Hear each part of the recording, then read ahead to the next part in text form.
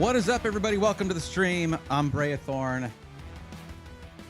How are we doing tonight? It is, what is it today? Sunday, the 14th of December. Christmas right around the corner.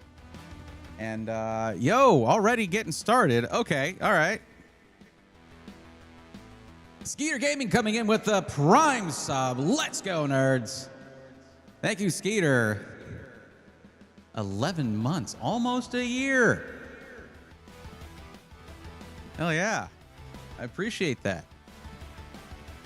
Frozen Fusion says, happy Sunday to you, Skeeter. A welcome in, of course. Arcane Commando, how you doing?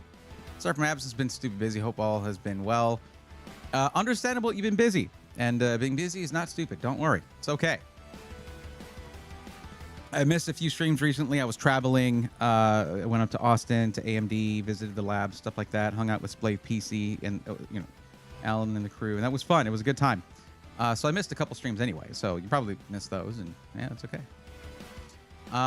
Of course, hello to my YouTube viewers there. Hope y'all are doing well. Chris Crawford there. How you doing? John Paul, welcome in. Both of yous. I know Chris was running around, so hopefully he hears that a little later, or something. Well, we're here to do PC talk PC stuff. May record a little YouTube vid. Might crack some Pokemon packs. You know, the stuff we do around here. The Pokemon thing is newer, but I like it. Working 2 jobs, running a Discord server for a musician. Oh, cool, nice. And started talking to an angel girl from South Africa. Very cool. Congratulations, Skeeter. That's a lot of good stuff. Those are all great reasons to be busy. So don't you worry one bit. Things have carried on mostly as usual around here. We're just, you know, trying to wade through these abysmal shortages that are only going to get worse. So we got stuff to figure out. Basically, the video that if I'm recording one, it's not going to be a super long video tonight. It's going to basically be the message of don't wait for prices to get better unless you can manage to wait a couple of years, because that's how that's going to go. FGN, what's up? Welcome. How's it going? Robert, how you doing? My Gigabyte 4070 died. Oh, that sucks. We salute it for its service, and I hope that you find, at least right now, you can get solid deals on GPUs at MSRP. That's going to go away, so don't hold off on that if you can manage to. Thank you, Robert. My microphone appreciates it for sure. Saw something about storage BS from Crucial from GN. Yeah, it's RAM and storage. Crucial is no longer going to be. Crucial is the consumer-facing brand of Micron, and they are going the way of the dodo as of the end of February 2026. No more, not even pretending to sell to consumers anymore. It is all about AI for them. That's the deal. We are down, and the basically, and then there were 2, is what it is, with Samsung and SK Hynix carrying forward, hopefully. I mean, honestly, I don't know what would happen. I mean, here's the thing. If, let's say, either SK Hynix or Samsung decide to, like, Samsung can't really leave the consumer space when it comes to RAM, because they put it in their phones and such, right? Like, they make those products. But if one of them, if we're down to one, then basically that business gets all of the money from the consumer side. The problem is they probably can't handle the capacity that the world needs, essentially. Any contenders for who will fill that role? No. They're by and large there I think there are a couple of Chinese manufacturers that manufacture memory, but not for any brands we can get a hold of. So no, not really. We're talking about a global issue here. So when the GPU shortages hit, they were really, really bad, and they lasted a long, long time. However, you can still build a PC that works without a GPU. You cannot do that without RAM. That's why this, in its own way, is worse. I mean, we're talking about every consumer PC, every PC, including the tens of thousands of PCs that businesses buy all the time, right? Like, they all require memory. They don't require GPUs. Most of those run off of integrated graphics. They don't require graphics cards. So this is, as far as I am aware, unprecedented. But let's save that for the video. Obviously, going to be a real happy one. Let's just do that. Let's save it for the video. Probably one of the most important videos. Like, here's the thing, guys. I take no joy in saying this, but my channel is going to be real busy next year. In the same way that it was during the GPU shortages. People are going to be looking for guidance. I've got a lot of work to do here because I'm going to have to lean into any industry contacts that I have to get any information that I can, like, all the time. And I'm going to be passing that along to you guys as much as I can, just to give the most helpful information that I can possibly provide. I don't know. It's going to be crazy. It's going to be crazy. It's going to be busy. This is not how I want my channel to grow, I'll tell you that, but it is going to lead to that, I guess. But the more we can get that word out when there are things available, when things are going to get better, the better off our community is going to be. So that's a lot of work to do. Like, after Black Friday, I was like, I'm going to take a little break from that. That was a crazy week, yada, yada. We got the content out. I can't be taking breaks like that. We're getting videos at least once a week from here on out. So I am going to CES, but there's going to be videos from that. So that tracks. Oh boy, oh boy, oh boy. But how are you? I am fine. I hope GPU prices can stay the same till March. That's as soon as I can get a replacement. Unlikely. First off, holiday season's going to clear some shelves. For sure. Secondly, GPUs also require memory chips. GPUs are next. GPUs are next. They are the next thing to become scarce. Like, the timing of this, we were looking at potentially getting the NVIDIA super cards in January, and now it's like, are we going to have any GPUs? And the other side of it is this. Think about this. This is probably something y'all have not quite thought of. When you think about going to the used market, what do you find a lot of? You'll find GPUs. Why is that? People commonly will like, GPU upgrades are a fairly common concept. It's one of the best performance upgrades you can make for a gaming PC. RAM is usually left alone. Whatever RAM someone buys for their system, they're usually leaving it in there the whole time. The RAM used market is not nearly as fruitful as the GPU used market. There are all these different facets of this that I got to cover. And hopefully I don't forget anything. It happens when I'm recording live, honestly. Sometimes I forget some things, but that's okay. I also forgot to turn this camera on. 1 second.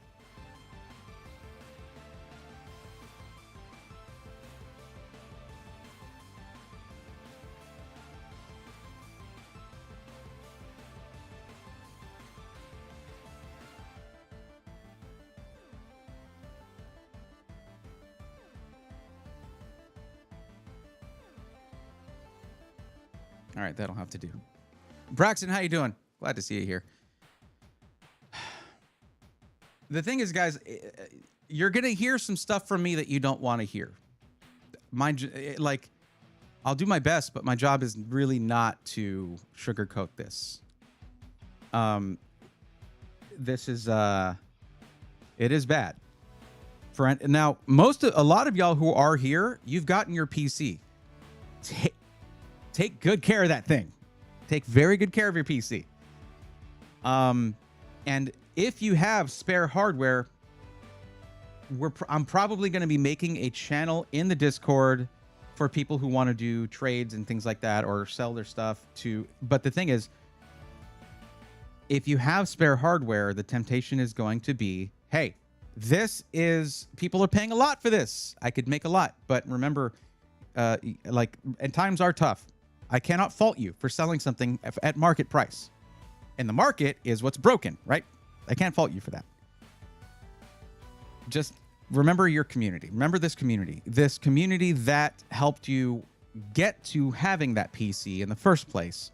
If you do have spare hardware or run into any deals, where I'm gonna resurrect the deals channel, and basically y'all can post any good things that you see, any good potentially good used hardware you find, anything like that.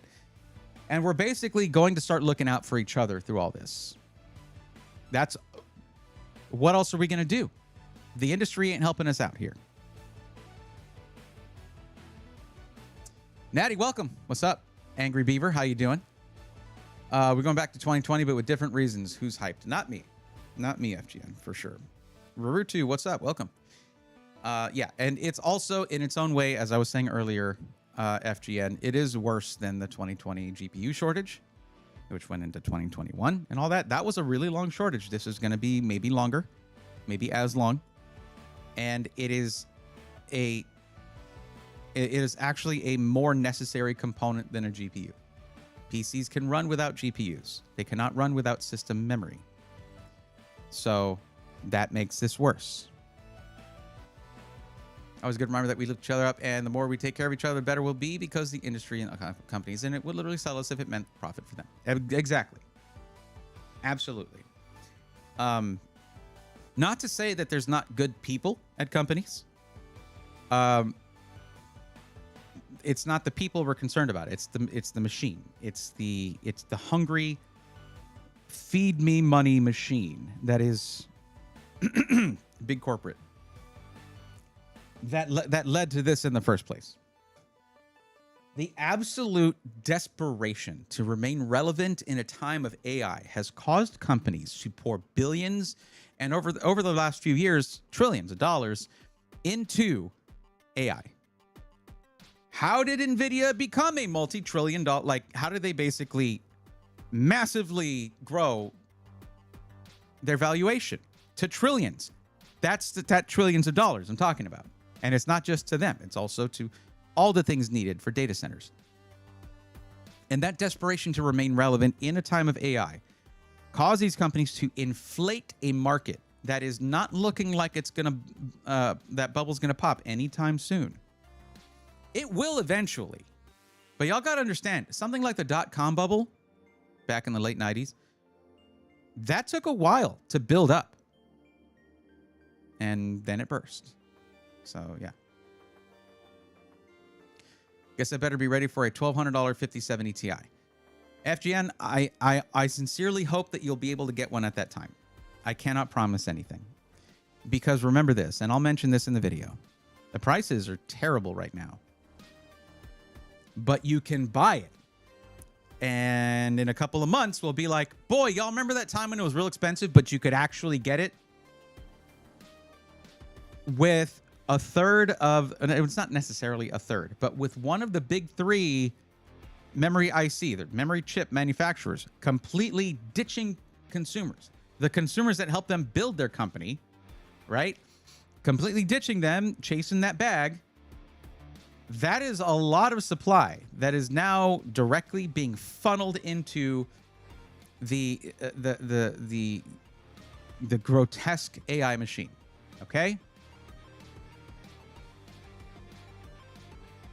And at a certain, there is a timeline, and I hope we're not on it, where Micron and SK Hynix and Samsung all say, yeah, we're not doing consumer memory anymore. Good luck with that.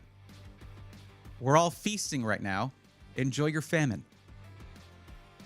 And it's like, what do we do? There's just not going to be a product anymore for us. Cool. I guess we just have to have, we have to have data center boards we have to run server blades at our homes now.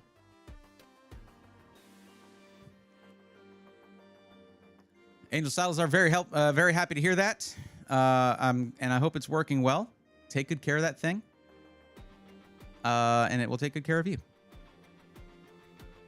Businesses and government are not your friends, never have and never will be. Again, there's people in government and people in businesses that can be great and good and have, actually care about the people who pay their paychecks, essentially, that pay into the company that pays their paychecks, or pay whatever. That makes zero difference in how that company or government will affect you, based on decisions of people you will never meet and never know.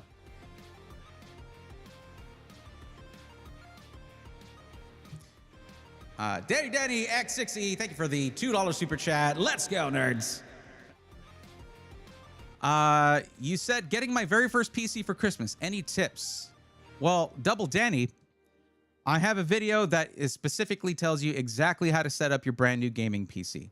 If I get the time and the wherewithal as well, I'm gonna be coming out with a video that tells you what to do after that, like how to set up, how to set up your Windows that is likely already installed on your PC. How to, get your first programs installed, get everything set up, all of that, the basics really for that, to get you going and gaming. I feel like that's a part that was kind of missing from it. Also, how to check that you have XMP or Expo enabled, those kinds of things. So that is coming up as well this holiday season. But there is a video just how to set up your new gaming PC. That is on my channel. It is just look for popular videos. It's going to be the #1 or #2 video there. But I appreciate the super chat. And of course, you can always just ask around in our Discord. There's a lot of helpful people there. Or you can just ask a few questions here in chat. I got two options, Braid. Take a loan from a company and pay double the market value for a GPU, or wait and hope there is a chance to get a 50% somewhat market value. What would you guys pick? Well, I mean, I don't usually recommend something like this, but there's also things like, PayPal Pay in 4 and things like that. I have had to do that sometimes. I just, I do that if I don't have the full funds to do something like, oh, I gotta get this hotel room or whatever. I'm extending my trip. Man, I'm running a little short. I don't want to dip into this or that. So let me just do that. And then once I have the funds for it, I just pay off the rest. Whether I do the 3 other payments or not, doesn't matter. I just use things like that to help me out. I don't think I would do a loan, because then you're basically paying probably the same amount for that GPU as if you had just waited. But then your PC's working now. As for the other option, waiting to get it later on, I can't give you advice there. Like I've always said, like, I don't know what's going to happen in the future. It is even more in doubt right now. I mean, like, it's either bad or worse. Like, it's either going to be overpriced or just completely unavailable. But right now, things are at market value. So, yeah. I guess I'd probably pick a secondary SSD because the main drive is almost full. Started getting back into music stuff. Oh, cool. That's sick. Let me see if I can find the PC part picker list after my build real quick. Okay, sure.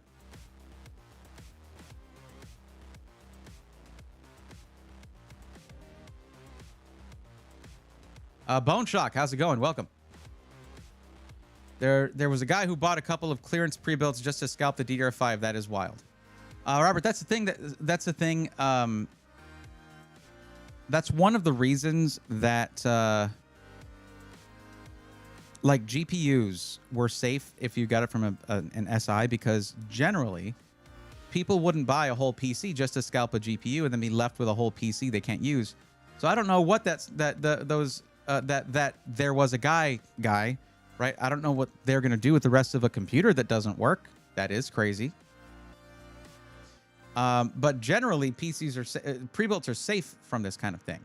You're not safe from the pricing, but generally scalpers won't buy a whole thing just to sell a little part of that thing, because then they're stuck with the rest. So I don't know what their plan is to do with that. That seems stupid. It seems like a really dumb thing to do.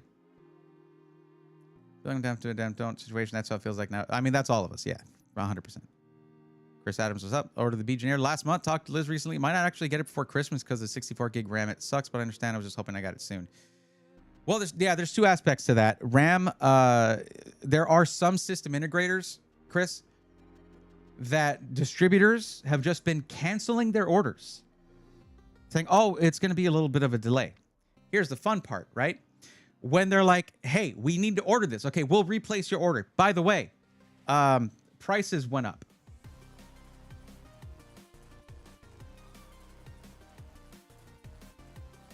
And I believe that happened to Alexander PCs. No joke. Distributors are gouging already. Like they're already price gouging every SI. Saw 2 pre-builts and Sam's missing the ramp. Good Lord. What are these, Pokemon cards? Jesus.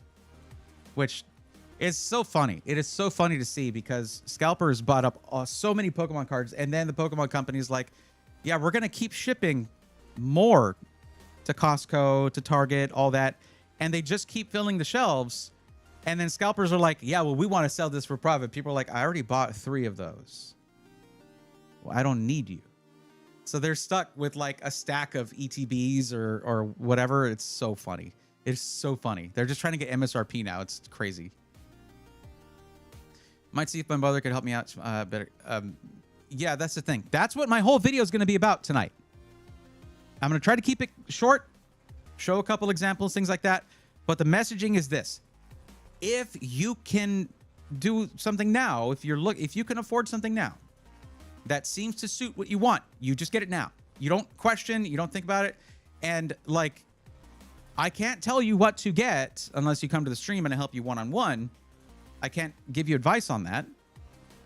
But do think. Like, think before you click, think before you add to cart, think before all of that. Like, I'm not saying don't think about what you're buying. I'm saying don't try to wait weeks. Don't try to wait 3-4 months to see if prices go down. Because by then, the shelves will be empty. And SIs, I don't know what they're going to do just to have the parts they need to build.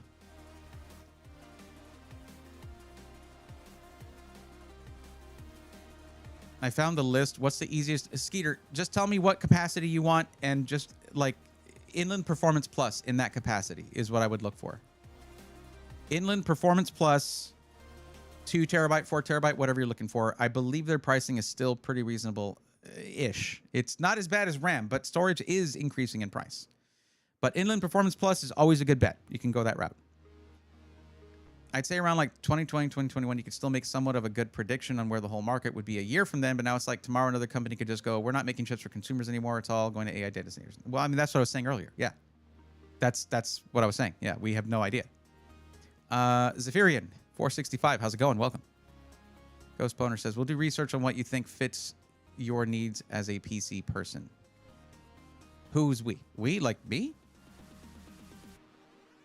Oh, well, do research on, yeah, obviously. Yeah, that's part of my messaging always.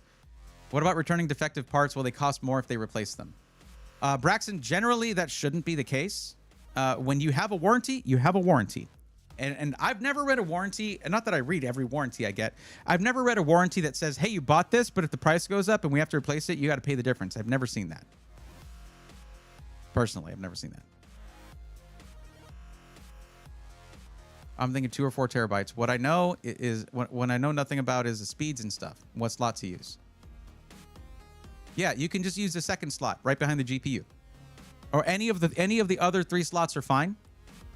In the MSI X67E Gaming Plus Wi-Fi, there's no bifurcation. There's no issues. So you can use the second slot, the one that's under the GPU slot. You do have to remove your GPU to get to it, but yeah, just use that. Get either one in an Inland Performance Plus. No need to fill out a form. That's a really easy one for you. Yeah, Liz mentioned maybe talking to me about alternatives, so I got to wait on that. Oh, Chris, I'm sorry to hear that. Like this, honestly, we figured out this deal when RAM prices were starting to get bad. And it's like Alexander PCs wants to give you the deal that they sold you on.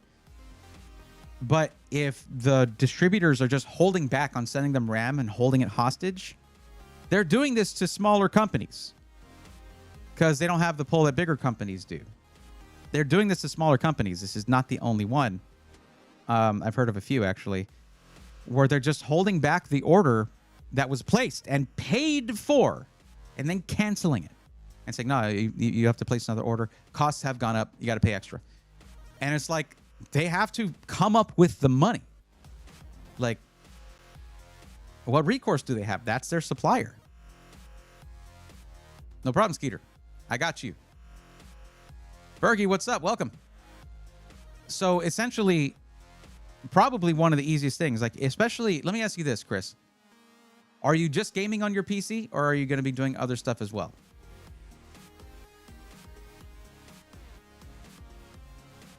My recommendation, if they offer this as an option, is to go for this. If you're just gaming, ask them if you can downgrade to the 32 gigs because you really never needed the 64 gigs. And that's part of the video too. I'm basically going to be giving, like, here's the things that you can do because of the RAM shortages. And one of them is understanding what you need, how much RAM you need. Jay just made a video on this. And of course, he explains things really well. But I'm just going to touch on that as well and recommend Jay's video. But yeah, like if you're gaming, they're really, other than Escape from Tarkov specifically, which those guys need to figure it out. They need to figure out the RAM leakage issue. They need to figure out the memory leak because they're causing people to buy RAM for just gaming PCs when that 64 gig kit should be going to someone who actually needs it. Like someone who is editing video or doing music production or something like that. Like this is a time for everybody to tidy up their loose ends when it comes to their game development, especially for games that have been out for years. Escape from Tarkov. Because specifically that game is the one that always comes up when it comes to getting more than 32 gigs of RAM. It's crazy. But essentially, if you're just gaming and Escape from Tarkov is not on your list, maybe if it is on your list, just that's their fault. Don't play it. Just don't play it until they fix the memory problem. Like this is when did Escape from Tarkov become, like, when did they launch it? It's been a few years and they're just like, yeah. Anyways, but yeah, the average gaming PC does not need more than 32 gigs of RAM. So I would advise anyone who ordered the Legionnaire with the 64 gig kit, if you're just gaming, drop it down to the 32. You'll probably get your system a little faster and before Christmas. If you ordered before, I think, the 4th or the 5th, you get it before Christmas, I think. I don't know. The other side of it too, Chris, was that they are a boutique builder. I mean, you don't have an assembly line here. You have one person that builds your PC from start to finish. From the one of their build team is locked in and building just your PC. That's it.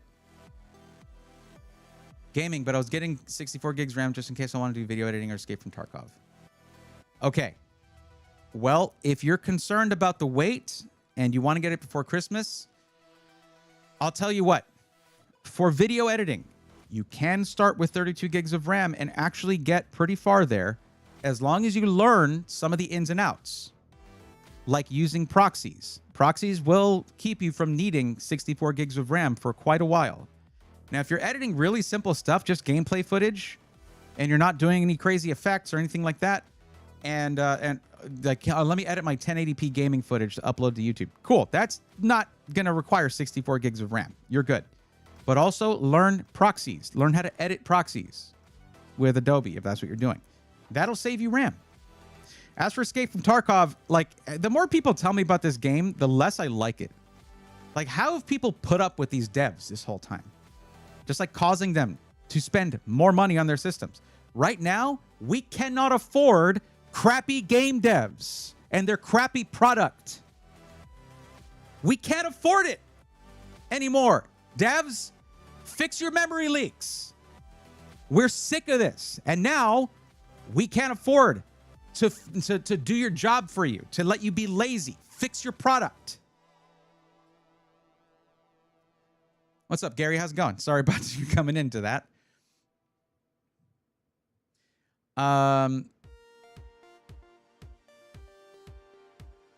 Angel says, any thoughts on the Steam Machine console? Probably going to be delayed or overpriced because of the RAM issue. Straight up. Like, they announced it at the worst time. The absolute worst time. They could not have picked a worse time to advertise this. The best time to come out with it would have been the GPU shortages. The worst time to come out with it is RAM shortages. The GPU shortages thing would have been great because they're using, I believe, an SoC. Are they using just a CPU GPU combo, right? I could be wrong, or it's just all soldered onto the board. It's like laptop GPU, whatever. I don't know. I haven't really looked into like the inside tech. Regardless, it needs system memory, and they just like they had probably a price goal that's blown out of the water now. I played 32 gigs on Tarkov. I just don't think people know there are RAM usage case loads. Yeah. I would say, Chris, just go with the 32 gigs, get your system now. And like, if you're like that'll take you for a couple of years, no problem. If you find in a couple of years, you're like, you know what? I've picked up video editing. I love it. I want to like do this as a side gig, as a side hustle. You know, I want to make some money with this, or I want to make content for myself. I want to become a content creator. By that time, hopefully this will all have blown over, and we'll be in DDR6 anyway by then. When I DIY myself, am I a boutique builder? You are not. You are a hobbyist, because you are paying to do it. Hobbyists pay to do something. Professionals get paid to do something. That's pretty simple thing. Maybe this is a time when game studios will be forced to learn to optimize their games again, because people aren't just going to buy the newest GPU and double how much RAM they have simply because the newest Call of Duty wanted to simulate the pores on the character skin. City Skylines 2. Good Lord. You still can't run that thing. You still can't run that game on modern hardware. It's crazy. I mean, that was like one of the biggest companies right now. They could very much eat the cost for the Steam machine, make it affordable, and now everyone has a damn Steam machine at home. It's a whole new empire. That's all I'm saying. Valve is not one of the biggest companies. No. They're one of the biggest game platforms. Yes. They are nothing next to your Meta, Google, or you know, their parent company. What was it? Alphabet, whatever it's called. I forget. Nvidia, tiny. They are a grain of rice next to the Empire State Building. They're not one of the biggest companies. They're a big company, but they are not one of the biggest. So they can't just, like, they're not a major hardware developer. The only thing that they've done that was successful was the Steam Deck. Well, okay, remember, if you love the Valve Index, that's great, but it was a niche product. The Steam Deck broke through that. They've made other hardware in the past that didn't do well. Steam Controller version 1, anybody? Sorry, word slipped out of my head. I mean, I'm not coming after you. It was just more of a sort of a perception thing. Biggest storefront. Yeah, they are. But that's not going to have much sway when it comes to hardware. They have tons of money. They have so much money. But that they're not the people that, like, Micron's going after. Unless, actually, that would be pretty dope if they could, like, wrangle Micron into providing them with ICs and say, oh, it's for our servers. Put them in the Steam machines. Thank you. You think they'll put a 5080 in the PC if I downgrade to 32, or am I pushing it? That's pushing it. Yeah, that price difference is greater. Yeah, the price difference is greater there. Or they might be like, sure, add $50, whatever the price difference is between the two. But I don't think a 5080 was it 5080 one of the options? Man, I haven't looked at it in a while. I thought it was 5070 Ti, 9070 XT, or 5070. I don't think a 5080 was one of the options. So, yeah. I don't know what you had before. So, yeah. If you were looking at a 5070 and you're trying to jump to a 5080, that card is double the price of a 5070. Have you checked out GeForce Now program for gamers? That's a cloud-based. I do know what GeForce Now is. Thank you, BKF. Yeah. In fact, years ago, BKF, I made a video about Shadow PC. Years ago, during the GPU shortages. Well, a little after. That was a long time ago. You can still find it on my channel, and it didn't do that well. But probably because my thumbnail sucked. It was like this one of those one weird trick things. I thought it was funny, but that's not what you're supposed to do with YouTube videos. You're supposed to make people want to click on it. But anyways, yeah, it's the same thing as GeForce Now. PlayStation has their own network, that kind of thing. Sure. I don't know why people think Valve is good guys when they charge so much for people to sell on their storefront. They play the game of capitalism just like every other electronic storefront.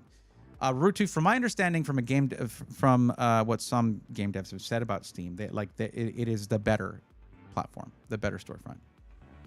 Like, you're going to pay for distribution. That's what you're paying for, is distribution. Every media product that ever existed required distribution. And I promise, if someone's like a musician, they didn't go to school to study distribution or that whole industry. So every media ever has required that. And Steam is apparently one of the better. That doesn't mean they're good guys or anything, but Gaben has, when he's been able to, typically done things that were good for, like his whole thing about banning AI slop. That's awesome. That's good. We like that. Banning, no. What they need to do is they need to get rid of the gambling in their games. That'd be great. Speaking of which, I'm going to open a Pokemon card pack in a bit. It's not gambling if you're a collector, okay? I know I had the 5070 Ti, and yeah, I figured it was pushing it. Yeah, the other thing is we have an 850 watt power supply in that thing. You put a 5080 in there, I would suggest going to 1,000 watts. Just because I like having an overhead cushion on the power supply. 850 is what's recommended for the 5080. I like to go a step above whatever is recommended. What's up, Z-Manscar? How's it going?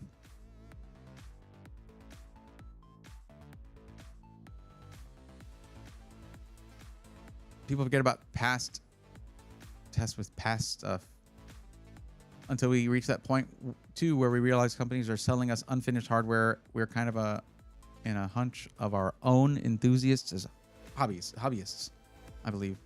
Very amazing games we have. That being said, I also remember PS2 and PS3. Haven't forgotten when we thought that was the coolest thing ever. Yeah, I mean, like, there's stuff going on in bleeding edge computing that is what we do. What this gaming PC looks like an abacus compared to that. So, we have no idea what personal computing will look like in 10 years. We have zero idea. I don't think Valve is particularly good. As I said, companies would literally sell us if they could, meant more profit for them. Valve is the least harmful storefront at the moment right now, with maybe GOG higher than them because they sell DRM-free games. That is one thing. GOG is doing a better job of that. With Steam basically come out and saying, yeah, you're buying a license for this game. You don't own it. At least they came out and said it. What other storefront is there? Epic, the all AI Riddle storefront. Yeah. Green Man Gaming, I think, or something like that. There's another one. Yeah. When Atari Pong was a hit. That was a long time ago, but yeah. The NVIDIA NVLink spine is interesting. I must not have seen. Are you talking about the thing that's for the entire server rack? Because the throughput of that, if I'm thinking about the right thing, the throughput of that is mind-boggling. But no, I'm thinking about quantum computing. It's going to probably take a couple decades for it to make it to anything consumer related, but then again, I could be wrong. It's essentially at that level that regular computers used to be, where it takes up an entire giant room. The computer takes up the entire giant room. That's what quantum computing does right now. It will be miniaturized at some point. And that's when things are going to get wild. Good t-shirt. It's not gambling if you're a collector. True. Yeah, it would be a good one. WX fan, what's going on? How's it going? Giving Mr. Bray. Okay. The third. I am the only Brayathorn, I believe, but I could be wrong. Quantum computer's the size of a penny. The thing it takes to cool it is the size of the room. Then that's part of the computer. That's why. That's that. What the thing that cools my CPU is part of my computer. I didn't say the processor takes up the whole room, Naruto. So an incorrect correction. Thank you. I appreciate that. I'm sure we all do. We appreciate you very much, Naruto. That was an exaggerated reaction, by the way, for your benefit. I'm good. How are you? Doing okay. Doing okay. Just trying to deal with the The insanity of the shortages. Also last week, went to AMD, toured the labs. It was really, really cool. Came back from that a wiser man, having seen some of the inside stuff. I don't think we'll progress that much in thermodynamics for the next 50 years. As I said, it's going to take decades.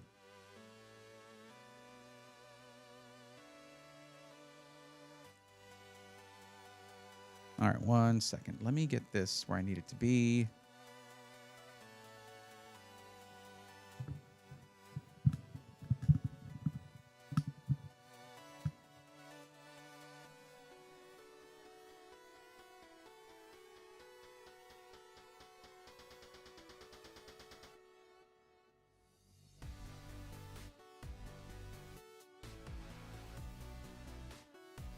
So I think together we should figure out what we can do to fight this. Like I mean, I could do another spreadsheet thing that people can access that I can update with any deals that I find through the holidays and beyond. We can have the Discord channel for people sharing deals on parts or PCs. The thing about the PC thing is that I like whenever someone gets recommended a PC in the swarm, if it's not someone who is a vetted techie, I feel a little weird about that, because you guys have seen it when people come in here and they make these big absolute statements about, oh, this and that, and they're absolutely wrong, like objectively. And sometimes you just need a little more time to cook before you start telling people where to spend their money. You know, what happens is, and this is very common, this happens to me anytime I get into something new, okay, is we gain a little bit of confidence and we want to build on that. Like that dopamine rush is so good that we look at someone who has a little bit less knowledge than us and we want to tell them everything that we know immediately and sort of flex that knowledge that we've gained. It's a very natural thing to do. So I don't know about like having something where other people, like just anyone can go into the Discord and start posting stuff. We could get scalpers. We could get scammers if we do that. That makes me worried. We could get people going in there saying, look at this. I found RAM for like original MSRP, and you got a virus. There, you enjoy your virus. I hope it's the most virusy virus you've ever had, and that you have a wonderful day. Like, we can't do that. So especially right now, you have a lot of scamming and bots going on Discord. So I need something that's really easy for people to look at, figure out what's right for them, and find whenever I'm not streaming. Thank you for the advice. Definitely needed it, and I emailed it. So I guess we'll just have to see what's going to happen with that price difference in RAM since I'm lowering it. Yeah. It originally was a $200 upgrade, so that should come out. They probably charged you that original amount, which was very generous of them, and I know that. But if they can't get the thing, if the distributor's like, oh, you paid money for this? Yeah, we're not sending it to you till you pay more money. And like, oh, sure, let me just whoosh money out of nowhere. Like, yeah.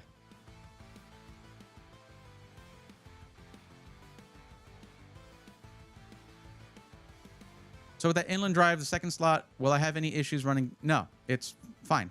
It won't perform the same as a primary drive. No, but games don't require that kind of connection that your operating system does. Games don't require like I don't know, PCIe Gen 5, 14,000 megabyte per second sequential read speeds. Games don't require that, thank goodness.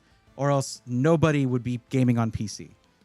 Your games are going to run just fine. So there are people still running games off of spinning hard drives.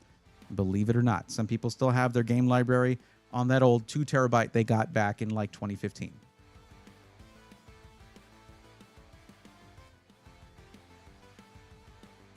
I have the best GPU for you. Doesn't matter what you need or what your budget is, the 5090 is the best for you.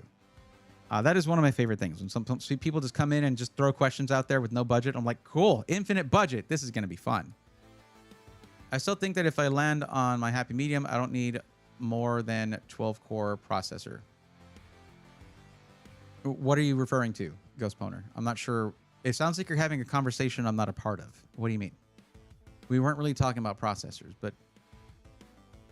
Okay, Substack Is that a thing, WX fan? Is that like a site or something that I could use to help people out?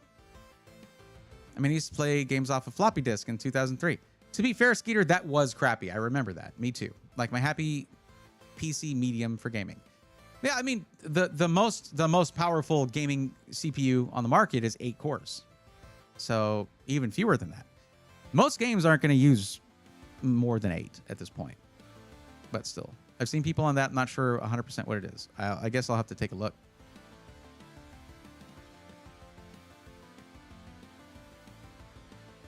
I could also do the thing, engagement farming, I guess, where it's like, so please let me know in the comments what you would like.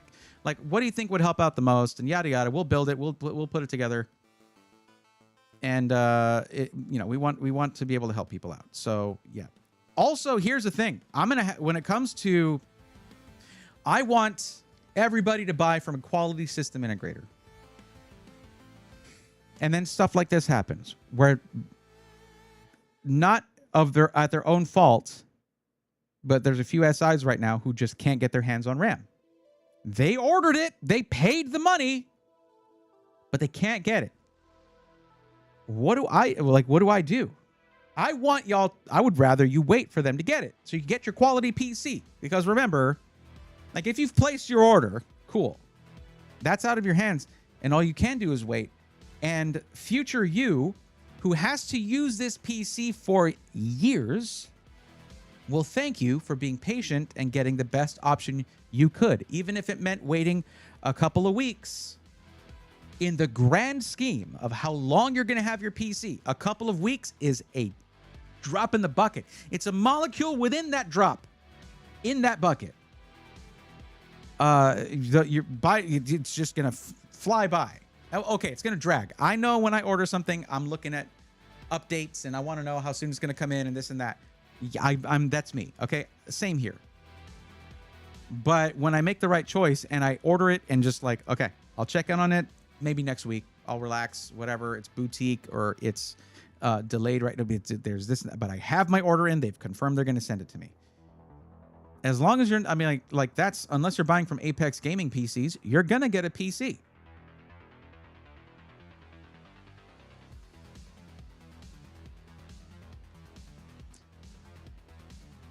I have 14700F price 1300X and 2070 Super. People claimed I was bottlenecking the thing. No, the TV was bottlenecking it. If you were on a 720p TV, 768. Okay, your TV was bottlenecking it.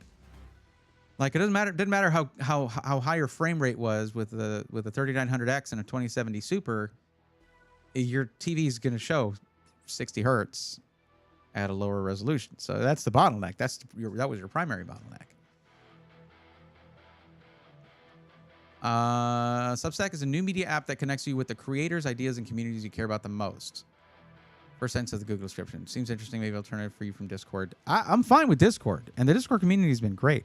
I just don't want to open the door to scammers by giving people the hope that they go to a certain channel on my Discord and there'll be links there. Well, if scammers do get wind of that, they go in there, they're like, yo, I found this pre-built for this much. This deal is awesome. And then it's a bogus link.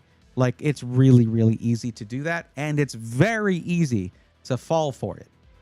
Anybody could.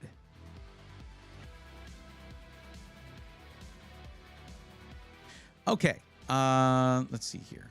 What am I doing there? Bam, bam, bibbidi-bap. All right. Okay, there we go. Hey, why isn't that working? All right, I'll fix that.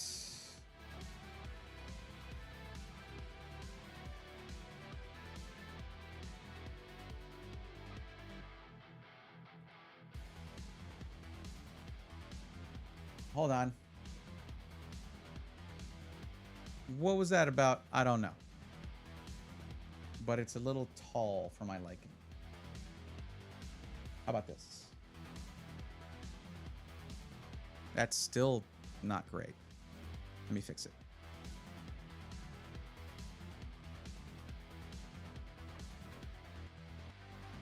This will look a little weird. Just bear with me.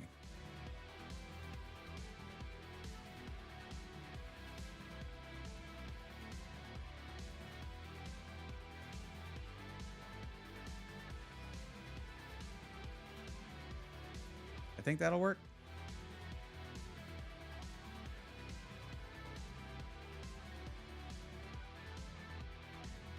That's a little better. Okay. All right.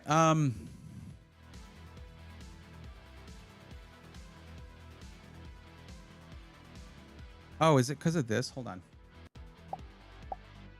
Maybe. No, it wasn't.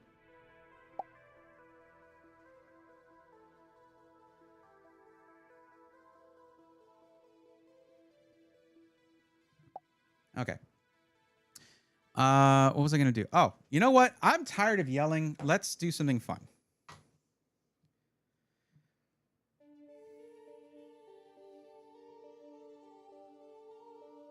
Oh, are you off? Yeah, you're off. Sorry, guys. My bad. And now this one's messed up. Okay, cool. I got to fix this camera too. Oh, I got to turn that on as well. Yay!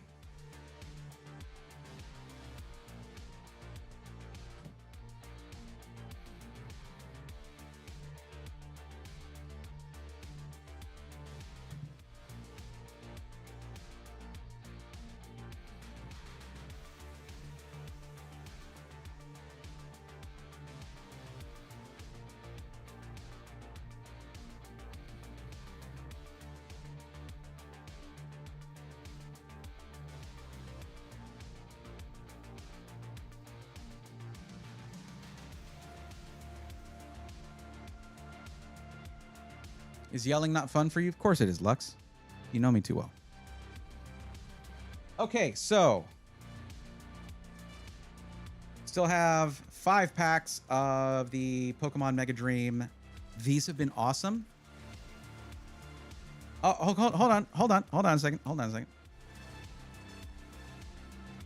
Because Thornton Willie just came in with membership for 6 months in a row. Thank you very much, Thornton Willie. Welcome back to the Swarm. What's up? Hope all is well. Thank you for the super chat, for the membership thing. And 1 gifted membership to Marcos Alvarado. Thank you for that. Let's go, nerds. Thornton Willie, thank you very much. So not just getting one for yourself, getting one for somebody else. That's cool. Thank you. I appreciate that.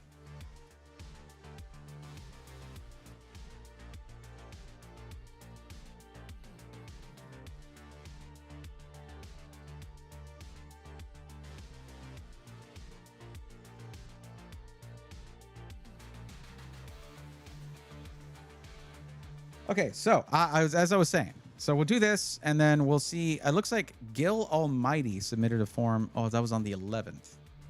And X11 was here last time near the end and did not get help, so we'll need to help them out. Okay, so let's see. So I was saying, these have been really cool, these Mega Dreams. These are the Japanese packs. This has not come to the States yet, not till I think the 30th of January, with the translation. So they are in Japanese, and I've gone ahead and added them to my national Pokedex because for most of them I know who the Pokemon are, but there are some that I won't know, and I'll just be like, look at that guy, and I'll just look it up later. So let's open up one more of the last 5 that I have of these. Tier Vice, when upgraded, went from a 7900X 3D to a 9950X. Did not need the X3D version. Okay, cool. Doing a lot of productivity stuff? That would make sense.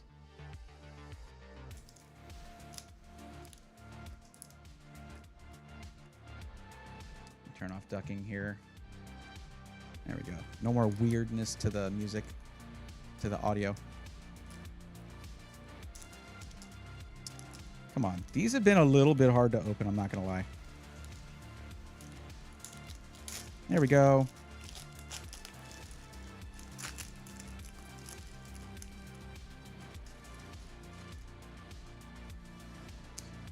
Still not too familiar with the pack trick here, so I'm just going to do 1. There we go. Okay, so what is that? PP up, ends PP up. That is ends PP up. That is what that card is. Let me go there. Ends PP up. That's what it's literally called. That is a spider one, so I purposely don't pay attention to those. But the Team Rocket one.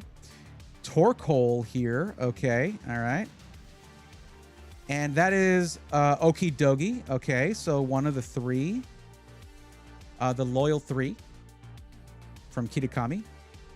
We got Wooloo. We got Hops Wooloo. I did get the double last time. And Trevenant Hollow. Hops Trevenant Hollow. Is this... Oh, yo, we got some hits in here. Hold up, hold up. We got Hop Snorlax. Hop is hopping here, man. Okay. Yo! Oh, man. No way.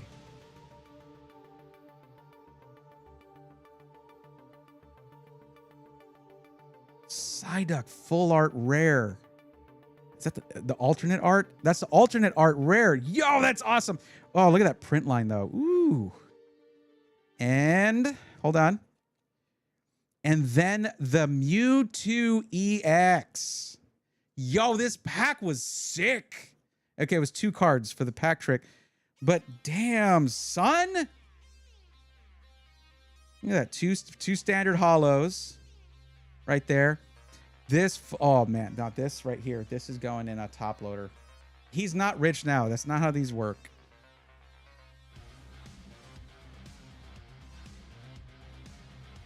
That is, I love the art on this.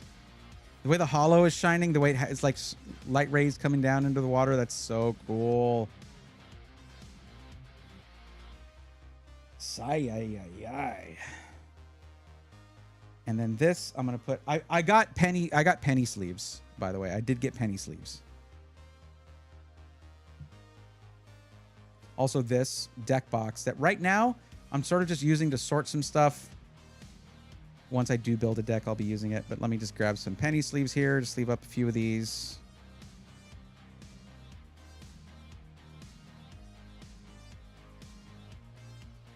This is getting added to my EX collection that I started in my binder, which is cool.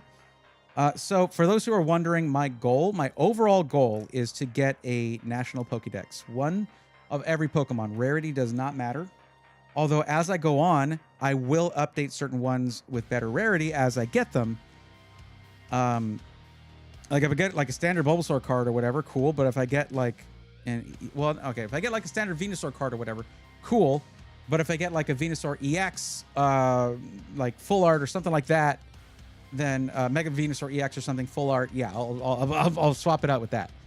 But no, this is absolutely sick, and of course, that guy right there added to my stack of full art cards. I've been busy, y'all. I have been busy with these. These are going to get added to that national Pokédex that I'm building, whether they're in Japanese or not. So like Wooloo, I didn't have. I did get the double. I did not have Okie Dogie. That might just go to my legendaries because I have a separate collection of I'm trying to get just all the legendaries. It doesn't matter the rarity. I just want to have them all. But yeah, all of these Pokemon here are new to the decks. So that's cool. That's going in here.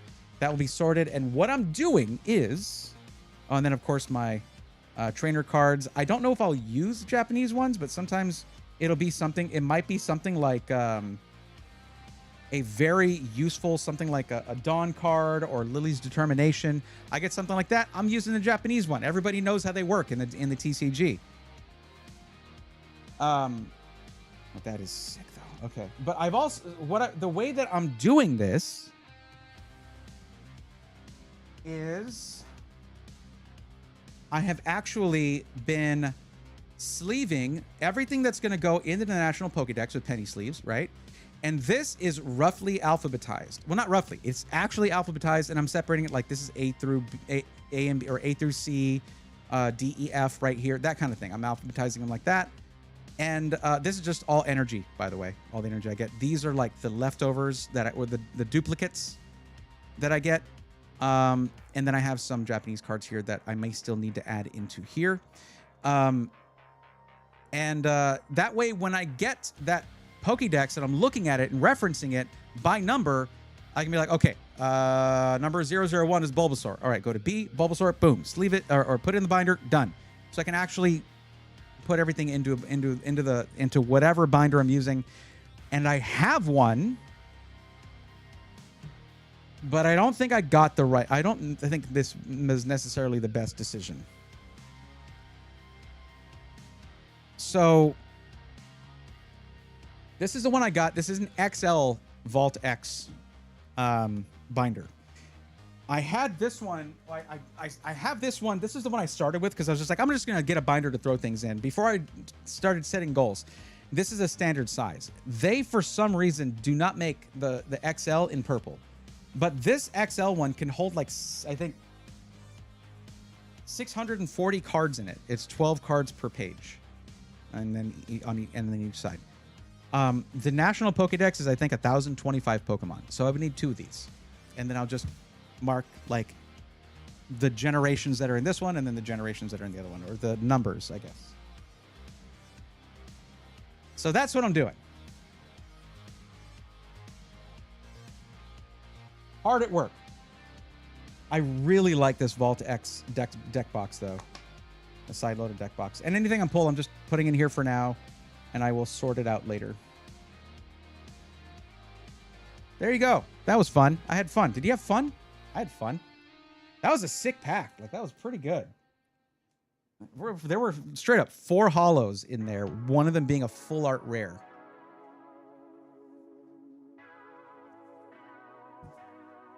And I run it as a neg 30 all core undervolt, and it performs like a champ. Yeah, Thornton Willie, the 9950X running at the 105. They have an eco mode built into it, and you run it at that 105 watt eco mode, and it's almost as good as full TDP.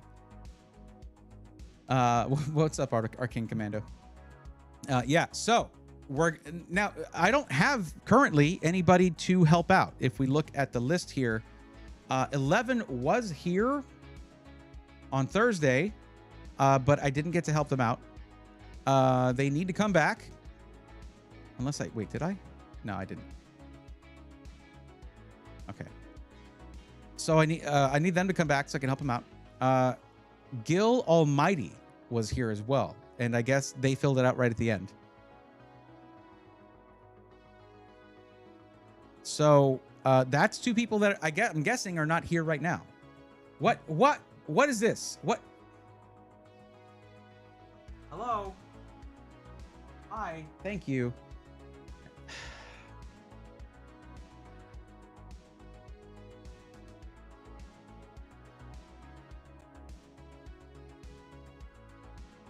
There we go.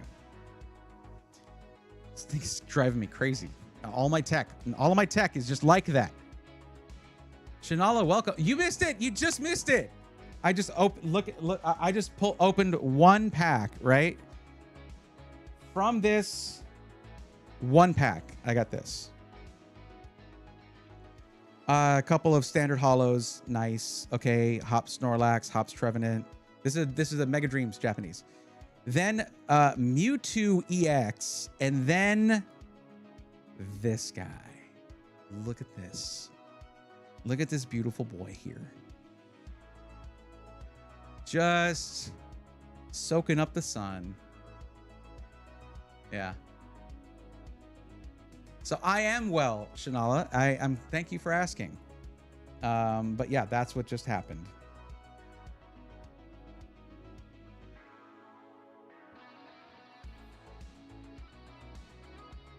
And I just went over like how I'm sorting everything and my goals and stuff with it. I mean, I don't have anyone to help right now, so we chilling. In my in this one, in the binder I already had, what I started doing is I was like, okay, I can't use this for the National Pokédex collection that I'm doing. So I'm just basically, unless I'm going to be playing it, every EX, I'm giving a few pages. Every EX I get, including that Mewtwo I just got, is going to be going in these. And then this is also going to be for every legendary. I want to collect every legendary. And as I collect them, like if I get one that's a higher rarity, I'll replace it in that. But I don't care if it's worth a penny. I just like legendary Pokemon. Who doesn't? Good freaking legendary. Come on. So there's that. So My overall two goals are to collect the Pokédex, the National Pokédex, and to get into the TCG. That's it. Those two things. According to Purple Cliff, he was saying that the Pokemon TCG is awesome because it's easy to learn, but very difficult to master. That's how the best games are. So yeah, it's one of the easiest to get into TCGs, according to him. How's everybody have things been going? Want to drop by? Because we got 3 weekly videos out and did great with that 3 weeks in a row. I need to keep up with that. And I missed a couple after Black Friday and all that insanity and streaming day after day after day. I was like, I need a break. And I took a little break. It's back to business now.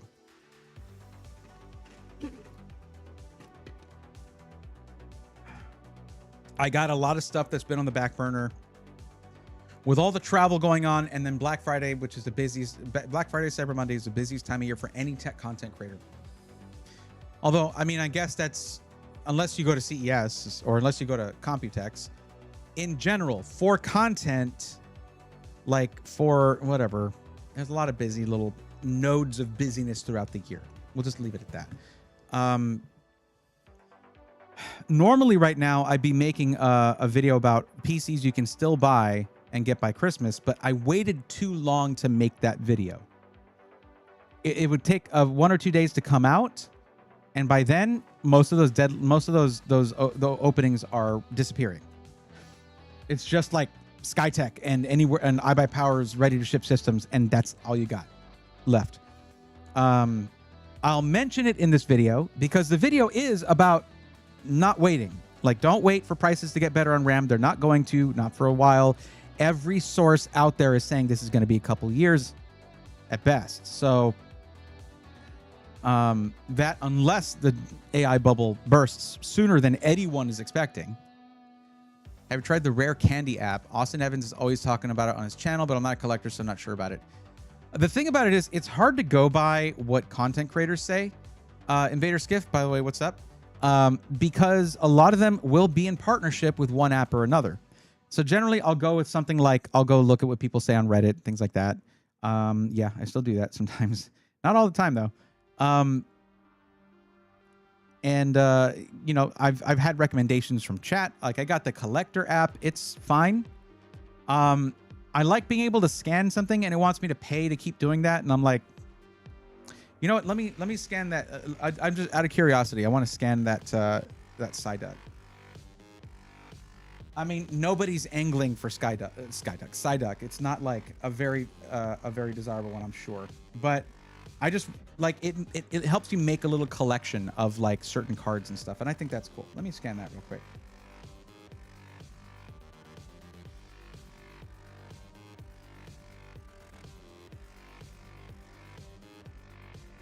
Where did I sorted all my apps recently, and I don't know where I sorted it to, which is a sign of excellent sorting, by the way.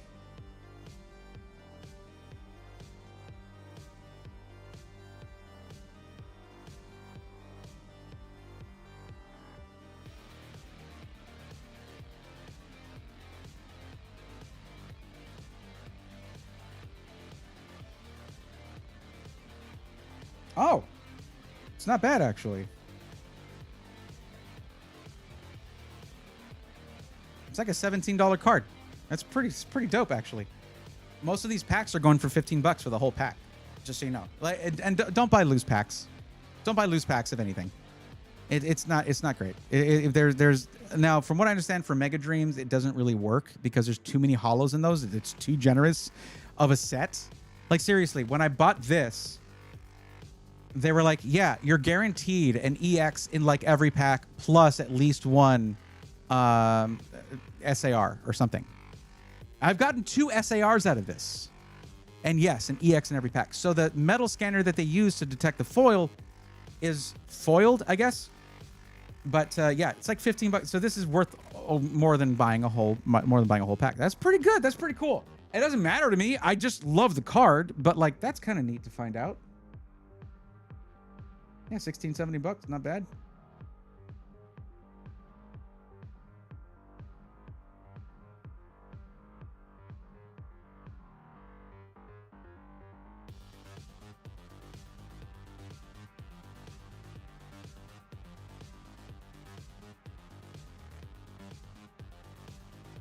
Very cool.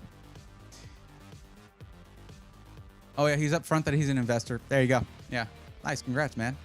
I mean, like, I like Austin. Austin's cool. I've never met Austin. That's one of the few tech content creators I haven't yet met. Really seems like a cool guy though. But I mean, if he's an investor, not just being paid, that's actually kind of a different story. I might check that out then. To me, that speaks well of it, actually. Igor, what's up, buddy? How's it going? Welcome. Okay. So for those of you who haven't been here when I'm recording a YouTube video, there's a couple things you need to know. When I'm recording a YouTube video, I won't be responding to chat as I go. I'll take breaks and look back through chat, respond to you guys some and all of that. Also, you're going to hear me stumble a lot. If I sound like super like slick and professional in my videos, I'm not. Everything is off the top of my head. I'm not scripting any of this. It's just I just say what I know or think, and then it just goes into a video. And bless Onware, he's got to edit a lot of stuff out, and he's very good at it. So, but that's why, I mean, I'll rant or talk or whatever for an hour, and then that has to get cut down into half in about 30 minutes, 35 minutes, something like that. Some of these videos, they'll get to be like almost an hour. The one going into detail on the Beeginair was like that.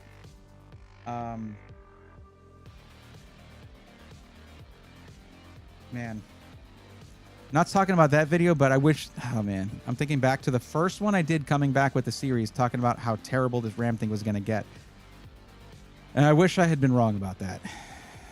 I wish all of us had been.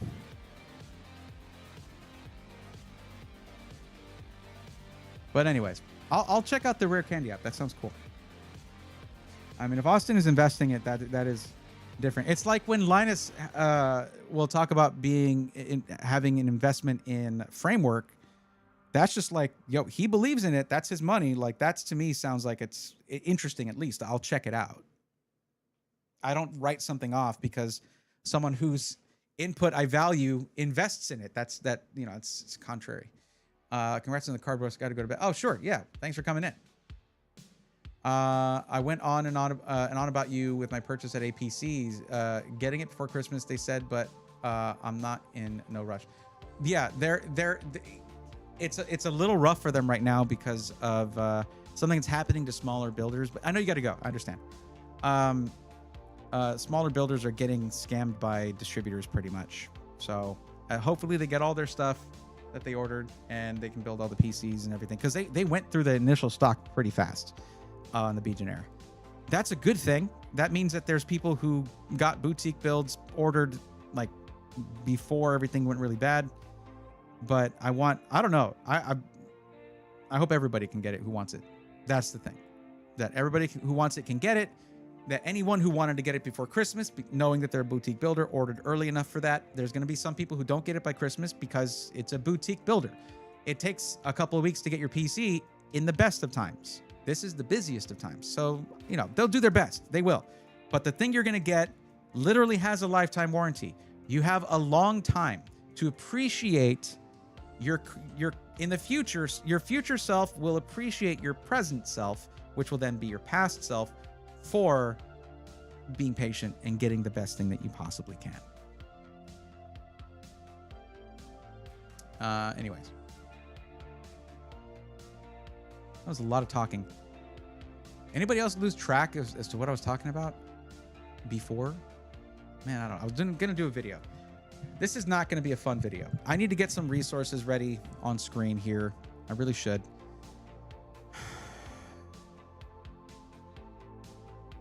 I really don't want to just descend into shouting on this one. It's not going to help anything. Okay. Here's something y'all can help me with. When I rant, is it cathartic for you too? Or is it just cathartic for me? Like, how do you feel when I get angry about something that we can't change? Is it futile? Is it stupid? Does it make you feel a little better? I often will feel better after I've expressed myself. That's why we express ourselves, right? I got to get a spot set up for it to be all set up anyways. Got a custom etch on it. Oh, sick. Nice. I appreciate the custom boutique build. Love it. And yes, I got the, oh, okay. You went up to a 5080. Okay. You probably would have had to request that. That's good. You were yapping about the video and how your editor is genius. He does good work for sure. 100%. With strimmer cables, which is going to be so nice. That ice blue white color look with the Lich King etch. Oh, damn. We went Lich King. Very cool. That's very cool. That's going to look dope. Be sure to share how that thing turns out in the rigs channel of the Discord. Let us know how that turns out.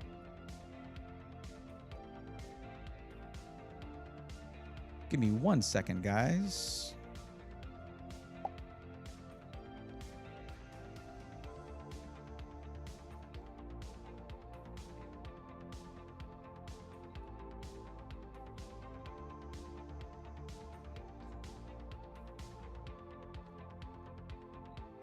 Okay. But thank you, Angry Beaver. Appreciate that.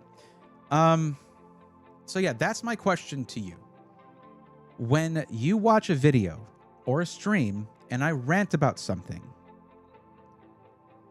what is it that y'all get out of that? Because I've noticed that my viewership stays up when I do it. I don't think anyone gets annoyed by me ranting about computer stuff or the market or any of this stuff. Scalpers or manufacturers that are doing dumb stuff. So how do y'all feel about it? Is it funny? Is it fun? Is it like cathartic for you? Like I said, does it make you feel a little better about the situation we can't do anything about? What's the verdict? I enjoy the rant because it's insightful. That's probably the my favorite answer right there. Thank you.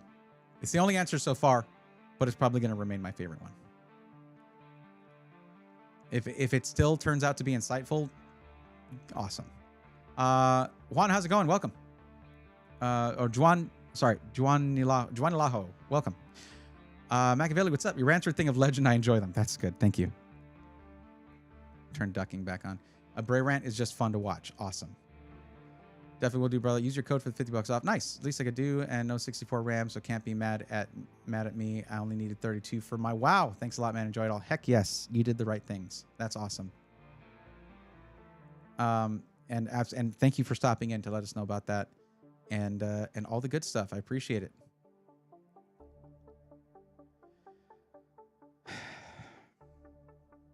What I like about rants in videos is that I can add to them in post.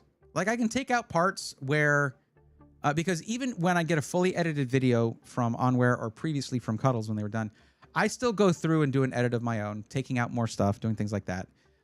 Because even though both Cuddles knew the things that I thought were important and would leave them in, and Onware knows it too, there are certain times where I'm like, okay, that's redundant. Okay, this fact is, I need to emphasize this more. Cool. And you can do a lot of that stuff in editing, which is great. Or with text and things like that. But with a rant, when I'm ranting about something and I'm editing that, I can add in effects and funny stuff and good things just to make it that much more entertaining. I here I can do things like I can zoom in for effect, and that stays in the video. And that's great. But with editing, it's just even better. It's even better.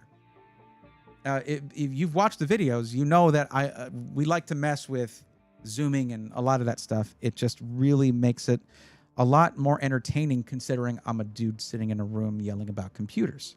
You have to do whatever you can to make that entertaining. More entertaining, obviously, because it already is. I know. Okay, so no one has submitted anything. Just a reminder, if you're watching on Twitch, has it not popped up in a while? Hold on. Watch, I'm going to do it, then it's going to pop up too. The automatic one's going to pop up after that. The link is right there. It's exclamation point form to fill out to get the link for that on Twitch. And that is how you get in line to get help and provide me with helpful information so that I can give you helpful answers.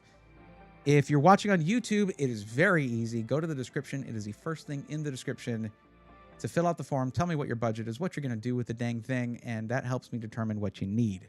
So, get on that. And what I'll do is I'll prepare a little bit more here.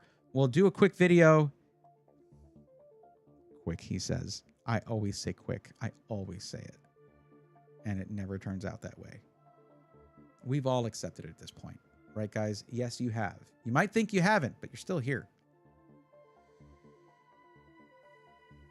Give the great work. Thank you, DJK. I appreciate that. Long comments or whatnot. No, you're good. Say as much as you want. I love that. Thanks again for all the help. We'll watch the rest of this tomorrow. Good night. All right, you got it. Have a good one. Lux says, honestly, it's a difficult thing to talk about something that is deserving of a rant without tripping over your own words and losing the message. You're pretty good at staying on topic and being specific in your rants and having good combination of logic and passion. People appreciate that skill. Okay, I'm realizing now what I was asking for, and I didn't mean to. Y'all are flattering me now, and I wasn't out here fishing for compliments, but I will appreciate them regardless. Thank you very much. These are things I take pride in. Being able to stay on task while yelling about something is that is a critical skill for an angry nerd. Just ask the angry video game nerd. Although he does script his videos, but regardless, they're well crafted in that way.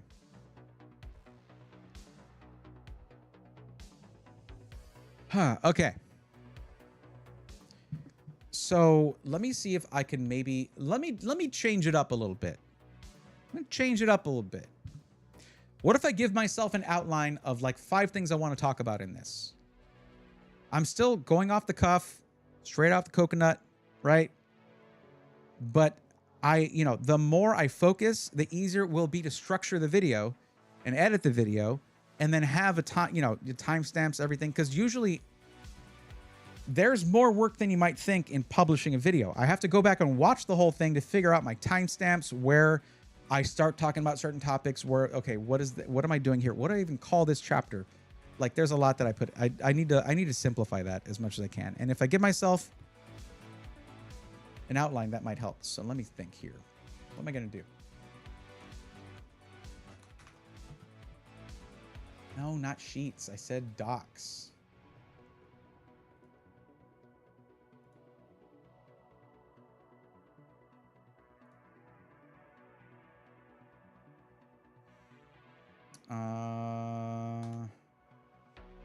Oh, can I type here? Would that be okay with you, Google? Thank you.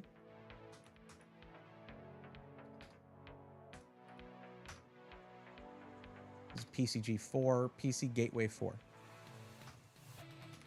I've never done this except for 1 or 2 videos when I'm doing like a 5 things you need to blah, blah, blah. And then I really just have a list of the 5 things and the rest is just off the cuff. I swear to you, that's how those go. I do take pride in that. That is pretty funny.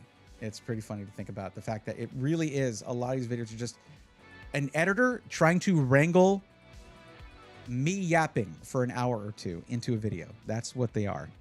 But if I want to get videos out faster and I want to make my editor's job easier, which I do, I like Onware. And there were times where I did this as well for Cuddles. I tried to structure things and make things easier for the edit.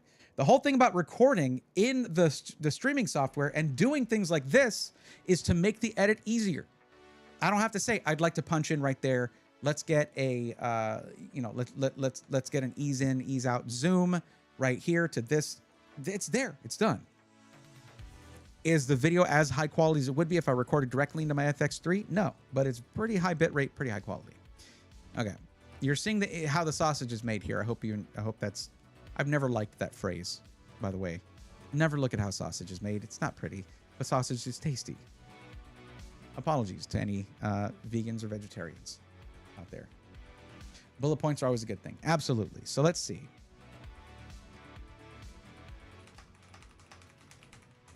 So what is the situation? Then. Let's see. Just the overall points. What is the situation? What can you do? That's probably going to be the last one.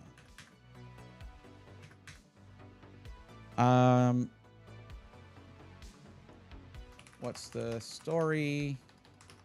with Micron. That's going to be a rant right there. You want to see, like, the thing is, I won't top the rant that Steve did in the video about Micron. I will refer to it. If you can't top something, point at it and say, that's the thing. That's the thing that I would have done, but they did it better. Never ask what part of the pig is the pink. Okay, thank you, Lux. Good advice. iSmooth7, what's up? It's been a while since I've been on here. I hope all is going well for you. Just recently built my own first PC with a 9950X3D and a 5070 Ti. Very cool. Ah, back when NZXT build was still good. Yeah, absolutely. But congrats on your first build. iSmooth7. You got to share that in the Rigs channel, in the Discord. Let everybody see what you did. And guys, if you're here and you're in the Discord, I have been checking in on the Rigs channel and I realize something. I say that all the time. And what I imagine is that other people in the Discord are going in, dropping emotes on cool builds and things like that. I've seen some questions and stuff, but we need to, I want to get something where we, like, y'all check in there regularly to see what people have built or gotten and set up and their setups and things like that. And let's get, I want to make a few emotes that are like designated for Rigs, for the Rigs channel. I want that to be a regular thing. Every time you check in on the Discord, go check the Rigs channel. People are taking their time to show off their pride and joy in there. You know what I mean? Whether they built it or bought it doesn't matter. Like that's like their spot. That's their setup that they put together. So I don't know. We'll brainstorm that maybe next stream, maybe later tonight. I don't know. But that's something that I want to be more of a thing in the Discord, because I always say it. I'm like, put it in the Rigs channel. And I go and I'm like, there's some activity here, but I think we could do better. But you got it, iSmooth7. Don't pay attention to the thing I just said. Everybody's in there and commenting on builds. My goal, though, is to go in, like, I've been waiting forever to do this. It's going to be a 2026 thing. I'm going to do a video going in and looking at everybody's rigs. I got a long history to go back on. But, yeah, we'll go in there. We'll do something. It's going to be a fun video. Angry Beaver says, the best part, apparently, I can't disagree. Just, again, I'm not going to ask. I don't want to know. Adam Williams, thank you for the 2x lurk. I appreciate that. Rants actually are the voice of all of us, and you reach many more ears than any of us on our own. Speak on it, brother. You are me. Thank you, Chris. I appreciate that.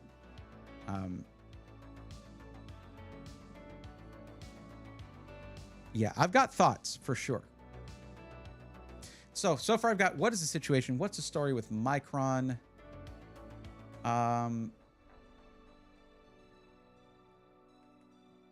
What will next year look like? And what can you do? Okay.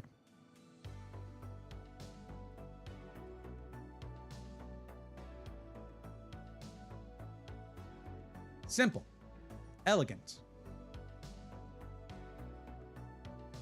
I'll take it.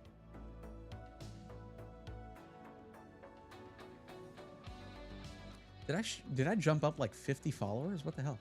On Twitch. That's cool. Okay. All right. Enough said. My case addiction is bad. I spent the $300 for the Corsair Air 5400. That's a triple chamber one, right? I got to see that one actually. It is quite nice. It is quite nice. Beautiful glass on that thing too. If I'm thinking of the right one. All right, let me just... Oh, I didn't look up things to show here. It's either I look up things to talk about on here, or I... Why does my camera keep changing? I'll suggest it as I need to. Okay. Either I look up things to look at now, or I got to add them in post.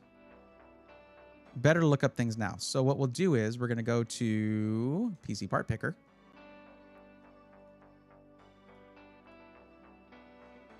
And we'll look at trends. Price trends memory. See, we can just be here, and it can also be a way to show. Storage is, it's maintaining, man. Storage, like we thought storage was going to be like this. It is maintaining pretty well. Let's all hope that continues. Like, that's crazy, but man, I'm happy to see that. Now, if we really look at this, though, it is coming up. It's just not as drastic.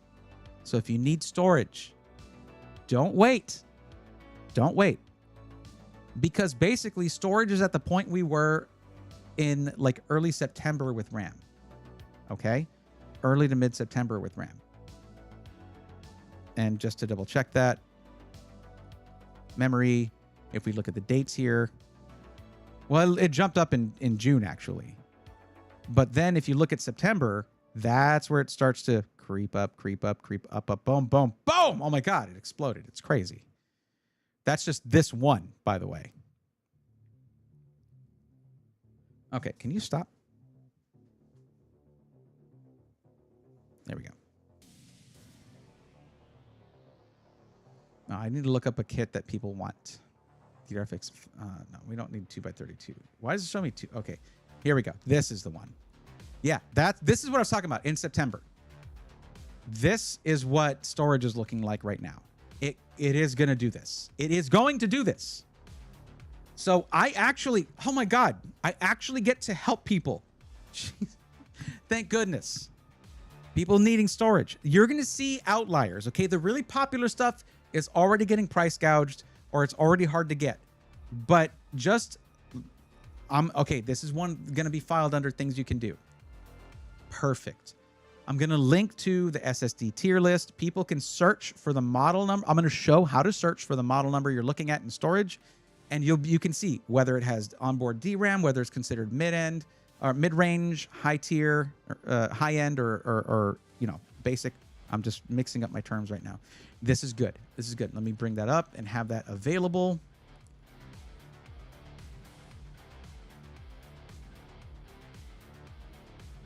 I'm actually going to give a nod to ZTT build help.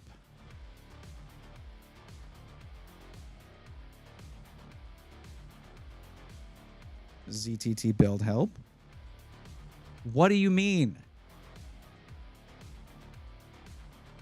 Shop build help. Isn't that this? They just changed the URL. You can't do that. The hell, man? Made me look like a fool. Okay. That was great. Got to sell your GPU for RAM. Yeah. Remember, I came back for one question. I heard you say in the last stream, who was it that did the RAM for 40%? Was it then turn around, asked for bailout? Sam Altman.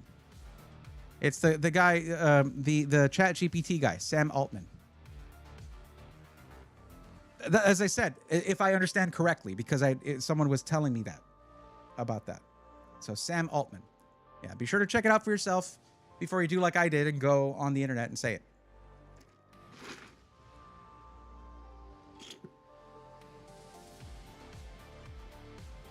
Oh, thank goodness.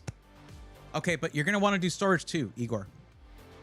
Storage is, I can't say for sure, and y'all know this, and I'm at this point, like, y'all know this and accept this. I cannot Nostradamus this thing, okay? But it is looking like RAM did before. It's looking like it did. And actually, I'm going to double check something here because I only looked at that top chart. Oh, never mind. I'm wrong. I'm wrong. That was SATA storage. Is hard drives. Hold on. What is this doing? Solid states. Yeah, these are jumping up. So again, not as drastic. Not nearly as drastic. That's 256 gig, 512. It is not anywhere close to as drastic. Okay? Okay, good. I was about to be very sad. But no, it is coming up. It's coming up. And if you look at this gray right here, there are always going to be drives that are way more expensive. Okay? But yeah, the average trend is trending up. The average number is trending up. This is what I need to look at. Not the top thing there and just call it a day. 512s. Who's buying 512s? Stop it. Okay, I get it. For your operating system and you like to keep everything separate. I don't like having a small boot drive. That does not make me happy. Yeah, 256s. What? No. Y'all crazy, whoever buying those. Okay, so I need to keep that open. And we're going to duplicate this. I'm going to get RAM open as well. And we're going to go down to DDR5 6000. Oh my God. The average 64 gig kit of DDR5 6000 is $800. The average.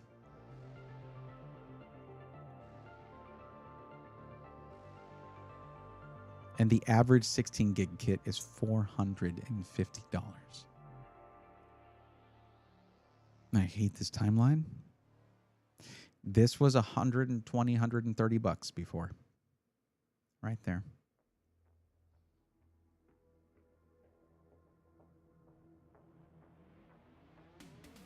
And this is, why am I talking now? I'll talk in the video. Okay. 2 terabytes for Windows and all programs, then a 4 terabyte for games. That's how I like to do it. Absolutely. I think my work machine is on a 512, but has lots of OneDrive space. Lux, that's the way a lot of businesses are doing it now. Totally makes sense.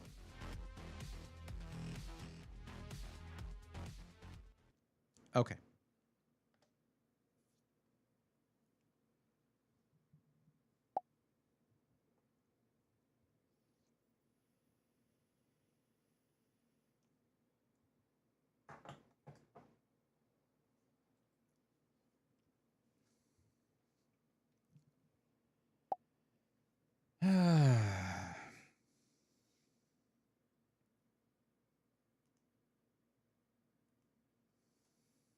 Should I just...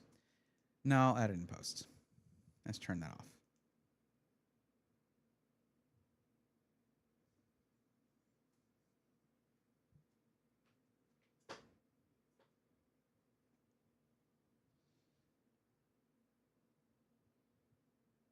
That pop tickled me.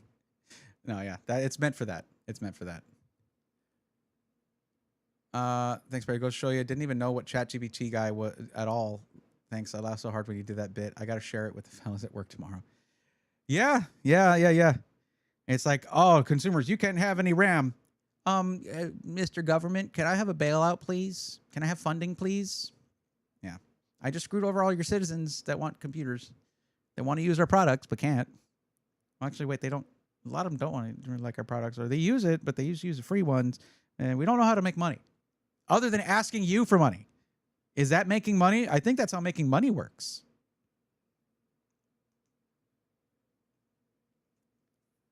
Just ask the government for it. Okay, I got to go here. Boop. Boop. Sorry, I can't show you guys on screen, but hey. And even though this, like I try to, y'all know I try to keep the stream clean, but I definitely keep the YouTube channel clean.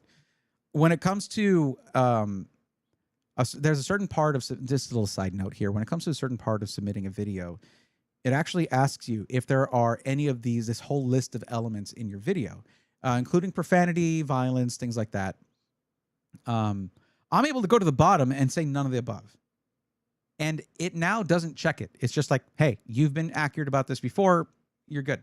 It's great. I think I had a Cyberpunk video, gameplay video, once that like got demonetized or something. And it's like, but it's Cyberpunk. Guessing to ask the government for a bailout. Yeah, well, best of luck to you.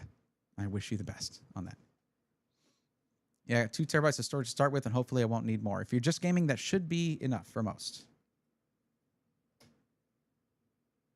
Okay, let's do this.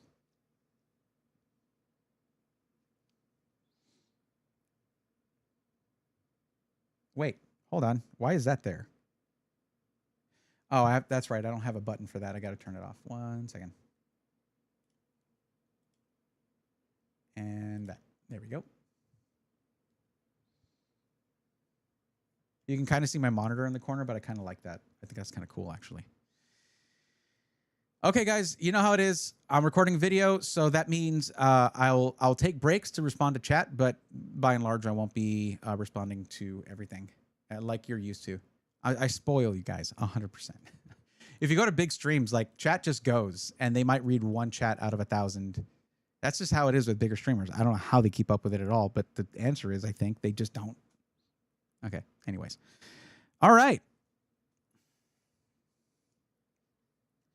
Let me think up. Let me move the Pokemon card box real quick. Here we go. Okay.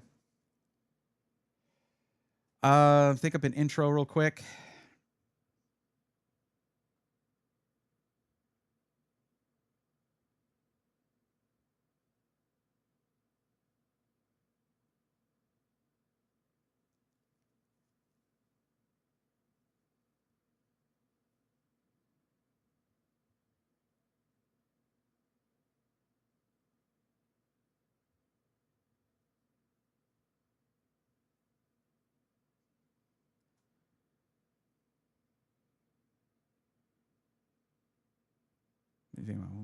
Okay. All right. Okay. I can't have that happening. Instagram, shut up. Oh, it's Jesse. Oh, that's cool. This is the music production guy who does music for like Riot Games and stuff that I met in Austin. He sent me a reel.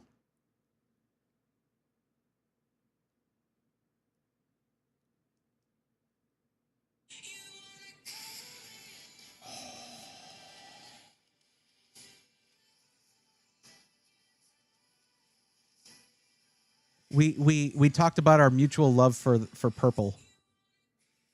So he sent me that. That's dope. Ah, that's sick. And it's UV reactive. Yo, that's sick. I got to tell him real quick. All right. Well, don't worry. Don't worry. I haven't hit record yet. Well, just give me a second.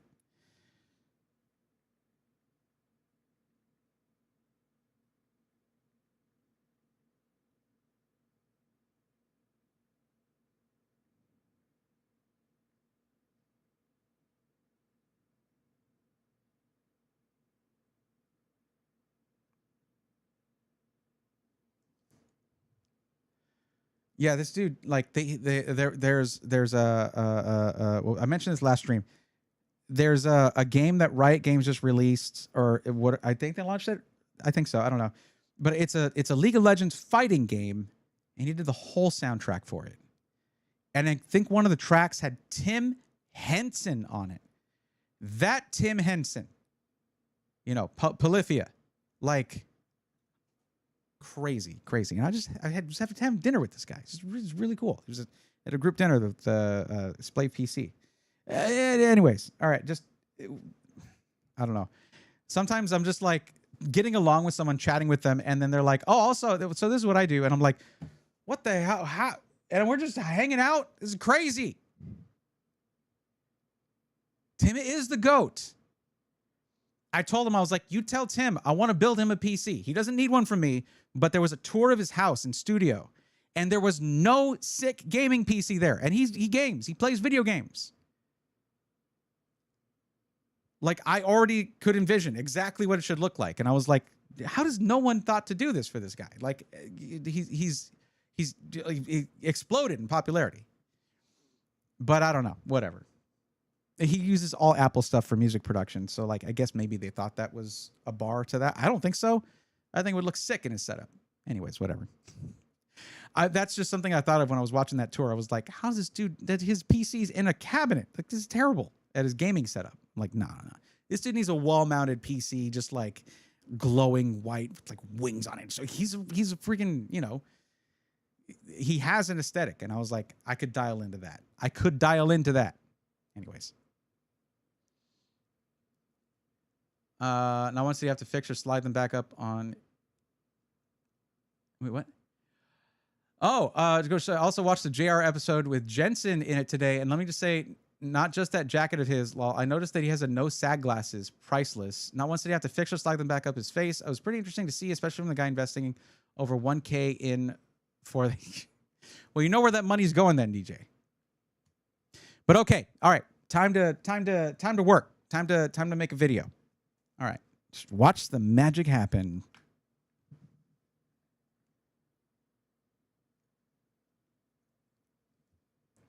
Okay, I'm gonna need like takes for the intro. It just has to go off well.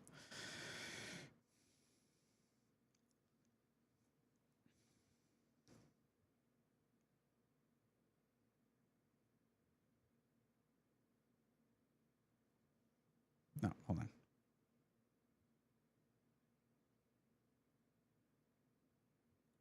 Okay, hitting record.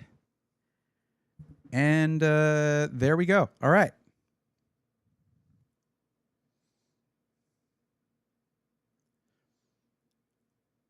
On this episode of PC Gateway, if you're thinking about buying or building a gaming PC, but you think you might wait out the price hikes to where they come back down, don't, because they won't, at least not for a while.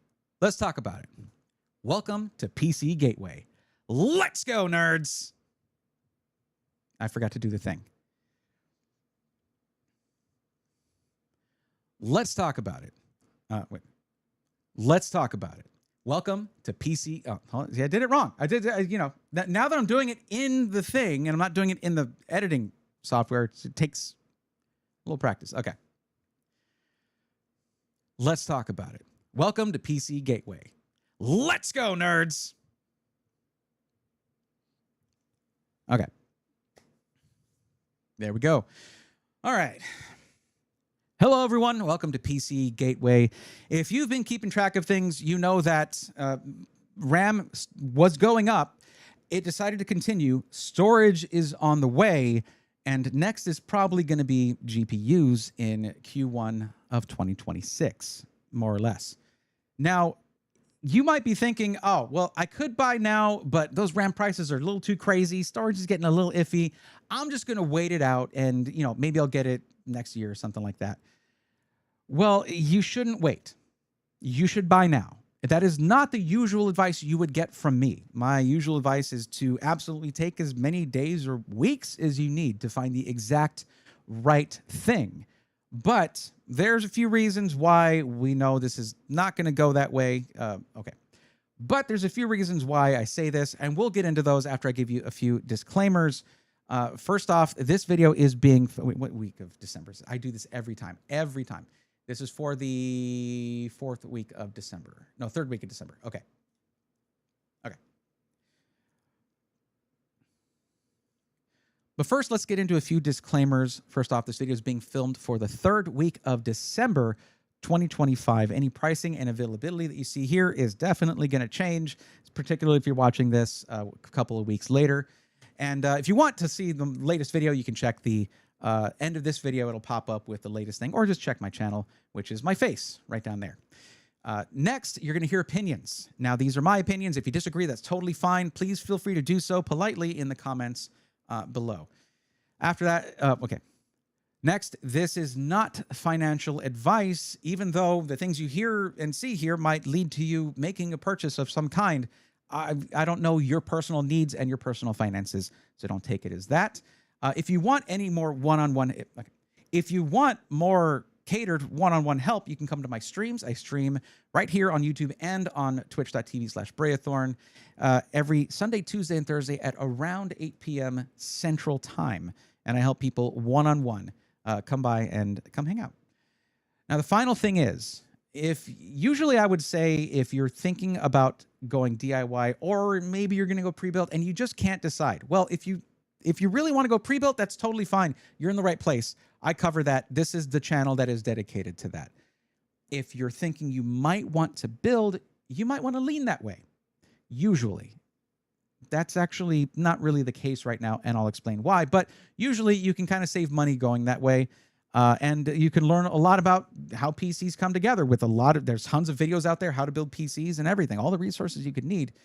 The thing is, right now, saving money that way is not necessarily going to be the way, and that's probably going to be the case for a while. I'll get into it. I'll explain why, but that's it for the disclaimers. Let's get into this. So first off, let's do a recap on the situation. AI. It's AI. Of course, it's AI. And I've covered this already in some previous videos, but the Cliff's notes on it are that there are three major... We'll talk about that. There are 2 or 3 major RAM manufacturers that make the actual chips that go in the sticks that go in the computers. Okay, and they all want to make more money, which is what companies do, especially publicly traded ones that are beholden to shareholders to make them more money, because that's how capitalism works. That's how a free market works, right? Well, the money is in AI. It has been for a couple of years now, and the signs were there. And so they're basically dedicating all of their stock now, most of their stock, to AI data centers, and the slightly different kind of RAM that goes into data center systems, servers, or AI systems.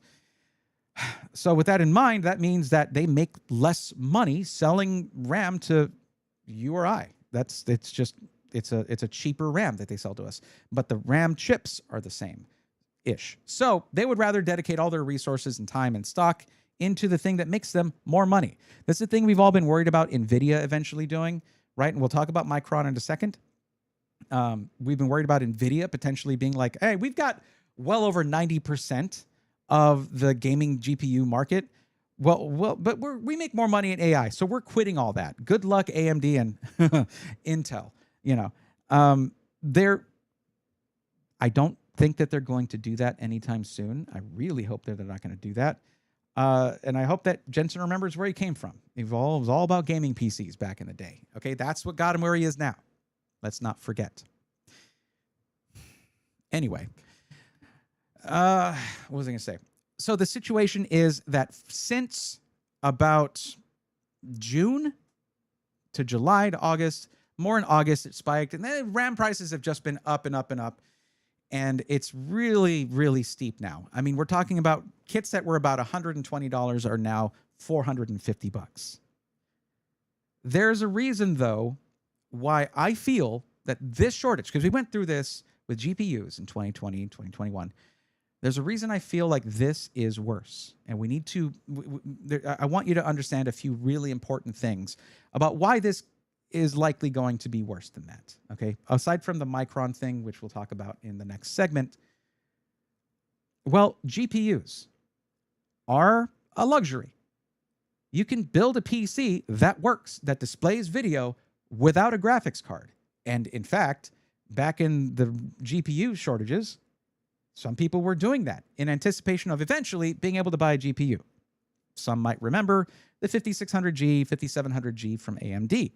Those were heavily marketed on that fact. And there were some SIs that were selling GPU-less computers with this CPU in there because people wanted AMD and they couldn't pay the price for the GPU just yet. However, you cannot build a functioning computer without system memory or RAM. You just can't. You can't build a system without storage. You just can't. They will not function. And when you think about it, think about GPU, gaming graphics cards, right? There are tens of thousands, there's just thousands upon thousands of PCs being bought constantly for businesses, enterprise, for systems that need to just be simple, connect up to a server, a cloud storage, that have tiny storage in them, that just do work functions and spreadsheets or specific software for that company, that kind of thing. Those systems all go without GPUs, and they could buy and build those even during the GPU shortages with no issue and not affecting us gamers, right? Or people who want to do things like Blender and content creation, things like that. But those same thousands of systems, tens of thousands of systems, need memory and they need storage. So even when things are at their slimmest, there's going to be more competition for these limited parts. As bad as prices are right now, at least we can still buy the stuff. Because we're probably looking at some point in 2026 where we'll be reminiscing fondly upon the wonderful days when we could pay 3-4 times the price for RAM because it was actually available for sale. So we'll talk about what you can do. We'll talk about where things are going, and we'll talk about the Micron thing. That's actually next. So let's talk about that. Now, I could I could rant about. Wait, did I say? Hold on. Did I say everything I wanted to about the difference between?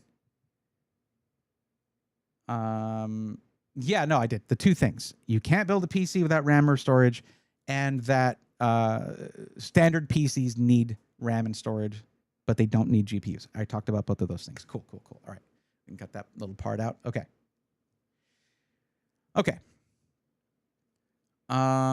Really, Roblox. Okay, you can do 1440p gaming with that combo, but don't run any games in ultra. It's a waste of system resources, and it hardly looks any better than high settings. Just run high settings. Running things in ultra is for demonstration purposes and screenshots and like getting game footage for videos and stuff. And for benchmarking. It's not real. It's just unoptimized. It's not that beneficial. Don't run anything at ultra.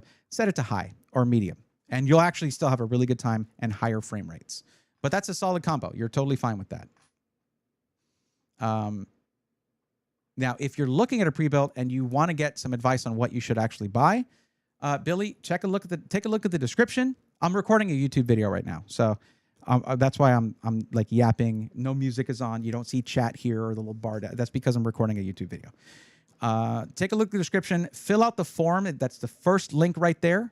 Okay. And then you'll be on the list to get help, and I'll help you right after I'm done with filming this video.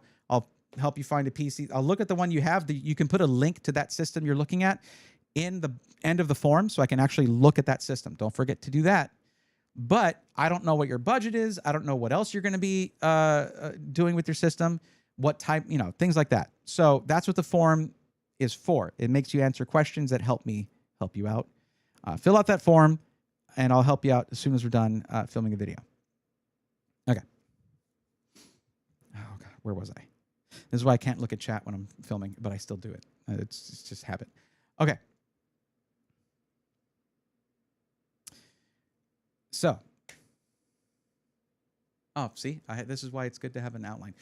Now, let's talk really quick about the Micron situation. Now, I could rant about this. I probably will anyway. But the thing is, Steve at Gamers Nexus already did a really stellar job of laying out what really happened, and I'll link to that video in the description. It's not, it's just, it's always good for me to help out smaller channels. It's just the right thing to do. Anyway, if you really want to get the full breakdown of what happened there, go there. I'm going to give you a really quick summary. Micron is exiting the consumer business under the Crucial name. They're taking that away. Crucial is no longer going to be a thing, meaning their storage and RAM are not going to be options. They are shutting things down as of February 2026, at the end of the month, I believe. Now, that means that you can't buy new stuff from them directly. There will still be things on store shelves. There'll be old stock on store shelves, and any warranty that you get will be honored by Micron. So you'll still have warranty service. My suggestion is, like, if it's something you absolutely need for your system and it's all you can find, sure. If you have options, let it rot. Because that sucks. Just a quick thing about something I completely agree with Steve on here. Micron took part in the CHIPS Act and got a big old government subsidy to build manufacturing here in the States. They took that money. And then they said, hey, we're going to take this money. We'll manufacture right here. And, generally the thought is like, hey, let's buy domestically instead of importing everything. Well, then Micron says, hey, thanks, bud. Thanks for the money. You can't buy anything from us. You're not a billionaire. Bye. Bye-bye. Yeah, that's Micron. That's Micron in a nutshell. Good job, Micron. You absolutely scammed the entire country.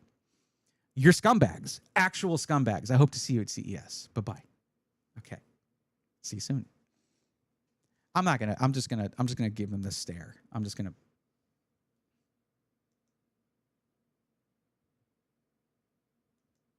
Yeah, that's what they're getting. They'll regret everything. If you're worried about support for stuff that you've bought already, keep in mind you're in the same shoes as anyone who got like a 30 series EVGA card. And EVGA has supported those customers. EVGA is a good company. They didn't get government funding and then cut out the consumer.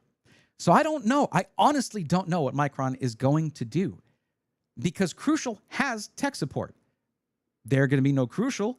Where's that tech support going? Who's going to provide that? If you have, say, 2 years of warranty, are they going to have 2 years worth of stock for warranty replacements? I don't know. I honestly don't have an answer for that. From what I understand, I believe that's the intention. I know when EVGA did their thing where they cut out GPUs from their business plan, and they left before 40 series, they said they had 2 years, they had however many years the warranty was for the last GPU that sold. They had inventory to do warranty replacements for everything up until the end of that warranty. I haven't heard any complaints about that, so that warranty at this point is pretty much over. So EVGA, I haven't heard any complaints about their stuff. They did a good job. Micron, I don't know. I don't know. They were good. They were good. That day is gone, unfortunately. So that's the story with Micron. It really, I absolutely, look, I enjoy a really good rant, and I can put a pretty good one out. But I would suggest you go check out Steve's video, linked in the description below. Go check it out after this. Just really let it sink in. Let that sink in, because he does a good job of yelling on our behalf. So now let's talk about what the next year might look like. There's going to be some speculation here, okay? But we'll give it our best shot. So let's start by looking here at what happened to pretty much one of the most popular sets of RAM, the specs-wise. DDR5 6000, 2x16, 32 gigs of RAM, okay? Now, clearly, again, around September, mid-September, this is when it, like, RAM prices had started to bump up very slowly, and then all of a sudden, it's up here. This is around $120, okay? And this, that's about $440, $450. That's an average price. I want you to see that there are kits in the gray up here that are way higher, okay?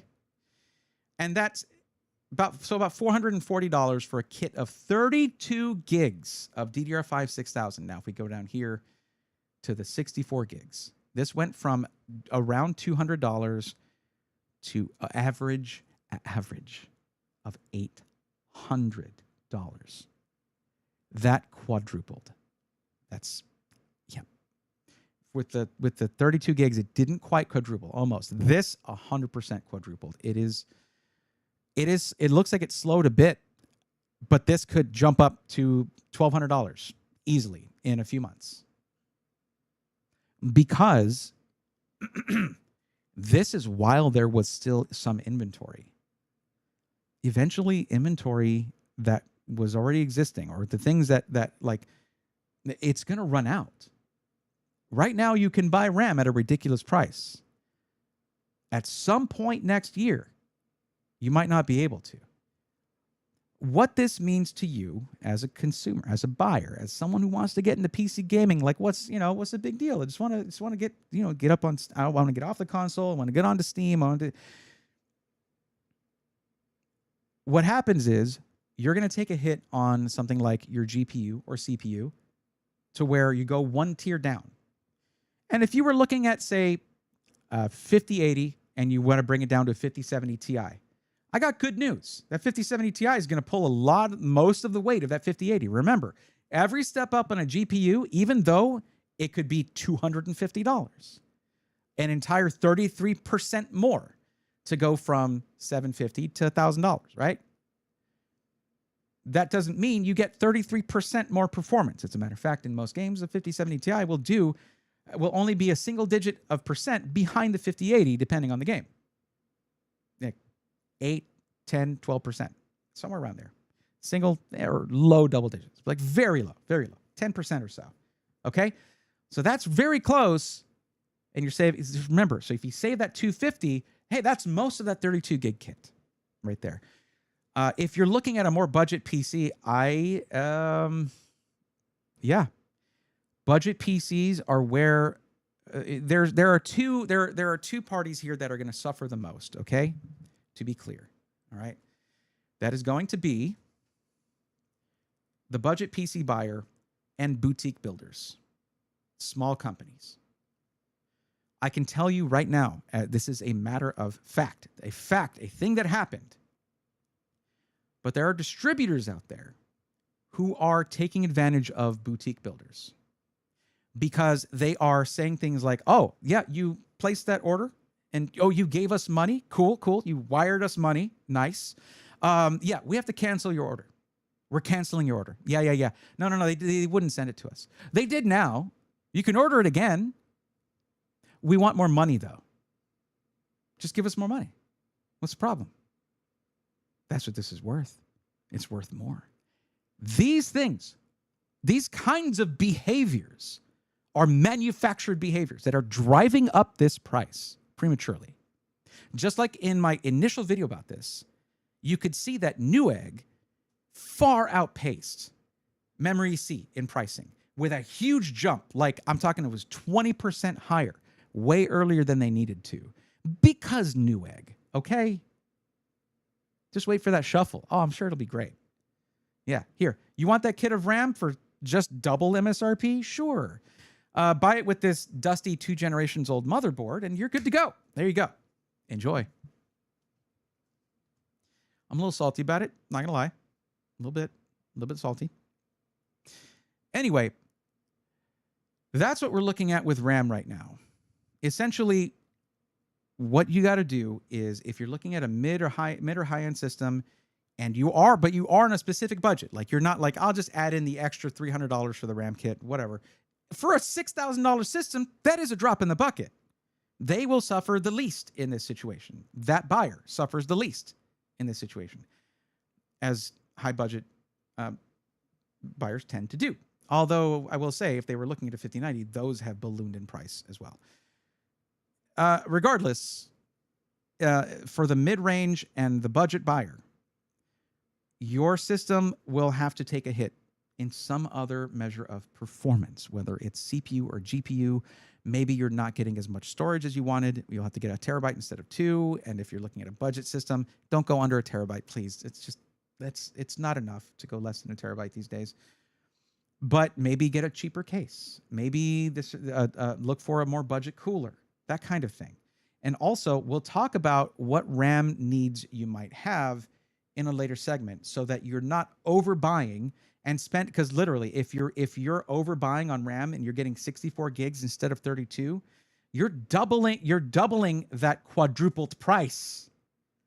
Like buying extra RAM used to just be like, I'd rather have it and not need it than need it and not have it. That's what I used to say about RAM and like overhead on a power supply. I used to say that. But now it's just not affordable. It's not affordable to do that anymore. Really unfortunate, but that is the truth. It's just no longer something that's just an easy option to just overdo it on your RAM. So get the exact level that you need, and we will discuss that a bit here later on in the video. What I want to talk about now is storage, where thankfully it is actually a slightly better story. Basically, storage right now is where RAM was in, like, I don't know, September, where it's really starting to creep up there. And there are certain models, the popular models, are already getting increased in price. Like, I've heard SIs complaining about the fact that say a 2 terabyte drive that was $120 is now $40 more. That is nothing compared to the RAM price increases, but it's coming. It's going to happen. We can already see the trends here. This is the sort of foothill of the mountain, as it were. This is a 1 terabyte M.2 NVMe drive. Okay, average US dollar price in the last 18 months, and you can see since October it started to creep up, like it did in August and September, and then so you're starting to see this jump. That's what I'm talking about when I'm saying we have seen these trends before, and it is consistent. Look, jump right here. Jump right there. It's no longer smooth. We're going to see these price hikes start to hit, just like with RAM, where you see it's like a jump and then a jump and then a jump. That is where things get really dangerous for prices, okay? So a 1 terabyte M.2 used to average at around or slightly over $100. And you're looking, like I said earlier, at about $140. Okay? So about $40 price increase. For a 2 terabyte, it's still about right. Like you're looking where it was at about $200 before, depending. There's a lot of variance here because these are just giving us capacities. We're not looking at things like PCIe Gen 4, PCIe Gen 5, and different things like that. There's one thing you need to notice here. These have measurements around them, so it's showing the highs and lows. So the 4 terabytes are kind of hanging with that average. But if you look at the chart on the left here, that's big dollar amounts. So if we look here, it's a little bit more granular. It's a little more zoomed in. And look at what has happened to some of these drives here. They're just off the charts. They're off the charts. So you might get some alarmist messaging about, oh, this one drive jumped up this much in price. Everything is... No, there's a lot of drives out there still that you can get at a decent price. Now, later on, we're going to talk about what you can do about this situation. And I have something very helpful in the storage department where it's going to be like, you don't even need me to find you storage anymore. You got all the tools at hand. Okay. And that's I think going to be very helpful in the months to come. Okay. So, but we're at least right now at a point where I can still help you a little bit. RAM, I'm just like, the end is nigh here, right? With my sign on the corner of the street corner, the end is nigh. With storage, you can still get in there, get your extra drive, get whatever you need, and still get out, without being robbed completely. Okay, so we will talk about that. Now let's talk about what you can do. This one is a little bit, this one's a little tough. This is hard because I don't know your particular situation as an individual viewer. I'm talking about us. What can we do about this, right? For yourself, if you've been sort of sitting on building up a budget, trying to, bringing that together, or, you're going to finance it, you just haven't pulled the trigger yet. Maybe you're like, I missed out on the Black Friday deals. Maybe there's going to be a New Year's sale, something like that. Or maybe maybe there's some tax season, right? Tax refund season sales. That's going to is going by the signs right now. And by what every report says, for RAM in particular, we're looking at a couple of years this is going to be going on. Okay? When you've got ChatGPT buying up 40% of the RAM supply or whatever that number is, and then turning around and looking for more government funding afterwards because they don't make any money or whatever. You know what? That's a whole other thing. And I'm not going to get too into that. It sucks though. I will say that. Anyway, with RAM, it's going to be a couple of years. Okay. It's been bought up for like the supply's been bought up for the next couple of years for AI data centers. Like they don't buy, hey, what do you got? Send me whatever you got right now. They're like, we want your production. We want whatever you can produce. The money, like the investors are just dumping billions into this, billions and billions. Okay. All right. That word starts with a T now. Okay. It's been a few years now. We're in the trillions. So just anything you got, as quick as you can bake it, send it over. And that is contracted for like the next couple of years. Unless we magically, other companies come out, like we get, because it was Micron, right? They're closing in February, the Crucial side. Then Samsung and SK Hynix. Unless another one pops up out of nowhere and decides they don't want that AI money and they're going to be the good guys, we're looking at a really cold season for PCs. And it's not, well, I mean, I'm talking about like, it's going to be a bad time for the next couple of years, like straight up. And I don't want you to, there have been times where it's like the beginning of 2025 sucked. People who waited till like around the summer ended up getting some good deals. Like that was worth the wait. This, we don't know. Like I'm not the most well-connected person in amongst my peers of tech YouTubers. But I know as well, like we all are pretty aware to just batten down the hatches. This is going to be rough. And also, if I may say, this is not even in my own self-interest. Hit the subscribe button, because I'm not just going to be talking about this pre-built company or that pre-built company anymore.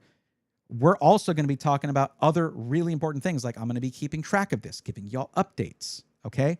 And as a matter of fact, of course, showing you how to do things like upgrades wherever you can do them, in case you have a pre-built from before or a PC you built from before or something like that, and you want to know, what should I do to upgrade this thing? Okay. Also come to the stream. I rant about this stuff all the time there. But as for what you can do, like if you're holding off, if you're waiting, don't.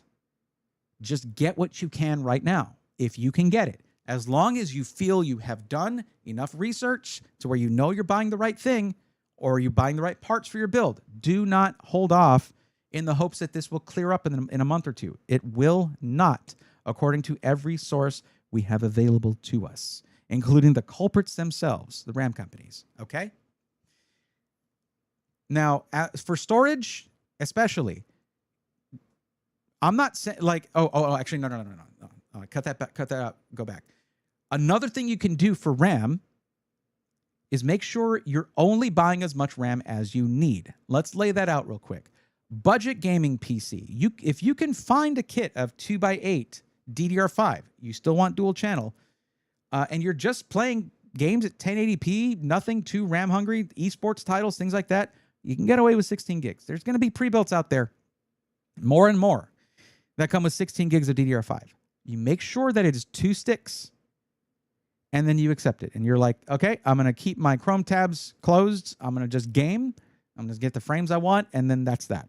Okay, we're going to run neat and tidy operating systems and reduce bloat as much as possible to weather this storm.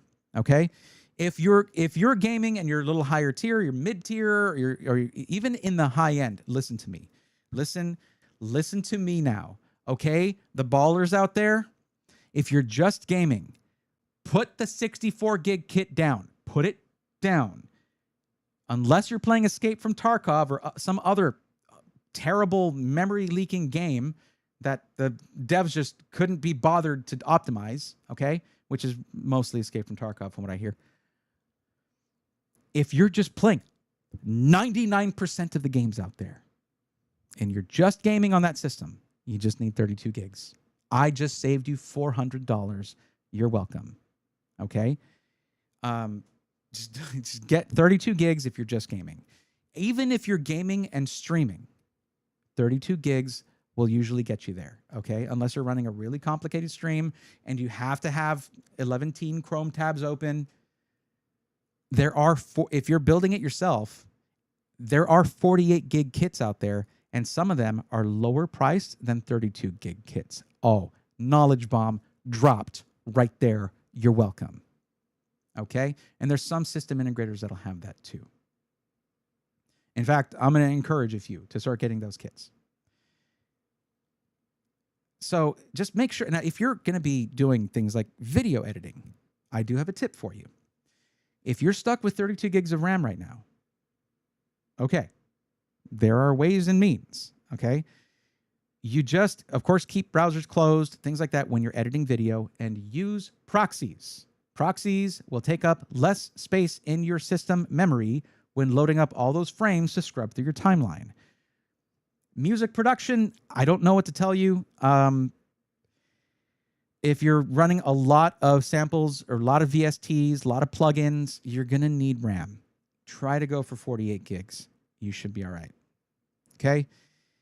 64 is preferred for video editing and for music production. I understand.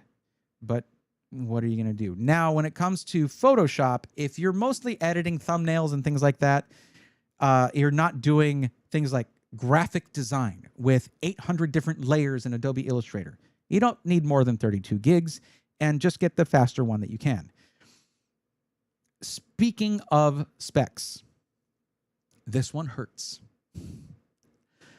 But as much as the 10 nanosecond first word latency sweet spot of 7000 and 9000 series Ryzen is important to me, In fact, I was just in Austin at the AMD labs talking to the guy who made Expo, okay? We talked about how important that is and performance losses you can experience if you're not in that memory sync status with 10 nanosecond first word latency. DDR5 6000, CL30. DDR5 6400, CL32. These equal 10 nanosecond first word latency. Let me show you real quick. You go to memory here. If we go to PC Part Picker, okay, go to Products, Memory, and if we choose first word latency of 10 nanoseconds, this is what you want. This is usually what Ryzen is based around for the memory controller, okay? What are you going to see here? You're going to see DDR5 6000 CL30. You scroll down, you will see DDR5 6400 CL32, okay? There can also be other combinations as well. DDR5 5600 CL28, lower frequency, but lower latency. That doesn't matter when it comes to peak performance with Ryzen. This right here is what matters. 10 nanosecond first word latency is what matters. And it's varying combinations of frequency and latency. Was that too much? No, because you don't have to worry about this as long as this matches with your Ryzen CPU.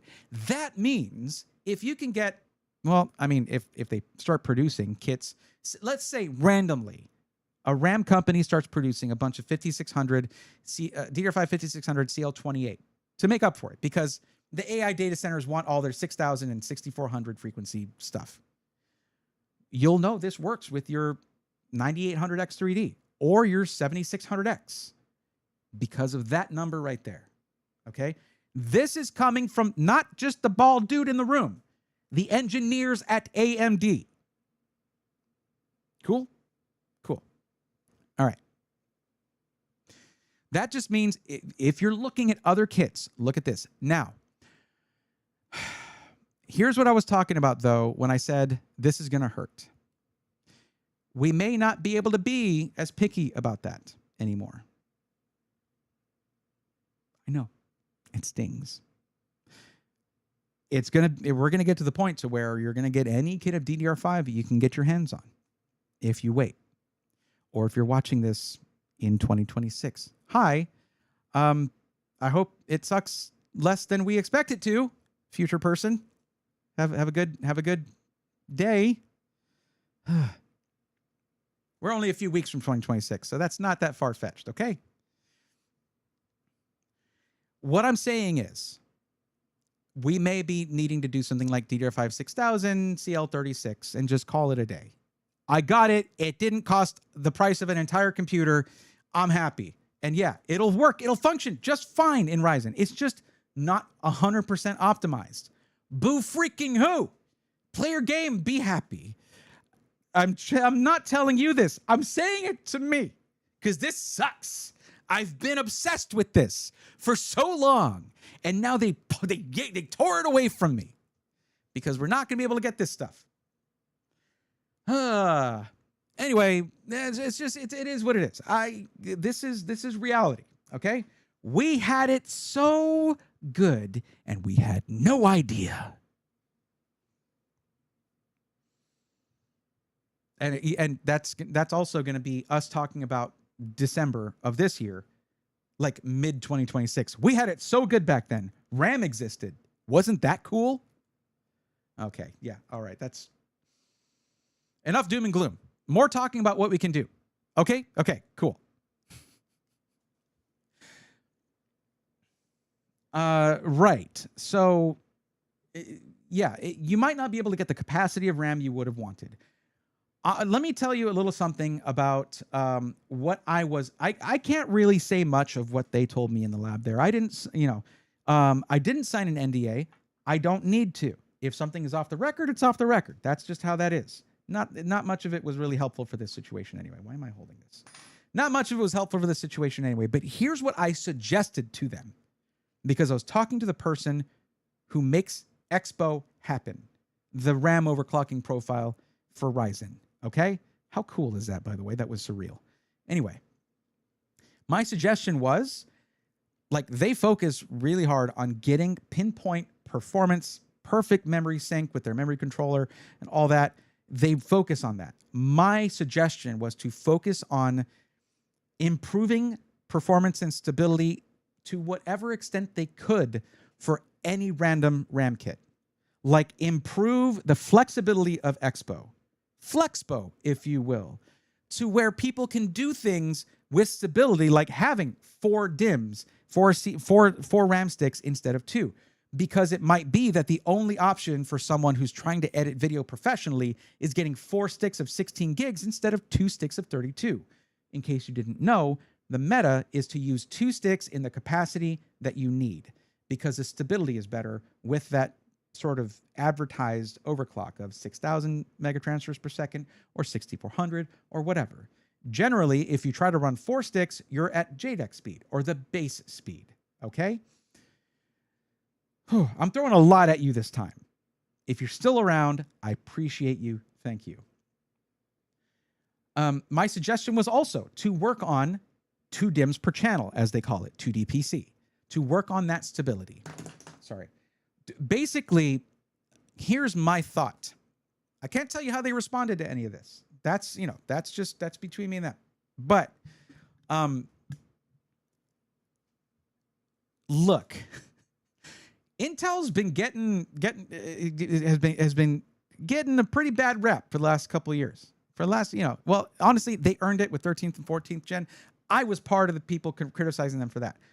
Core Ultra 200S is actually pretty dope in terms of price to performance, particularly if you're trying to do productivity.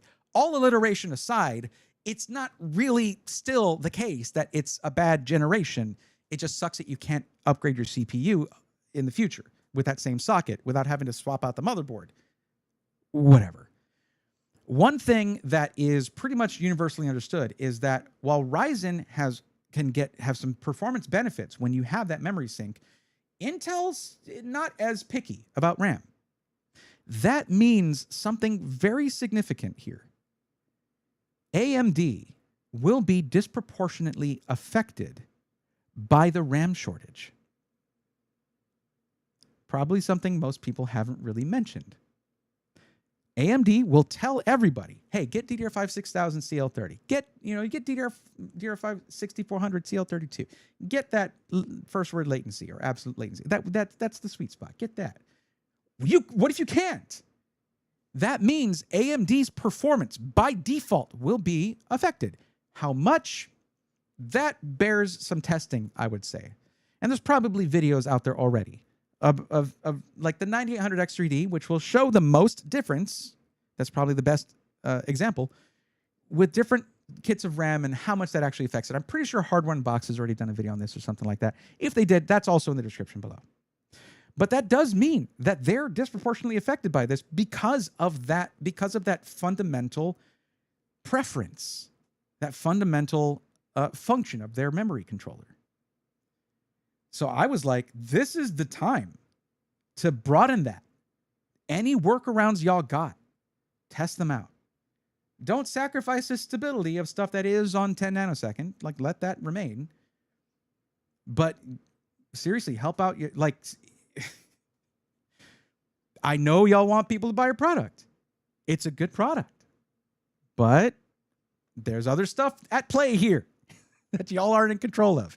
So the only thing that the engineers at AMD can control is what they have in front of them. So I said, see if there's a possibility of making that more flexible, like integrating other. I mean, there is another first word latency you can go for, but it's not as clean cut as 10 nanosecond. Okay, it's like 8 point blah blah blah. That's it. I'm not going to try to throw that at you. Okay, you're here because you're new to PCs probably. So, and thank you for watching my video. I appreciate that. Anyways. So yeah, we're going to have to, even though I just went in and showed you what you should look for in RAM, we're going to have to back off on that and just pretty much get whatever you can. Okay? Regardless, it will work. Like, unless you're getting like DDR5 9000 megatransfers, something like that, something crazy, and your motherboard doesn't have enough layers and signal integrity to support it, whatever. Don't worry about that. Just get any decent RAM kit that you can. Even if it's just budget, just, you know, the worst thing that RAM kit can do is itself break and mess up. Generally, As far as I've seen, I haven't seen RAM mess other things up too much. I've seen it mess itself up mostly, and that's it. I could be wrong, and put it in the comments if I am. Please tell me if I'm wrong on that. But let's talk about storage now. For storage, I would say wherever I was saying like get whatever you can for memory, like don't get too much memory. I'm going to say the opposite here. Don't sell yourself short on storage. You might find yourself in a situation where you're running out of storage and you can't buy any other than things that are 4 times the price. So my suggestion, if you're looking at a mid-tier system, $1,500, $2,000, something like that, right? 1,500 or so. And you're looking at a 1 terabyte drive, think about bumping that up to 2 terabytes if possible, if the RAM price doesn't keep you from doing it. And because games are huge and not getting any less huge. That's another thing game developers need to do. They need to do the thing that, there was a game recently that just cut most of the size of their game down. What was it? Helldivers 2. The devs of Helldivers 2, just like they foresaw all of this, I guess, and made their game like, 1/5 its size in storage? Crazy. And that's the kind of game devs we need right now. They need to fix memory leaks so that you don't have someone getting double the memory they need to in order to play their stupid game. And they need to minimize those file sizes because storage is becoming more expensive. I showed you all that bump. Fear the bump, because there will be more bumps to come. Man, I'm all over the place in this video. Yeah, it went from 180, Mike in chat saying it went from 180 gigs down to 25 gigs. That is like, first off, what were they doing before? Like, come on. But you can't be mad at them. You can't be mad because they were like, hey, there's so much more room for activities. Here you go. That is what we need. Call of Duty. What the hell's wrong with y'all? Okay. The camera angle is a little bit different. I feel like it's a little more level here like this, the way I'm doing it. I'm doing some minor adjustments every video. Gotham guy. Help the forces Intel and AMD to make their RAM compatibility foolproof, where any mixing and matching combination works. Tanmay, that's what I was, as I said, I was talking to the engineers at AMD just a few days ago. And that is that was my message. It's like, yo, y'all are in a situation right now, more so than Intel, believe it or not, because this RAM situation affects y'all disproportionately. And it does. Intel, if it says DDR5, hit it, throw it in there. We got this. Literally. It is it's just that easy. You don't even need to really think about it. What's up, Ted Grant? How's it going? Just recording a YouTube video real quick. And Mikey, how you doing, buddy? It's been a minute. But yeah, I was up in Austin just a few days ago at the AMD campus. I even got, where did I put it? I got AMD honey. They have beehives on site that they cultivate, and they have a company harvest the honey and they sell it. And I got a bottle of AMD honey. Yeah, it was pretty cool. Anyway. By the way, I want to give a quick shout out. This is, by the way, Onward, this isn't a video. This isn't a video.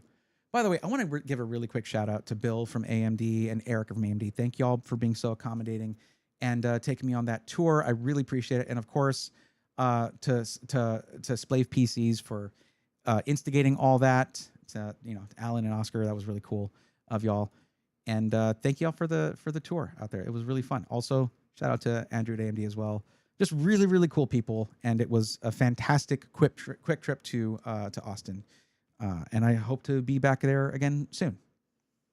And I promise I won't yell as much. No, I wasn't yelling there. I was mostly just in awe there, walking around the labs there. It was like, it's holy grail type stuff. Like I might criticize companies, and it's my job to do so, or to keep them on the straight and narrow if I can, whatever I can do. I can't actually do that, but I try. I mostly inform you guys of what's going on. But I'm still a computer nerd, so I still geeked out over everything. It was really cool. Anyways, beautiful campus there. Really, really nice. Okay, I was talking about what you can do. Now, the other thing that, so yeah, as I was saying, get maybe a little bit more storage than you need, or at least get, say, if you're doing a 1 terabyte, plan on adding in your own 2 terabyte separate drive for game storage, things like that. Just don't wait. We're not in a full-on shortage yet on storage. Get it while you can. Once, if you're watching this video later and those prices on storage are like way up, okay, just stop buying more storage than you need. Get exactly what you need, because now there's less to go around. Okay. Cool. Don't worry. I know you're confused. I am too. Yeah, I'm recording right now. Yeah. We're almost done. Now, when it comes to finding storage, I want to help you. When it comes to finding storage, I want to help you do that. I was looking at the wrong camera for a second on where. Sorry. Okay, let's just cut that. Start over. When it comes to finding the right storage, I want to show you something. And this is just a helpful tool in general.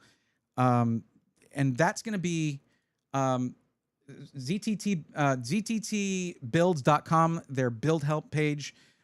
This is a very helpful tool from a very helpful tool. Zach, he's not a tool. I'm just joking. So there's things like build templates you can look at for PCs. Ignore that. Just come to me. I'll help you out. I'm kidding.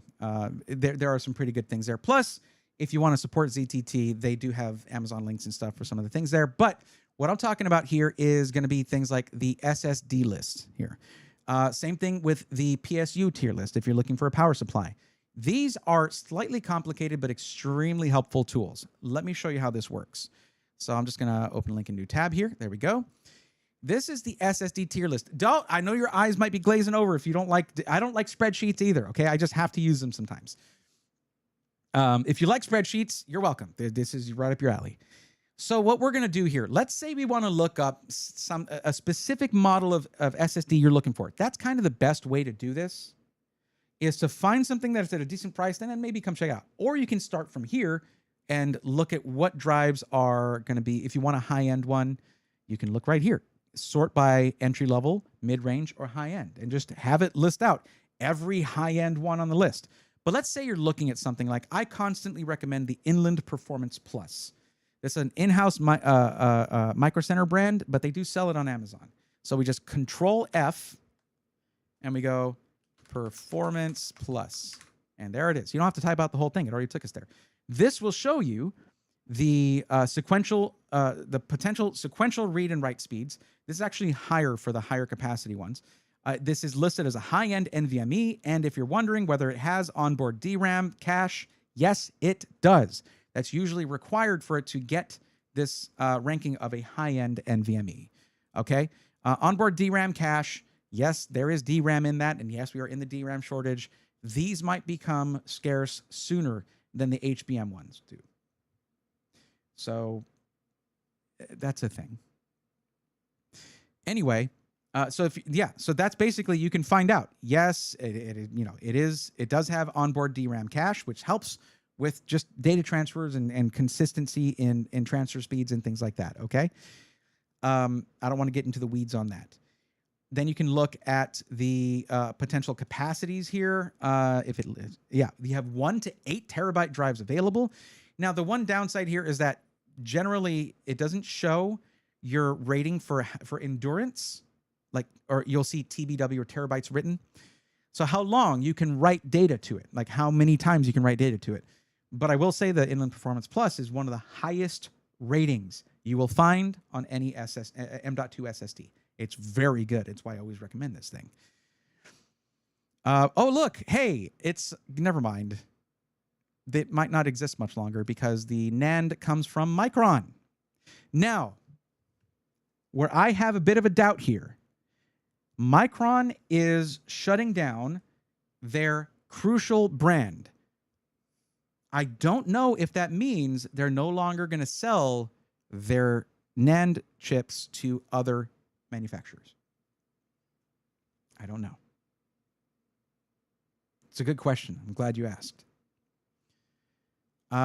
You know what? If I figure that out, I'll put it in a comment on the bottom there. If there's nothing down there, I didn't figure it out yet. Come by the stream and yell at me about it. Sunday, Tuesday, Thursday, around 8 p.m. Central. Okay. But this is a really great tool for that. And there's the one for power supplies. This is thankfully things like cases and power supplies haven't really been affected. What else? CPU coolers, not affected yet. CPUs, not really affected yet. That brings us to something I'm worried about, and that is going to be an issue. That is GPUs. GPUs have VRAM. And if you're thinking, well, isn't it a DRAM shortage? No, it's the same thing. It's RAM. It's random access memory. Okay, yeah.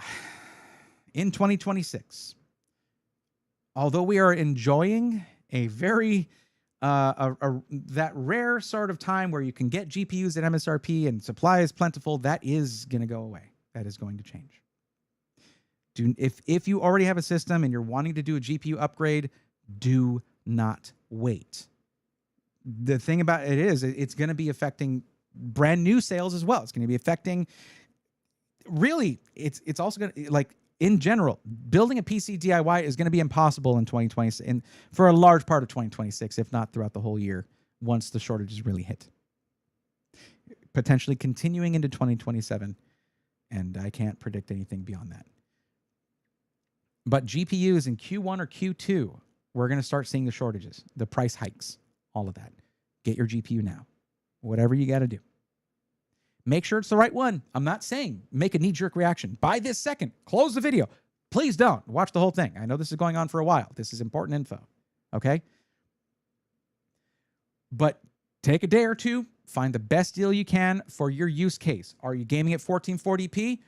Okay, 9070 XT from, you could even do a 9060 XT and do, like, mess with your settings a bit, get great, pretty good performance in 1440p. I haven't personally tested one, but I've heard that. On the NVIDIA side, 5060 Ti to 5070 Ti are all where you would kind of class 1440p. And then you go up to like a 5080 or 5090 for 4K, but I have gamed on the 5070 Ti in 4K for months now, and it rocks. It's freaking awesome at 4K. As long as you don't mind that those good old, DLSS 4 and a little bit of frame gen sprinkled in, it really does the trick. Some games are going to look a little weird. Very few. I've had pretty much in my own experiences, no bad experiences with frame gen or anything on the 5070 Ti. It's a fantastic GPU. But yeah, starting at 5060, you're looking at good 1080p, things like that. If you're looking at previous gen GPUs, the last time I looked at previous gen GPUs, they were more expensive than like 9000 series Radeon cards and 50 series NVIDIA cards. No joke. Someone who came into the stream, I actually saved them hundreds of dollars by putting them on a 5070 Ti instead of a 4070 Ti Super. No joke. So make sure you're getting the right GPU for your needs. I can guarantee you most of you do not need a 5090. Out of all the GPUs right now, most of them are at reasonable prices at this moment, except the 5090. Those have ballooned in price. And who cares? It generally is for prosumers and professionals and things like that, but also the sweatiest of gamers, I guess, that have all of the money. Anyway, I feel like perhaps I might have gone on a little too long with this, but really, I just want y'all to be able to get what you're trying to get. I don't care if this is the day I post this video or 6 months from now. We'll find ways to get stuff. We will do that. We've gone through some shortages before. This is worse because you have to have RAM and storage to build a PC. GPUs were optional in a way, right? You got to have RAM and storage, but we'll find a way. So my suggestion is this. If anything, join our Discord. And what I'm going to try to do, even if, I'm not going to put a thing where anybody can post up deals, but I'm going to try to get it to where myself or if the techies, the volunteer techies of our Discord have time and find any good deals, we will post it in a channel. And potentially it'll just be a spreadsheet that I try to update as often as possible with decent deals, okay? Look, pretty soon I'm going to come out with a video of just a few around the holiday deals. They may not arrive by Christmas, but you'll get some of that the holiday value. Look for that coming up, especially for those of you who get money from your grandparents or whatever in a little envelope, maybe a PC to put that towards. We'll do that coming up very soon. That's going to be the next video. This one was just, I want y'all to do whatever you can right now to avoid these future issues, and I hope this helped a little bit. If it did, hit the subscribe button. More helpful videos coming out every week for the foreseeable future. CES coming up, and I guess I'm excited about that. I don't know. We'll see how it goes. But yes, stay tuned for more. Until then, take care. I really went on too long for that. I really didn't mean to, but I did. These things happen. Oh, it was under an hour. That was under an hour. I thought I was going on for like an hour and a half there. Thank goodness. Okay, 1 second. 1 second. Wrong thing. Wrong thing. There we go. Boop.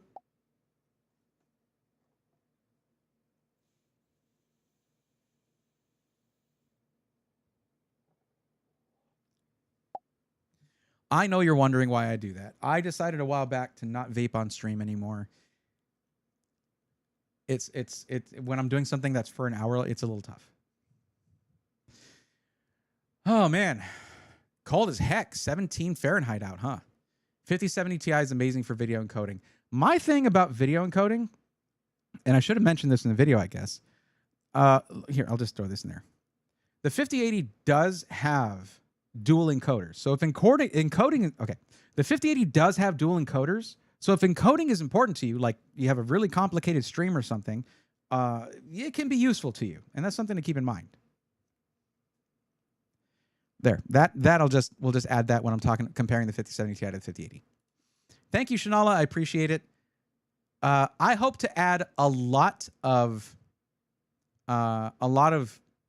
images and stuff over that. It's really just my face. We're usually looking at a view like this most of the time. It's a lot of this. And I know I get tired of this. Y'all must. But yeah, Tech Grant, I don't usually give the advice to buy now.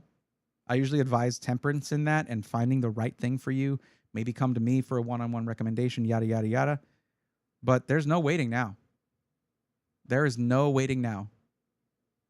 Like, SIs need to buy whatever they can to weather the storm, but the storm is going to be a couple years. How are we going to function? Smaller SIs are going to have to diversify. Do custom keyboards or something. I don't know. Even then, that's a niche. It's a niche. Open up a store. If you're a smaller SI, like Mikey, I could totally see y'all having a storefront on your site for various like budget. There are so many good budget gaming keyboards and mice out there that people just don't know about. And when I go to CES, I see booth after booth after booth in like the merch, like the manufacturer area in the Venetian, where it's just like Unzi. I met Unzi there. They make great keyboards. They sponsor Hipiotech. They make awesome keyboards, and they're so freaking cheap. It's like $50 for a keyboard that's way better than a $150 Corsair keyboard. Like way better and more customizable. So, well, Corsair did up their game there, to be fair. 5070 Ti has dual encoders. No.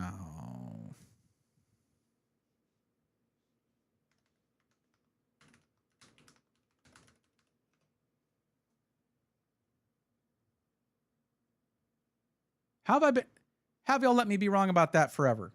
It has dual 9th gen NVENC. I've been saying over and over, like, oh, this thing's only got one, and it does a great job encoding multiple things in my streaming PC. Yeah, you're right. I was wrong.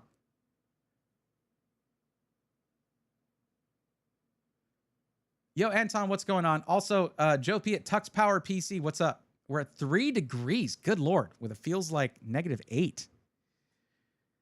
Oh, man. If the law passes here in Texas, you won't ever be able to vape. Oh, man, big tobacco wins again. Igor. That's all big tobacco money, man. They want people back on cigarettes. Because, like, what? It'll still be legal to smoke cigarettes, right? Oh, my God. Also, MK Loomis, I hope you're doing well. when I was testing LLMs and RAM usage, I connected the dots beforehand. No. Thank you for correcting me on that. I knew there was one tier where they went to single encoder. I guess it's a 5070. I don't remember who told me in the beginning that it was dual on the 5080, not the 5070 Ti. Huh. 5070 Ti, like, why buy a 5080 at that point? Unless you're specifically trying to run Cyberpunk 4K native rendering or something.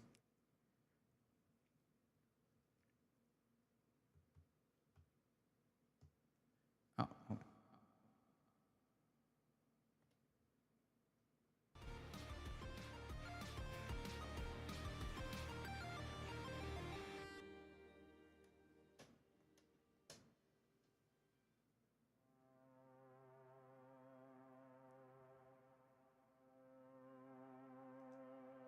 And Anton, Dobiditis, just got a membership for the Swarmies. Just said, I want to thank Northern PC for the gifted subs. Let's go, nerds. Thank you for joining the Swarmies there. Welcome to the Swarm. Anton, 7 months.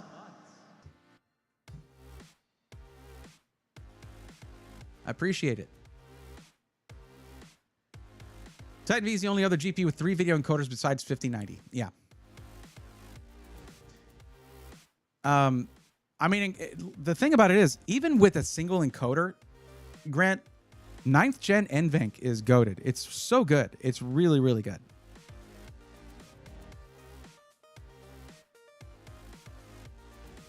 If you have some Rex, I'd love to check them out. I will. I do really like this one. This is from Syntech. The thing about these kind of keyboards, where it's the sort of so the magnetic ones that have this, you know, the rapid trigger, things like that. I always need to go into the settings and lower that sensitivity, like, drastically, because I rest my I learned typing in high school. I rest my hands on the home row. I rest my fingers on the home row, and just barely putting a hair of weight, I'm just be there. I click on a text field and it's like, ah.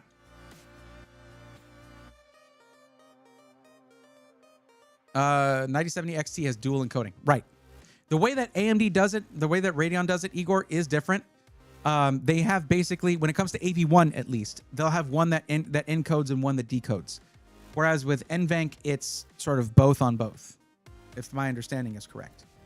Why so many encoders? Because, like, right now, I'm encoding 2 video signals and audio, video, audio, all that, both at the same time. One separately to go to YouTube, one separately to go to Twitch, and actually in separate softwares. Believe it or not, it's a really jank setup. But I have no issues because of that. No issues because of the 5070 Ti. One encoder can do up to 4 high-quality 1080p's at once, and I am doing 4K 30. So it's a little different. Been selling my extra RAM kits or selling to my customers for their PC builds they build with me for old market price. Grant, that's tough to do. Because market price is market price, but, like, you're doing the right thing there. It's just the easy thing, it would be doing the wrong thing. That's why AMD calls it dual media engine. Yep. I just wish AMD would do something with their smart access video. I haven't seen anything about it since they announced it. It could have been implemented. They did it secretly, I guess. Love testing video encoder and decoders. What do you use for that? Handbrake? Well, I'll tell you what. I haven't really helped anyone. Okay, so we have someone who filled out the form. And like an hour ago. Sky the Cow. I haven't seen them say anything in chat, though. Like, if you're here, you got to say something. Like, I don't do this, like, over email or something. So, Sky the Cow RG3, where are you at?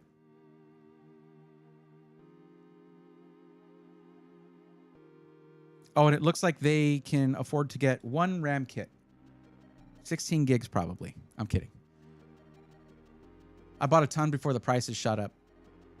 Well, now we know who caused the shortage. Thanks, Grant. It wasn't the AI companies. It was Tech Grant.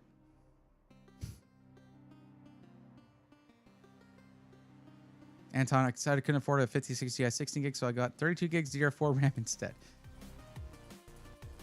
About the same. Hi, sorry I was waiting. Well, okay, well you're here. That's what matters. Look, there you. Oh, here I can do it better here. There you get a boop. There you go. Okay, so Sky the Cow. Welcome. How's it going?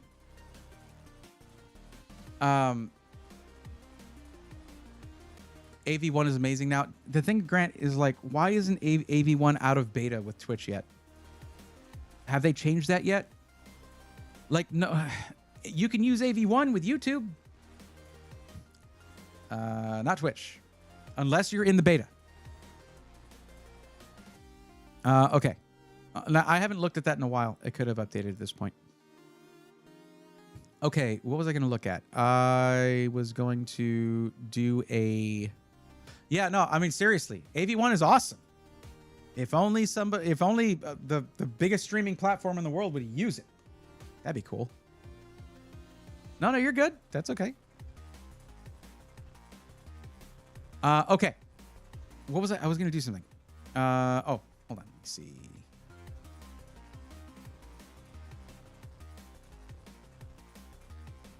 Okay, cool. So let's take a look at your form here. So you're going to be building this yourself. Is that correct? Indianapolis Micro Center. All right. Gaming and streaming. You have a PC part picker list. Yo, look at you. Go you.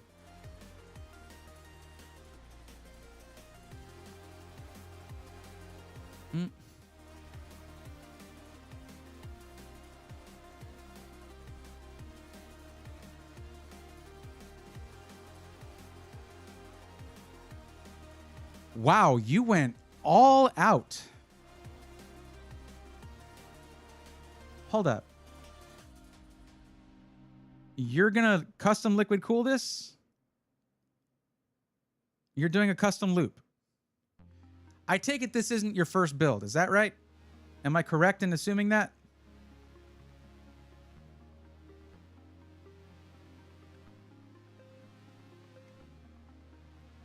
Well, for my girlfriend, we're going to learn together, though. I'm excited for you, and I'm going to let you finish. But nobody should do a custom loop for their first build. I'm just being real with you. I've been building PCs, modifying or building PCs for 25 years. Many of those years, I was doing it professionally. I still have never completely from start to finish done a custom loop build. First custom loop. Okay. It was always just cost prohibitive for me. I wasn't scared of it or anything. It was just too expensive. And now I cover pre-builds. Figures I finally do tech content and it's pre-built stuff. But hey, somebody needs to do it and I'm happy to.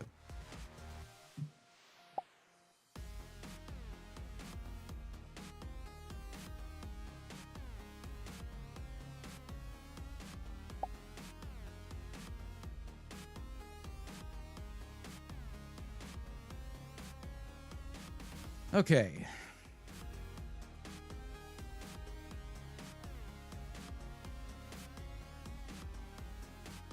Okay, I'm going to say right now, I don't recommend spending $53 on a strimmer for your 8-pin CPU power.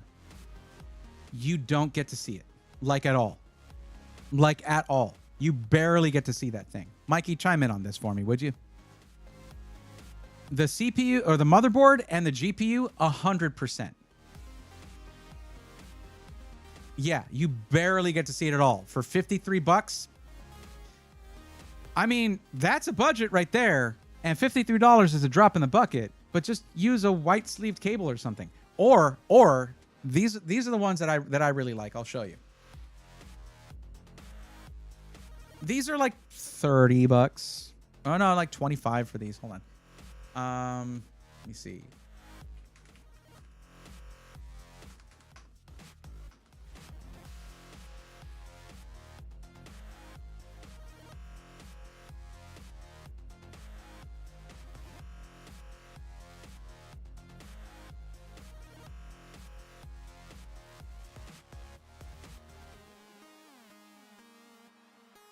There you go.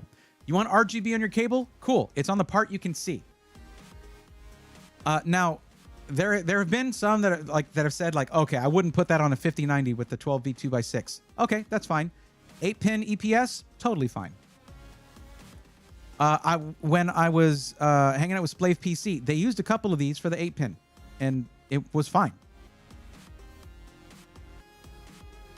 So these are the Hydrus PSU cable extensions from Asia Horse. Well, the best thing about this is how easy this is to cable manage, because that 8-pin CPU power sucks to cable manage. But this makes it pretty easy. So, and yeah, it is available. So there you go. That's the thing. I can add it to your list if you want, but I don't want to edit this parts list unless I have to.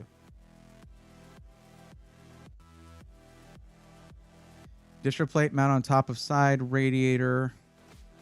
EK Classic DP side PC 011D G Gen 1? Hold up.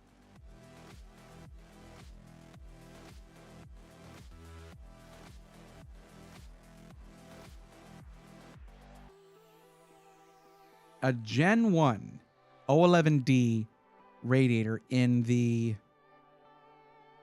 011D Evo probably won't work. They're different cases.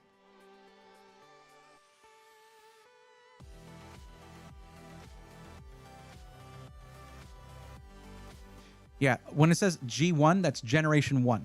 That's for the Gen 1. Needs a 24-pin one also. Yeah, well, basically, Igor, when they go look at that Amazon page, you can just click on the 24-pin.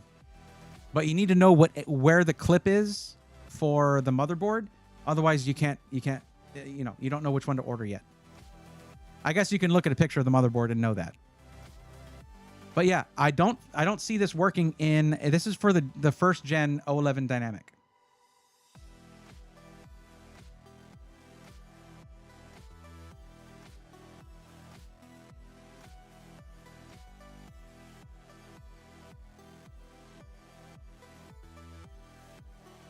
Compatible only with the Lian Li PC 011 Dynamic version. There you go. I just saved you... End of life. Where are you going to get this? You can't even buy this from EK.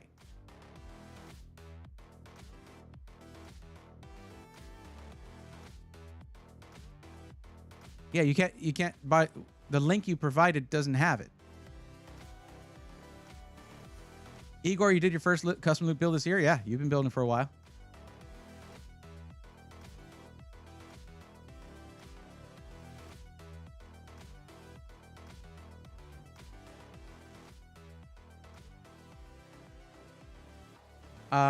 Best pre-build. Whiter. What?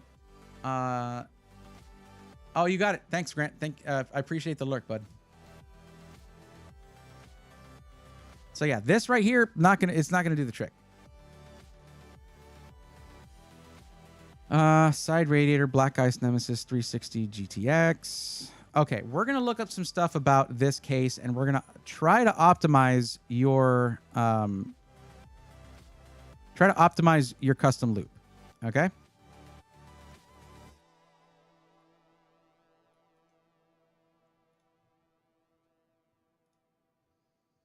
That's okay. I mean, honestly, I was like, oh, I just saved you a bunch of money. Yeah, you can't even buy it. Let's see here. If I were you, I would see if Bits Power has one. Let me check real quick.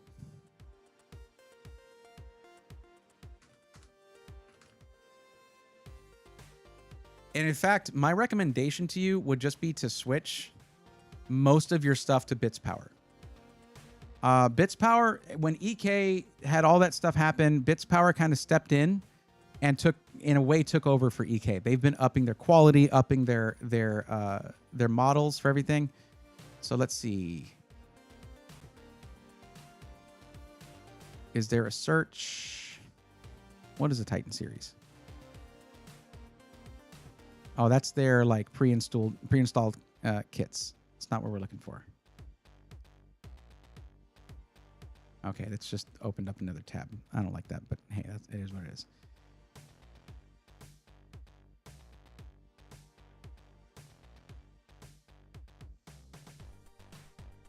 USA. This is what we needed right here. No. Thank you. Yo, look at this Y70 distro. Oh, man, that's sick. It's angled.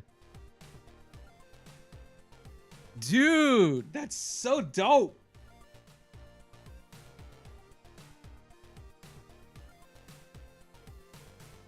Oh, right? Okay. Let's see here. So I want to filter out things.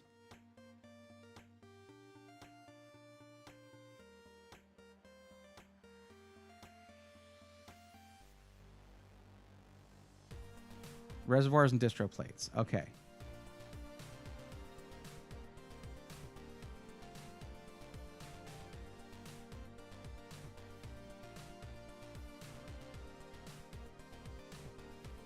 There we go. Found it.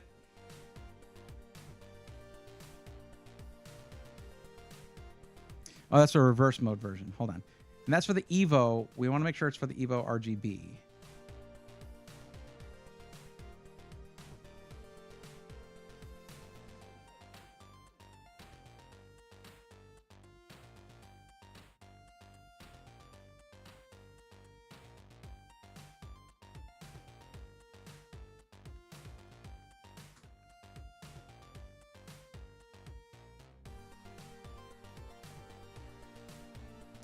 Just reverse mode? What do you mean? So this is upside down mode, I guess? Hold on.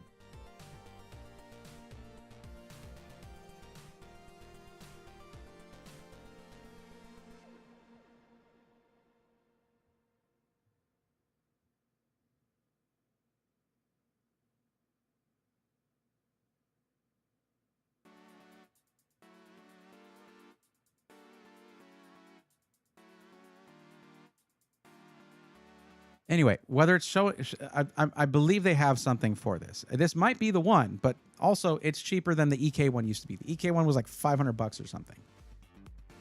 Are there kits to buy? Let's see the kit sets. Hard tubing DIY kit sets. I mean, yeah. What you might end up doing, Sky the Cow, is just having a standard res pump combo sitting in there rather than a big old distro plate. That's unfortunate, but like, I don't know. I'm pretty sure EK has come out with one for the O11D Evo RGB, but it's EK, so like, I really hesitate to point anyone in their direction. You were already pointed in their direction though. These are just hard tube upgrade kits. Not really what we were looking for, like an overall thing. So yeah, you just got to piece it together here, basically. Yeah, go away, EK.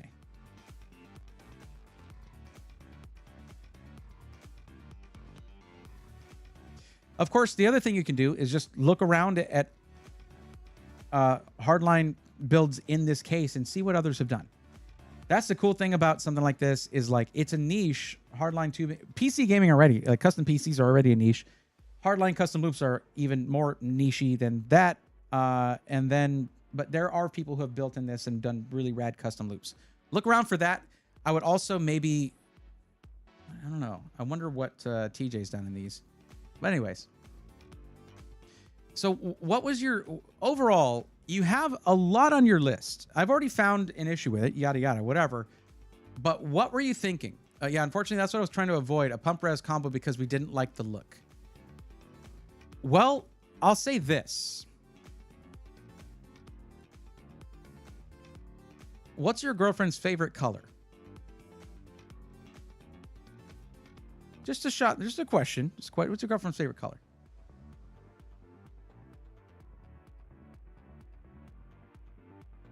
Okay. I know it's a random question. I know this. Bear with me.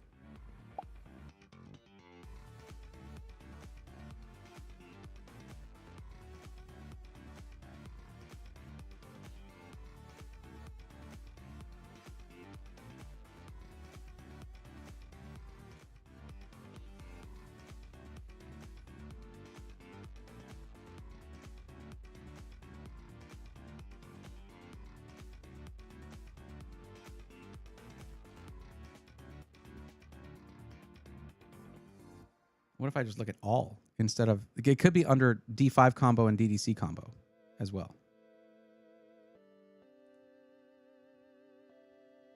A cherry blossom theme. Oh boy. Oh boy. I got you on that. Oh boy. Okay. Yeah, there's a lot more here. It's because I chose a specific, well, let me see. Hold on. No, this is the same amount. This is the same number of ones. So here's what I'm getting at.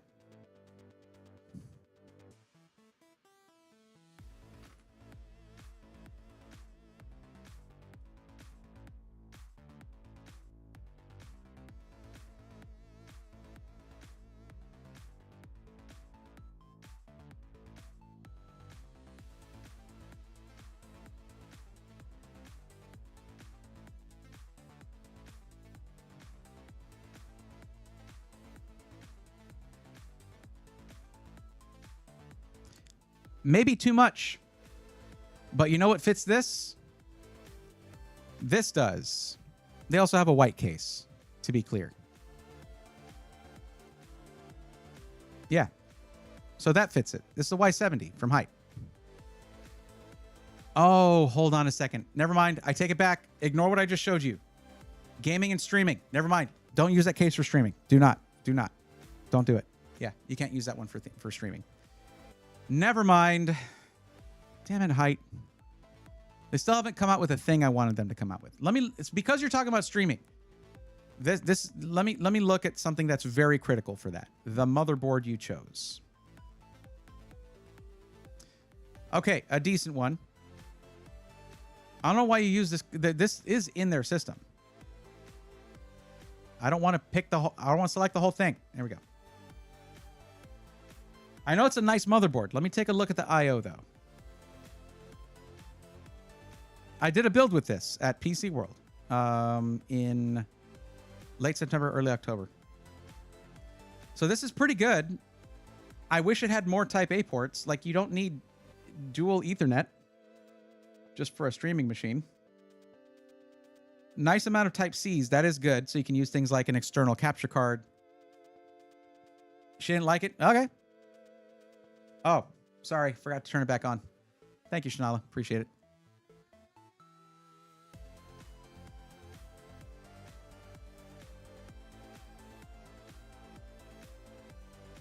Yeah, this wouldn't be my first choice for a motherboard for a streaming PC. Oh, okay. Well, I guess I won't go into why I don't think that's the right CPU for you either. Let me ask you a question. What is the reason for getting the 16-core, 32-thread 9950X 3D?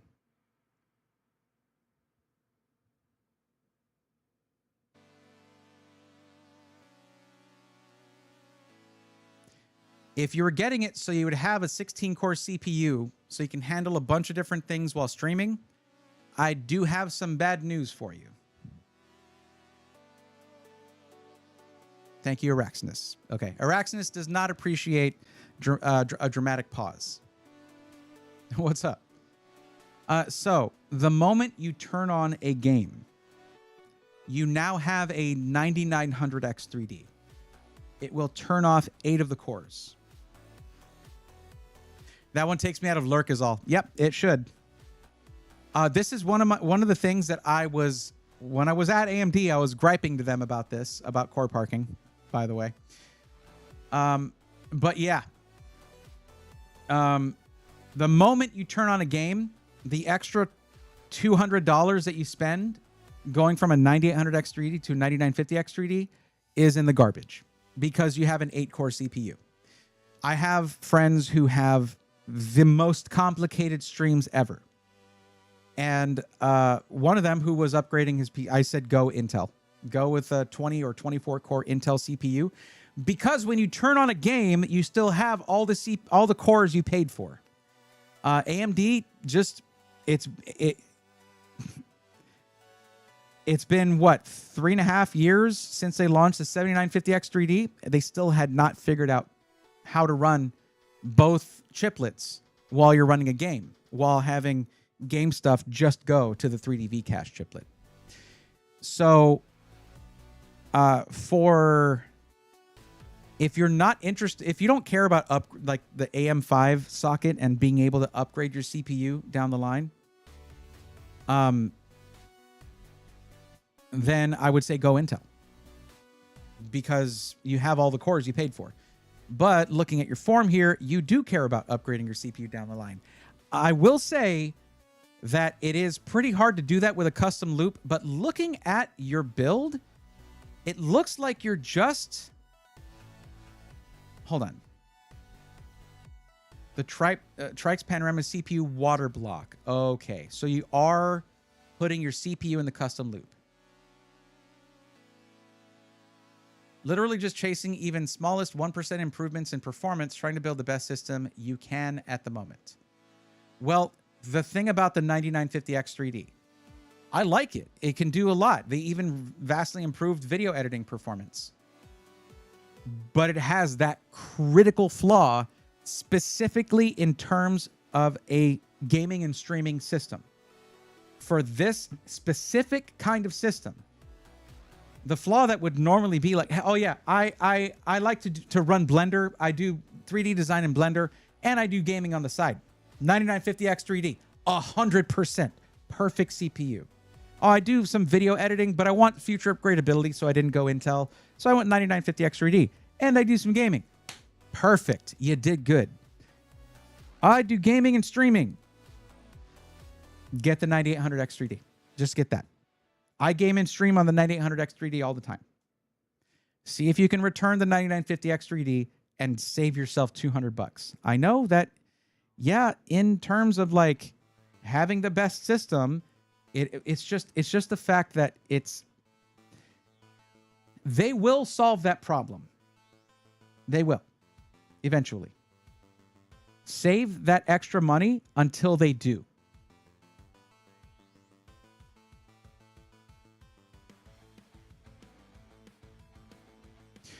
Actually, yeah, the 9800X3D in Premiere Pro is a huge jump over the 9700X in Adobe. It is actually very good. Relatively speaking, and compared to the 7800X3D, it's a massive jump in productivity because they moved the 3D V-cache underneath the core complex die. It helped a lot with frequencies and temperature and power delivery and stuff. So yeah, so I would say, like, return this, grab a 9800X3D, and wait it out, because AMD will solve that problem, and then you won't have to worry about every time you start a game, half of your core shutting down.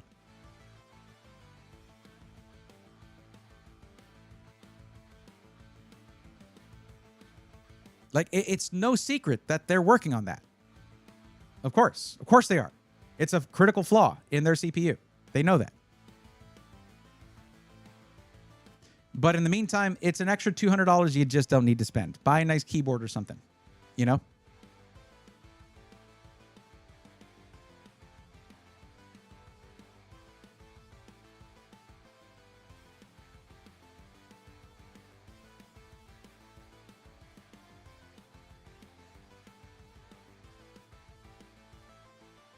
Now, the other thing is, for a streaming machine, the reason I was talking about the motherboard,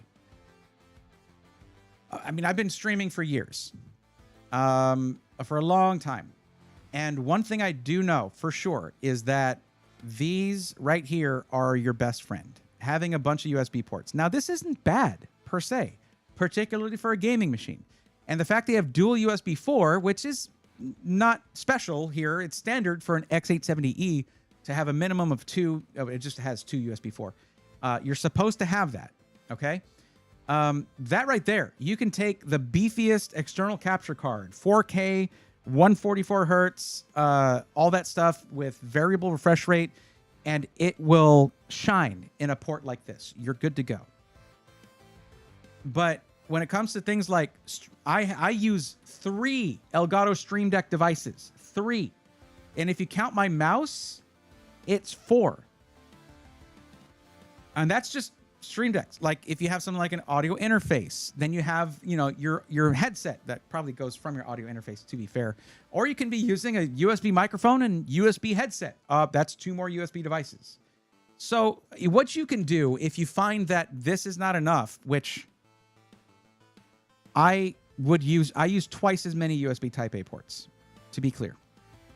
You can just grab yourself one of these. I recommend these all the time. You can just get yourself a decent one here. This is a PCIe USB add-in card. This should help solve that problem.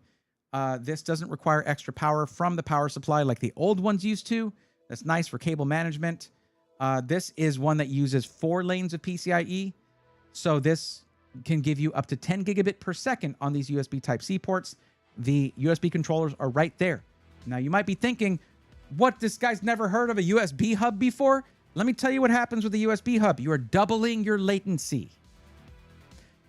USB is mostly through PCIe. What that means is PCIe is how your CPU communicates with everything. Everything connects to your CPU through PCIe lanes, including your USB controllers.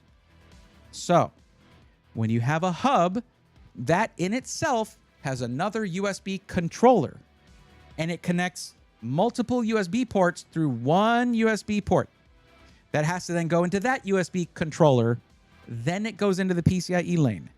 This goes direct into PCIe with its own controller, so your device sees one port, one controller, PCIe to either the chipset or the CPU, usually the chipset. So there you go. Always better to run these whenever you're running something like an Elgato Facecam. Elgato stuff almost never works well on a USB hub. If you're streaming, 90% of the time you have Elgato gear. They have cornered the market in a big way, although I do like AverMedia, by the way. AverMedia makes some sick stuff. My main capture card is an AverMedia 4K Live Gamer 2.1, Live Gamer 4K 2.1, whatever it is. That's what I use to test PCs on. It's really, really good. But let me see here. So I also need to look at something else on your motherboard. Specifications. This is where I get obsessed, is looking at the nitty-gritty of a motherboard beyond how cool it looks and just how many USB ports it has and things like that. So looking here, let's see if we have any bifurcation. Yeah, you do. Okay. Oh, it's all over the place. What did they do to this thing? This sucks. I did a build with this at PC World. I didn't look at this stuff because I just showed up and did the build stream. Oh my God. Jesus. Okay, M2B CPU. M2D SB. There's nothing in here that's not going to turn off something else. Holy crap. How many storage slots does this have? Storage has 1 to the CPU. Cool, cool. Another 1 to the CPU. There's your problem. And then 2 more, but one of these is connected to the last PCIe slot. So look, if you're, as you said, and I'm just reading off of your chat here, literally just chasing even the smallest 1% improvements in performance. Performance is great.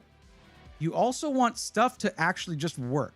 And when you're building a gaming and streaming machine, the motherboard is the most important component because you're connecting way more stuff. That's what motherboards do. They bring different devices together, right? So, looking at this, if I'm to understand this correctly, let me see if I can open that in a new tab. Yes. Let's look at just a picture of the motherboard here.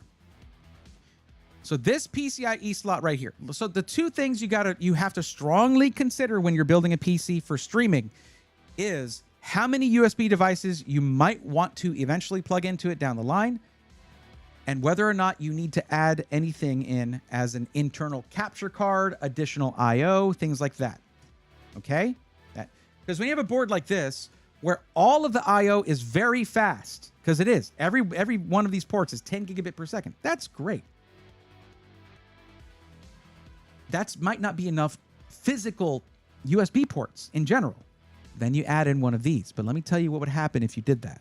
Okay? Taking a look here. If you put it in this slot right here, okay, you have what? A 5090, right? It's a $9,000 PC. So you have a Astral 5090 that is $3,400, right? Cool, cool. What, 3360.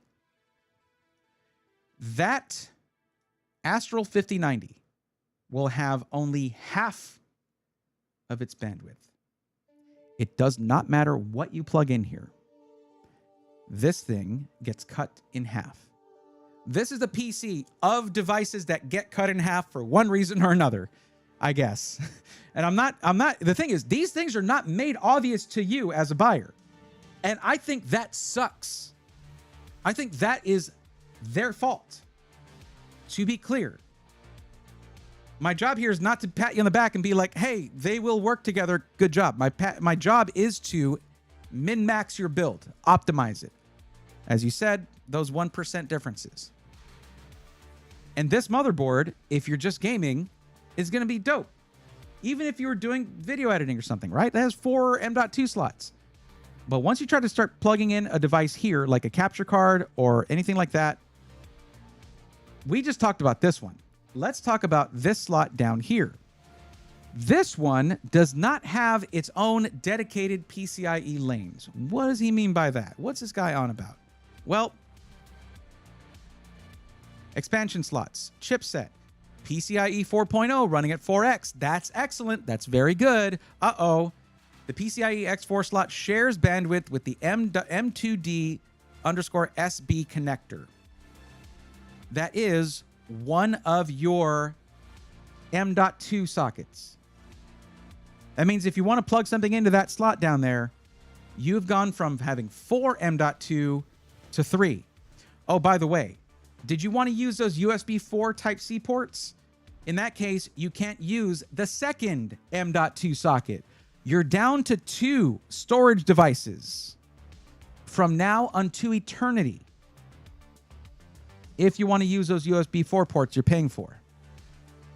This is the kind of stuff I was griping at the AMD engineers about this. I was like, why are they doing so much bifurcation this generation? They're like, we don't dictate how they do that. We just required that they have certain things. So Gigabyte's like, oh, we have to have USB 4? I guess they want to just share that with the last PCIe slot then. Have fun.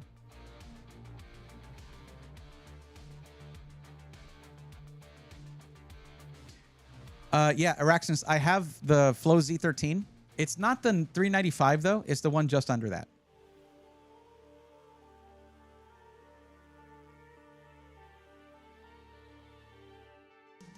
You should have been here earlier. I was talking about how just last Wednesday, I was at the AMD labs in Austin, talking to the engineers there, touring the labs. It was so cool. It was so cool. I'm still geeking out over it. It's so fun. I will remember to turn this back on.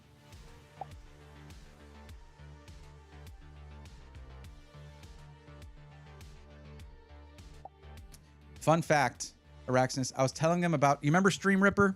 Were you here for that build? That was my first Threadripper build. It was just 2nd gen Threadripper, just the 12-core CPU that you can get for like 90 or 100 bucks on eBay, but 64 lanes of PCIe Gen 3, which is why I wanted it for a dedicated streaming machine. You don't need Gen 4 for that. You don't need DDR5 to stream. It's just streaming. You don't need more than 12 cores, 24 threads. It's just streaming. And I was going to run everything to that, plus run it as a storage server. They got into it. They love the fact that I was bringing, like, that I was trying to push old tech to avoid it just being e-waste when it's still perfectly good, but I couldn't get RAM working on it. So I'm basically going to try to resurrect that thing, and I can talk directly to Bill over there if I have any issues. And he gave me this, which is the 24-core CPU. He was like, this would be e-waste otherwise. Here you go. So just super cool people there that just love what they do. And they also gave me this, which is it's a 16 lane quad M.2 carrier card, PCIe card. Of course, with storage being certainly not being in early stages of absolute shortages, it's great timing. Anyway, Sky the Cow, are you still around? Are you still there? I want you to understand, I know I get very loud about this stuff. I'm not criticizing your choices here. I'm criticizing Gigabyte, really. Because this, you got to dig for this information. It doesn't make for very good marketing when they say that if you use any of these features, other features are just shut off. But that's how that works. I just need to verify you're still here if we're working on your build.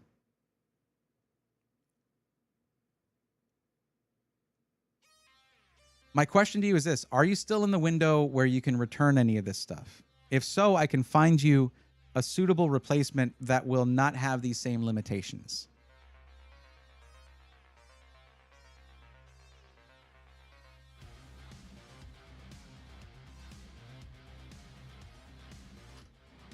Okay, it says you're still in chat. Please sound off so I know you're still here.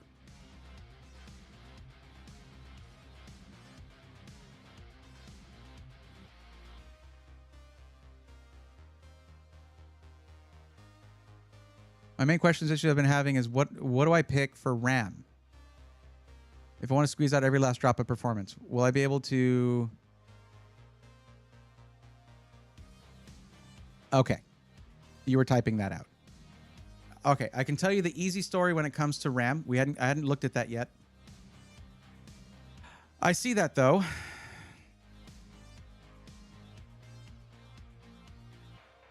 Okay, this right here is the problem with that RAM. This is suboptimal for that 9950X 3D. This needs to say 10 nanosecond first word latency.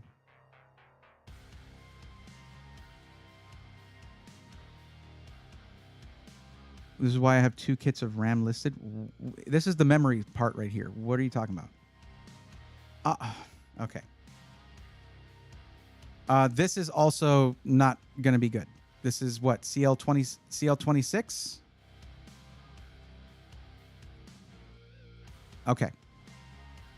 If you want to optimize Ryzen, you don't just go for bigger number better when it comes to RAM. You have to listen to their guidance. Neither you nor I are smarter than their engineers. I got proof of that by talking to them. So, and yes, I'm going to be talking about that for a while. Okay, it was a highlight for me. CL26. Yeah. So,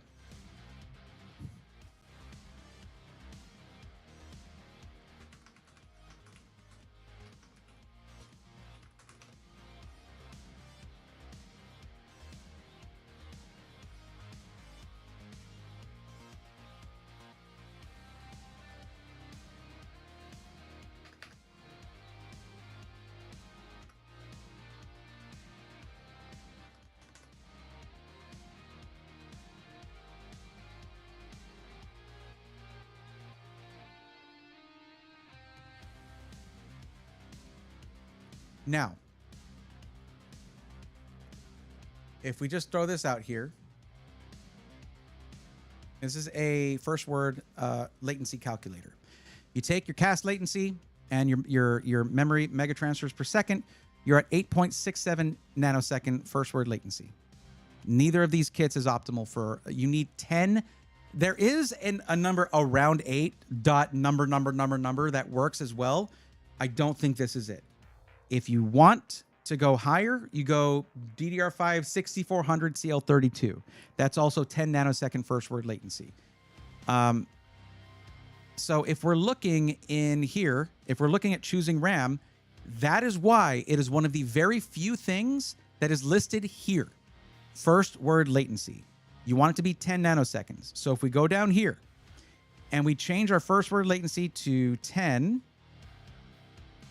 like, you can go higher frequency, lower latency. You will lose performance with 7000 series and 9000 series Ryzen CPUs. And it was the same thing with previous generations. Okay, DDR5 6000, CL30, 10 nanosecond first word latency. Let's see, where is going to be the other kit? Here we go. DDR5 6400, CL32. 10 nanosecond first word latency. What if we look at the most expensive kits? DDR5 6000 CL30. This is a 4x24 kit. Okay, it's 96 gigs. $1,200. That was not $1,200 before. But it's DDR5 6000 mega transfers per second, cast latency 30, or 6400 CL32.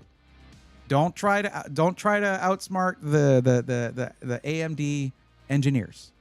They know their business. They know what they're talking about. When they come out and say this is the sweet spot, all the other ones are, I guess, bitter spots. I don't know what that. I don't know. Whatever. I don't even know where I'm going with that. But yeah. So yeah, you don't need to go with the Insano RAM kits. It won't net you any benefit with AMD Ryzen.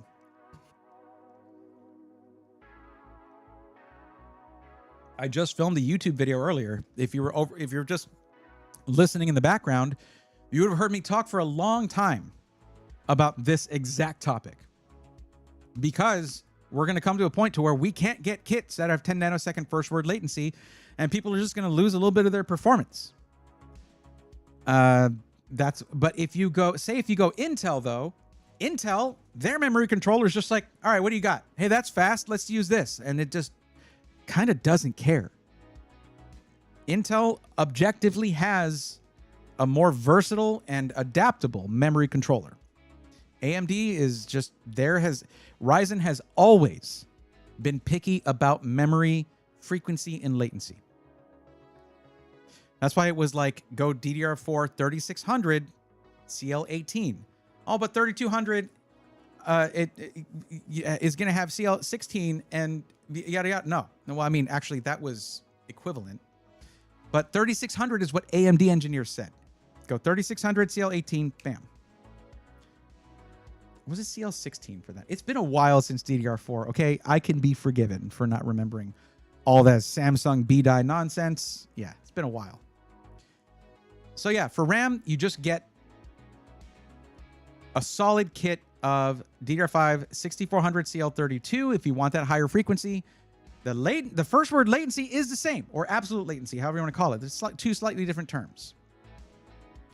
If only Intel had the performance, as if paired with very fast RAM, it could be so good. Araxinus, they do. It does. Like, everybody just conveniently forgets that Intel literally put out an update that boosted gaming performance. And like, for way less money, you get way better performance and productivity. It drives me crazy. They have great performance for years. All right. I'm going to rant about this again. Like, I keep getting pushed into this rant, but I will do it every time. For years, we begged Intel, like, y'all's performance is really good already. Just drop temps, lower the power draw. Come on. And they do it, and we all freak out. They weren't going to beat 3D V-Cache and 1080p gaming. They weren't ever going to do it. But that's the only gaming tests that you will see in a CPU review. Why? Because it's the only test where you can see a difference between CPUs. Because at higher resolutions, it doesn't freaking matter what CPU you have.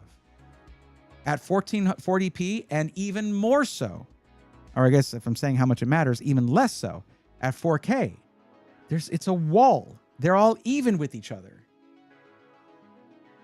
Like, you'll hear content creators, my fellow content creators who I respect and admire, say nonsense things like, oh, we really need Intel to compete here. We want Intel to do what we want them to do. We need competition in the CPU space. Also, let me show you more 1080p gaming charts.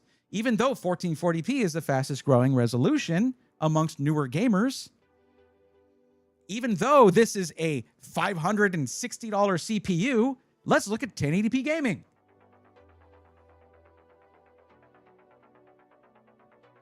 And then repeat over and over how much, Intel sucks, when all they're referring back to is their initial reviews. No product does well at launch. The 9800X3D did well, but that was not a generation launch. 9000 series Ryzen, go back and watch the reviews. It sucked. It was bad. Instability. They complained about having bad gaming performance because it was also focused on better power draw and lower temps. But the 9800X 3D comes out and everybody freaking just bows down. We will forever glaze AMD. Intel is a better price to performance in every category. Other than like if you see like a 7600X 3D, obviously. I'm talking about current gen.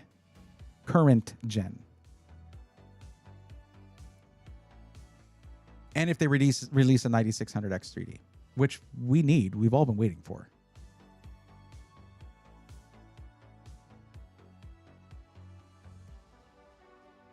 Just, what is said these days. I'm tired of that being said, though. And by my peers who should know better. And when I talk to them, they're like, yeah. I'm like, put it in a video. You're supposed to help consumers. Please. Well, I know why they do reviews at 1080p. They have to show differences somehow. But they need to focus more. They need to relate more solidly because it's always an afterthought. If you're gaming at 1440p or higher, this review doesn't matter. They don't want people to click off of their video. They got a business to run.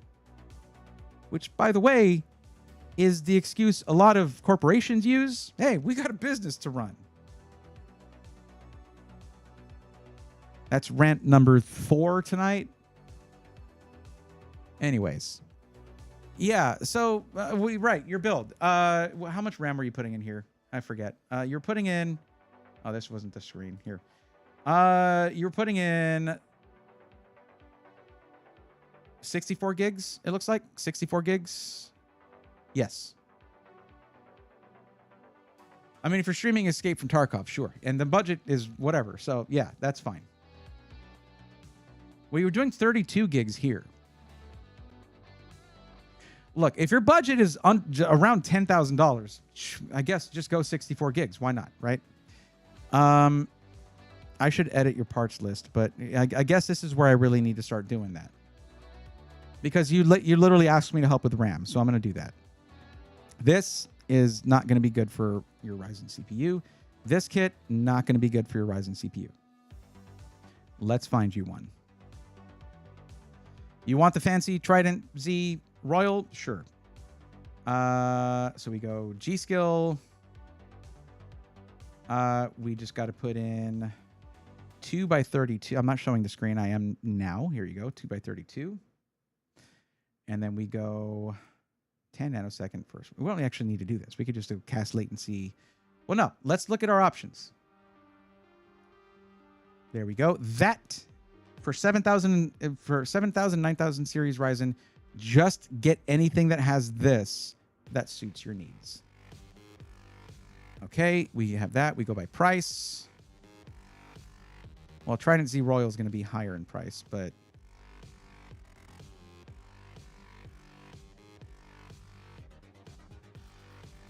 it also might just not be available. Oh, there it is. We got it. We got it. Yo, and it's the Expo. All right, I found you the perfect kit of RAM. It is $865. That's par for the course. Actually, it's, yeah, the average right now for 64 gig kits of DDR5 6000 is $800. So you're only going $65 over that for the Trident Z Royal. I'd say that's a bargain. Now, this one is different because it doesn't show the Expo picture. That is important. You need Expo profiles for your AMD CPU. Thank you. Thank you, Araxnus. The 6000 kit was a default if I couldn't get the 8000 to be stable. Okay, but the 6000 kit had the wrong cast latency. 26 is too low latency where you'll actually run into stability issues. So you were looking at stability issues on both ends. You're looking at extreme ends of the spectrum, right? Either the craziest latency you can get or the craziest frequency you can get. And that's not how Ryzen works, unfortunately. So I'm saying the same thing I just said for the last 20 minutes. Forget that. This is the right kit for you, okay? Now, there's also DDR5 6400 CL32, but the first word latency is the same. Like, just run this. This is fine. Stability is number one when you're streaming. Trust me. I've had an unstable streaming system before. It sucked. Now, my question to you. I asked you this earlier. You did not answer. Are you still within the window where you can return your CPU or motherboard or any of that stuff that you purchased? I mean, what did you say you had? You said you had... You already have the CPU. We have the GPU. Keep that, right? That's only going to go up in price. MK Loomis, yeah, it's a crazy kit of RAM. Also, I would go with a... Well, this is PCIe 5.0, but there are faster ones. I prefer the 9100 personally. And also, this is incorrect. This is PCIe Gen 4, isn't it? Yeah, this is PCIe Gen 4. It's not Gen 5. Oh, it's PCIe... Yeah. What do they mean? This is a Gen 4 drive. That's incorrect. I would put a PCIe Gen 5 drive in there. You just saved money on your RAM, I'm pretty sure, compared to that 8000 kit. I didn't actually see the price. I should have looked at that. It's my bad. So up the game on the storage. So if we go here, 9100. If we're talking about pure optimization, you had a 4 terabyte before? It's only a little bit more to get a 4 terabyte Samsung 9100 Pro. Let's compare these to the one that you have. I could have just added it. Okay, looking at this.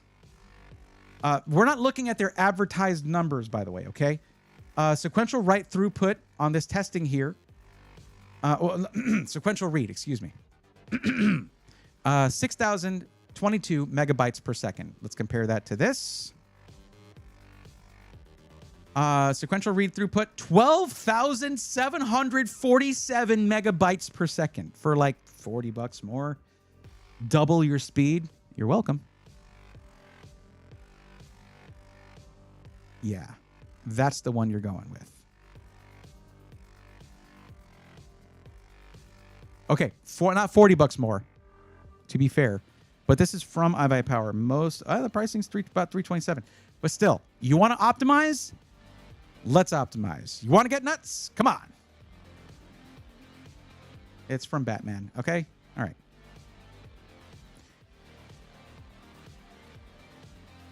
Wait. Oh, wait. Oh. I need to just keep reading for Pete's sake. Here we go. You had an 8100 the whole time. Whatever. I'm an idiot. I can just put that one back. Did I delete it? I hope not. I didn't. It's right there. I'm just going to click your link and start the list over again. Freaking moron. Just keep reading. I see that, and I'm just like, I don't read your notes at all because I'm not used to people putting notes. It's very helpful that you do. Oh, no, but then I don't have the RAM that I picked. Hold on.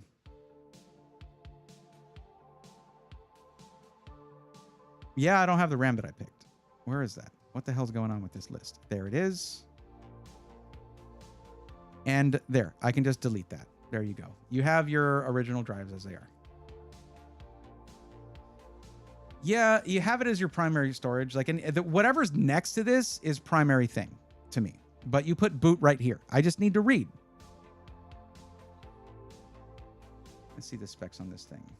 Oh, you don't have it in. Is this not? Are these ones that you custom typed in? Are they not showing up in PC Part Picker? That's crazy. I figured the 8100 would be there. Anyway, whatever. All right. I love your power supply choice. Hell yeah. Love that power supply. It's so good. It is really good. RD Swift OLED. Sure.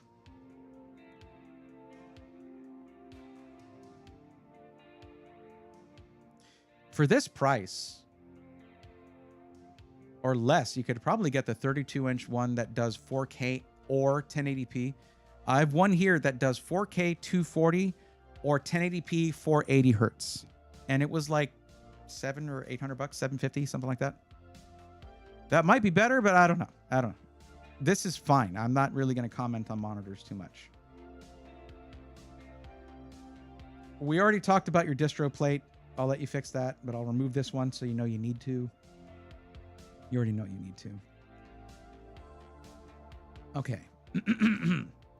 Okay, and your yes, I am, I believe, is your answer to are you still within the window to return things?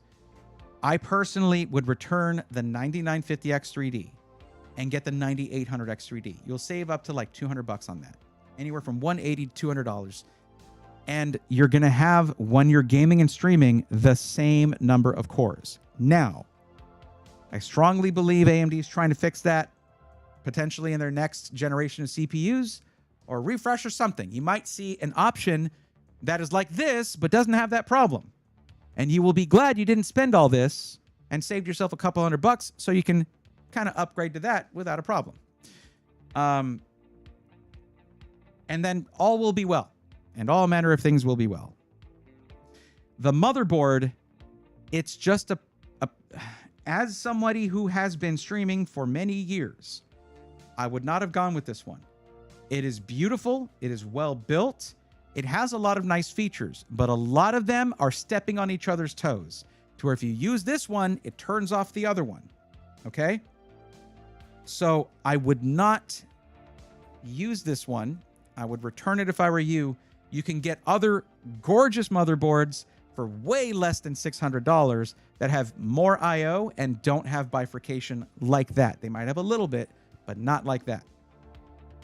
If you're okay with doing that, I can find you one right now.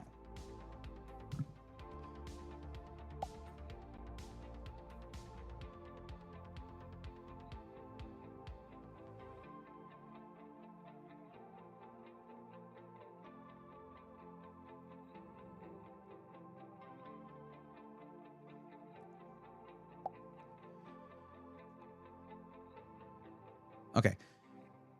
No, that was a yes you said before. So this, you have your list. I'm going to be doing I'm doing a separate one here. So let's go ahead and change this. I could even still go Gigabyte if you want that ice appearance to it. But I'm actually going to recommend to you probably an MSI motherboard. So let's see. MSI, if we go with the color white, yeah, that's going to narrow it down quite a bit to just one. All right, I see why you're typing in things. Now, the motherboard I'm thinking of course, is Intel. They have a beautiful white motherboard that would be perfect here, that has a good amount of I/O and like no bifurcation issues. It's just not, so I don't know if they have it on the AMD side. So what we're going to do is we're going to say, screw you, PC part picker. I'm going to go look for motherboard myself.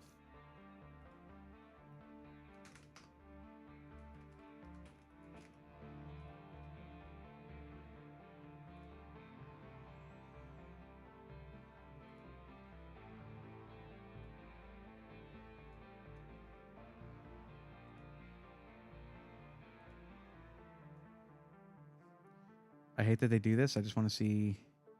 No, not in all AM5. There we go. 800 series.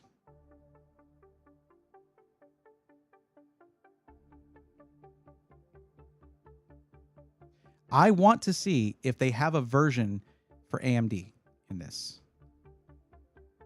This is so... I don't want a slideshow. Give me a list.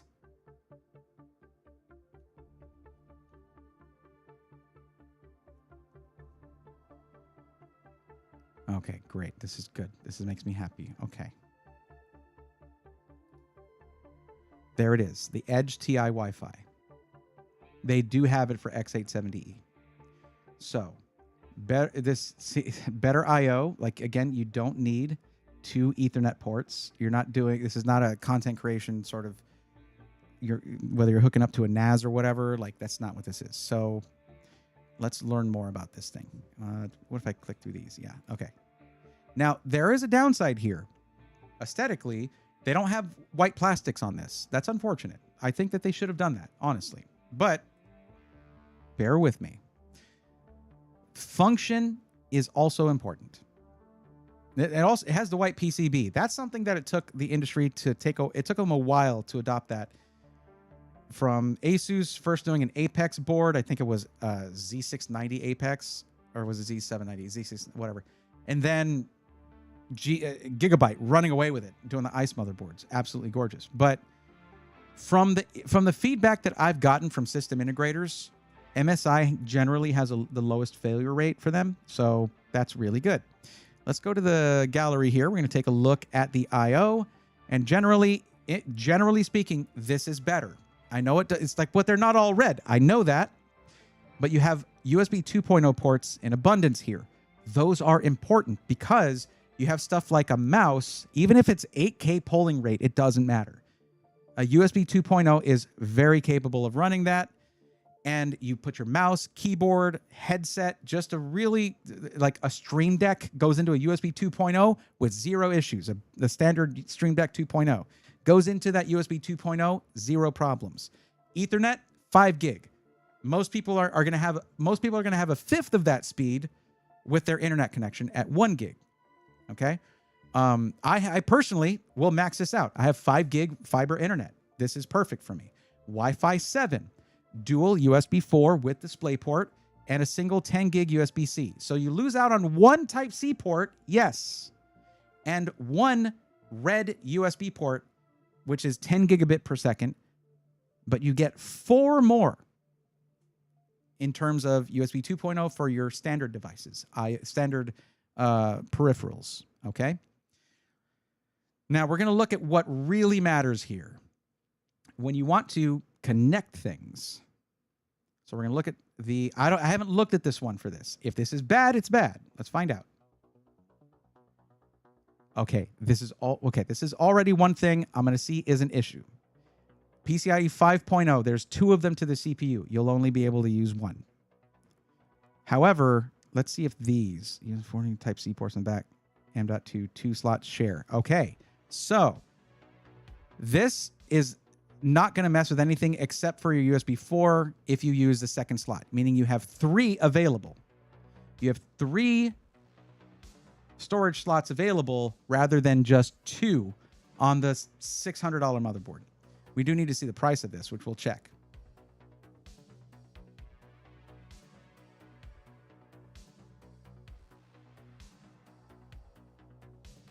Wait. Oh, let me read through this. Hold on. Okay, so yes. Oh, actually, you can still use it. You can still use that slot. It'll just sort of cut the bandwidth a little bit on those rear ports, not completely. That's actually fine. That's not bad. Most people aren't using all 40 gigabit of those ports anyway. But let's look at our expansion slots. Yep. Wait.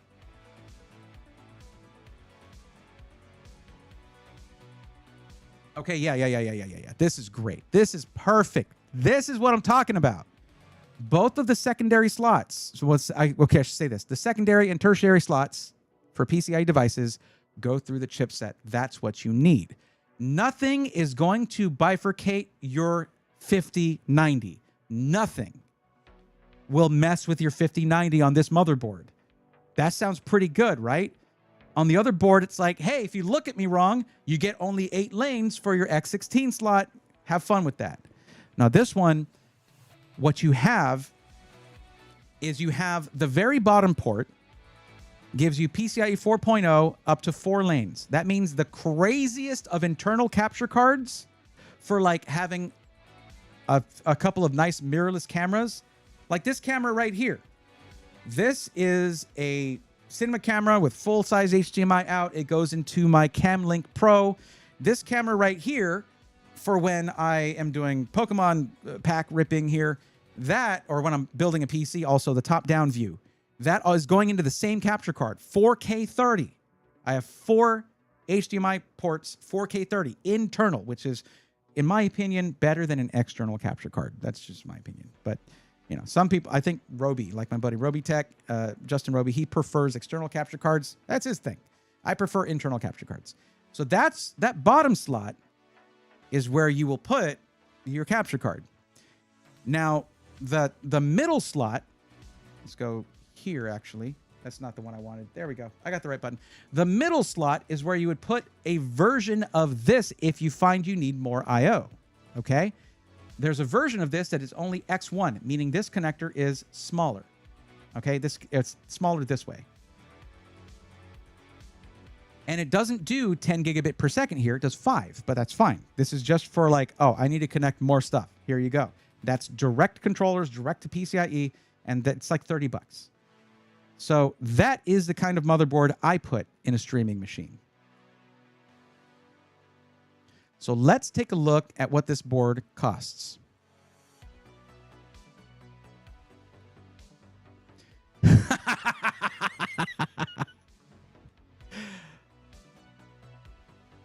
Is this the right one? Yeah. It's $270 at B&H Photo or Best Buy. Not $600. Gigabyte is playing. Gigabyte is playing. They're messing around right now. Anton says, even I remember this motherboard from various reviews. Yeah. Nah, man, like Gigabyte, what is wrong with y'all messing with the PCIe block diagram there on that board? It is crazy. This is the way I would go. Is it going to be perfectly whited out? No. But a lot of that's going to be blocked by your GPU, by your tubes. You won't even be able to see it. Besides that, this board has more silver elements to it, from what I can tell, which will match better with your chromed out RAM. I mean, this is perfect. This is the perfect motherboard. So let's go ahead and grab this B&H Photo one or whichever one of these. Which one would you, I guess maybe you'd buy from Newegg? I don't know. You can even get this thing from Walmart for $270. Damn. Damn. So yeah, let me just move over here real quick. I'm going to add this to the list from Newegg.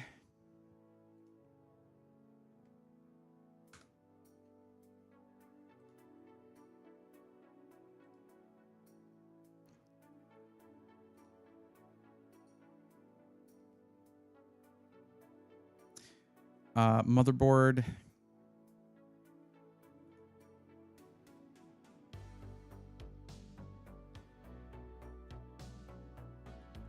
Why can't I edit? I'm not editing this parts list. This is not the one I edited. Okay, I got to find the RAM again. That's okay. It'll just take a sec to do that.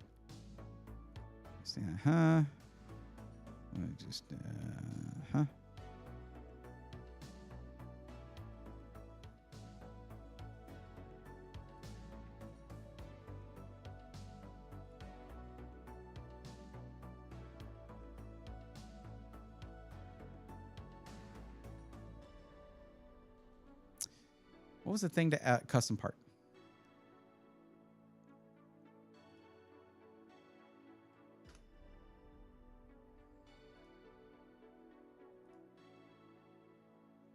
Oh, it was there. It's just there.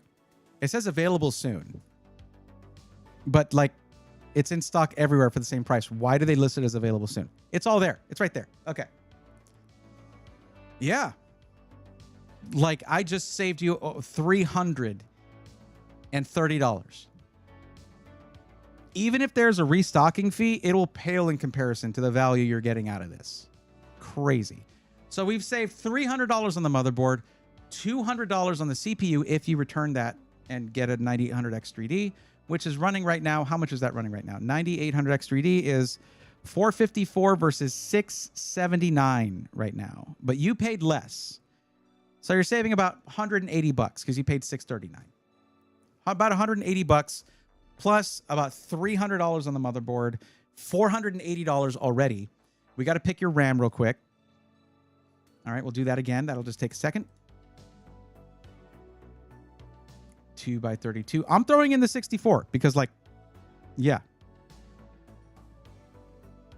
Why not? It's a huge budget.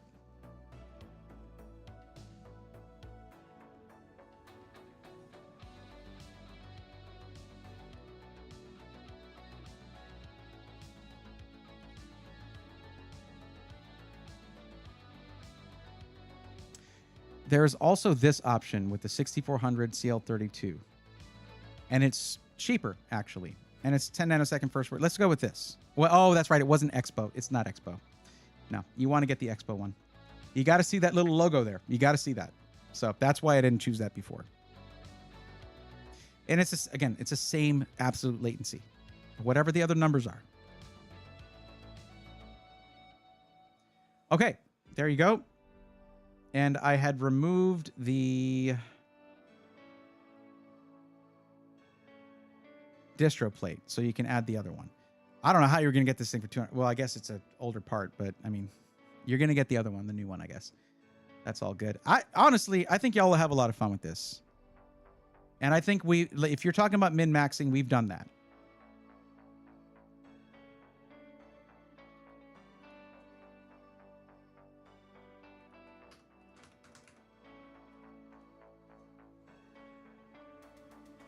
So there you go. Some dude on the internet for free just saved you like $500. Just because you have the budget doesn't mean you need to throw it away and stuff that you don't need. And in the case of the motherboard, something that would actually hurt your functionality. I didn't change the CPU. I'm going to leave that up to you.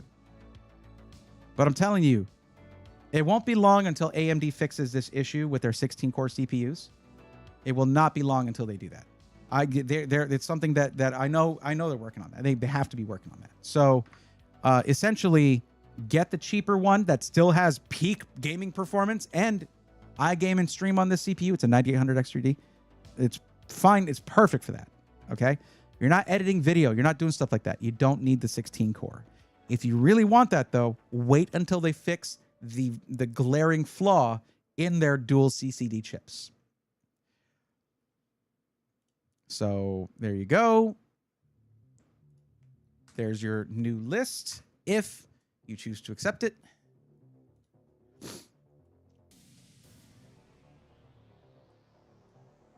I left that CPU though, but you know my advice on that. That is up to you. Oh my God, I went overtime, but I started a little bit late. Let's just celebrate this one. Let's rip a pack real quick. I wanted to help more people out, and I wanted to do 5 packs tonight, but we'll just do a second one here. But that was good. I feel like we did a lot. Absolutely. Hey, you got to show us what that thing turns out like when you're done. I want to see how I love cherry blossom designs. I need to see that when it's done. Okay. Well, let's celebrate that by doing one last pack of Mega Dreams Japanese version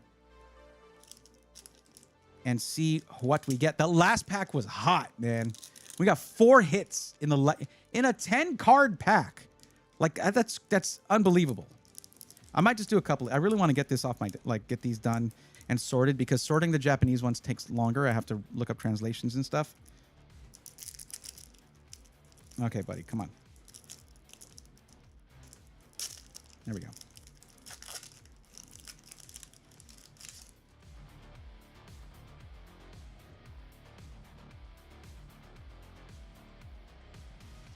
So it's 2. We'll do 2 here. Okay.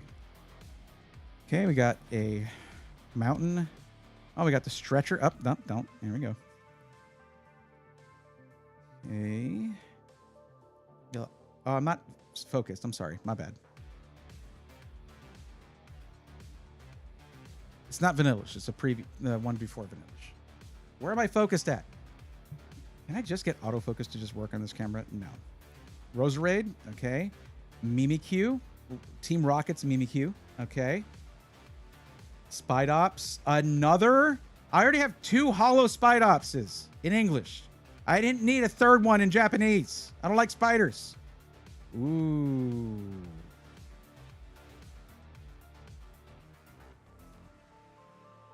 Okay, and our last one.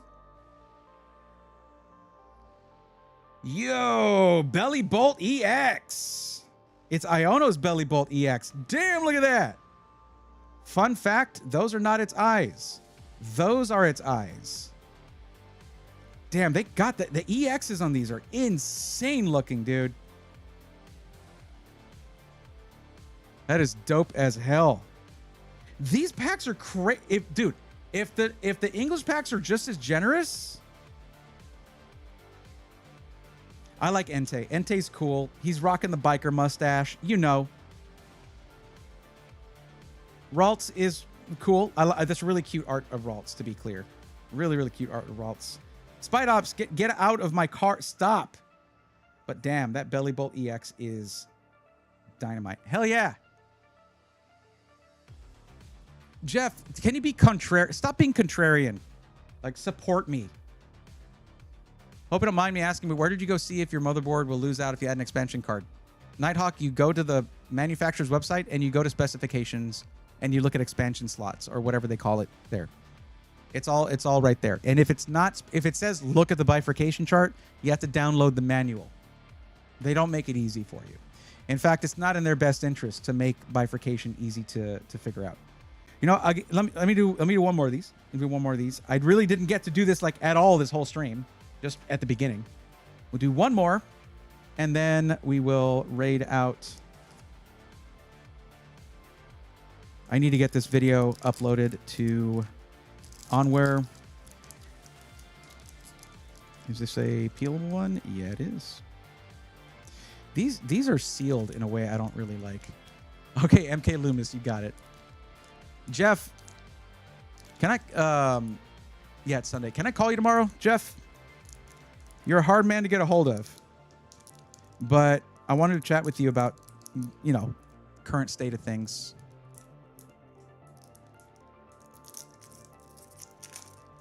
God, opening these without damaging anything is always what I worry about.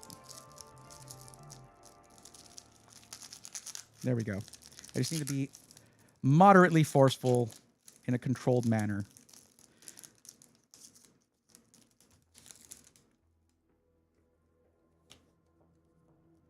I feel bad because I don't always know Pokemon on site, especially if they're from a generation before I started playing the games. Okay, Team Rocket something. Team Rocket item card. Okay. Another item I hadn't seen before in English, so I don't know what it is. Okay. Noibat. What is that? Medicham? Noivern. All right, all right. Ooh, so we have, what's it called?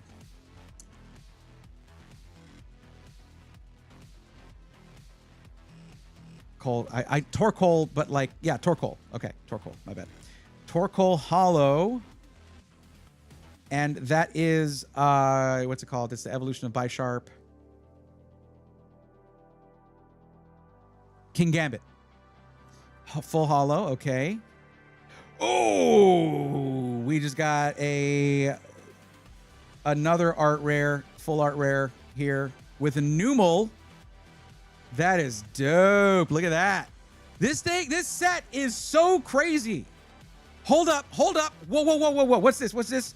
Oh, we got the Pikachu EX. Let's go.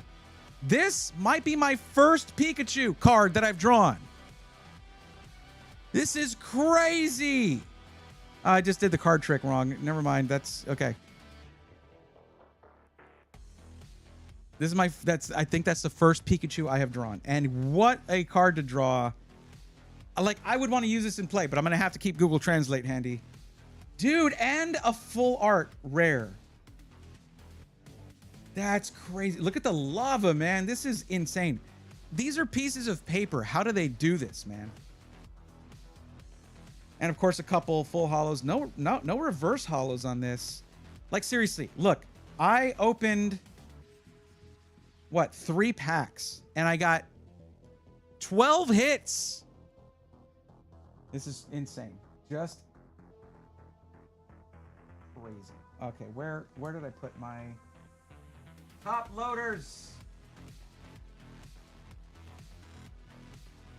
There they are.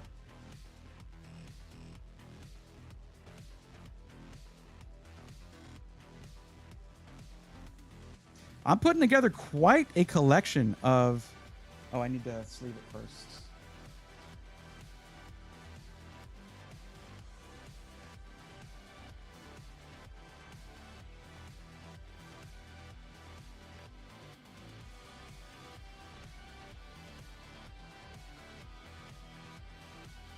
Yeah, I'm putting together quite a collection of pretty rad cards. Not gonna lie. And honestly, I have not invested much into this. Also, definitely glad I stayed. I was about to head to bed. Well, you know what? I can put these away in a bit. Okay. Yeah, I'll do that in a bit. I'm excited. This is good stuff. Okay. Y'all know what time it is.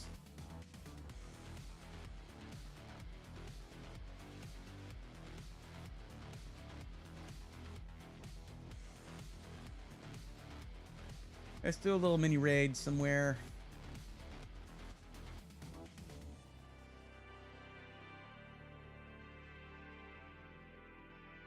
Hey, should we Shanala, should we raid silver again? What do you think?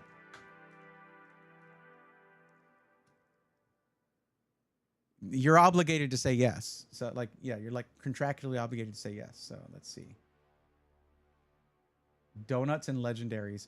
I hope Silver has been enjoying the expansion. I thought I was gonna hate it. I'm kind of enjoying it.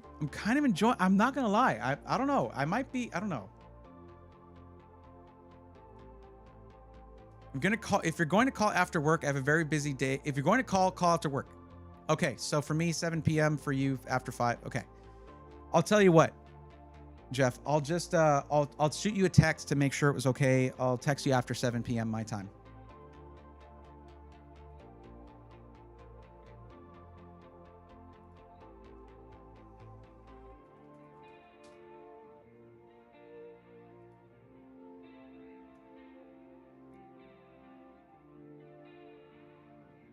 All right.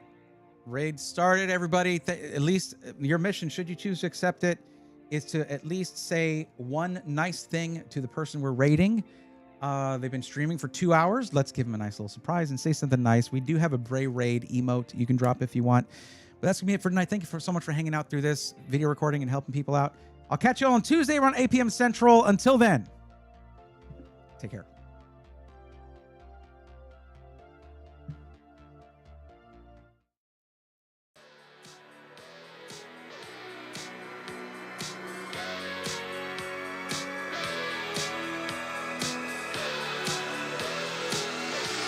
Let's go, nerds!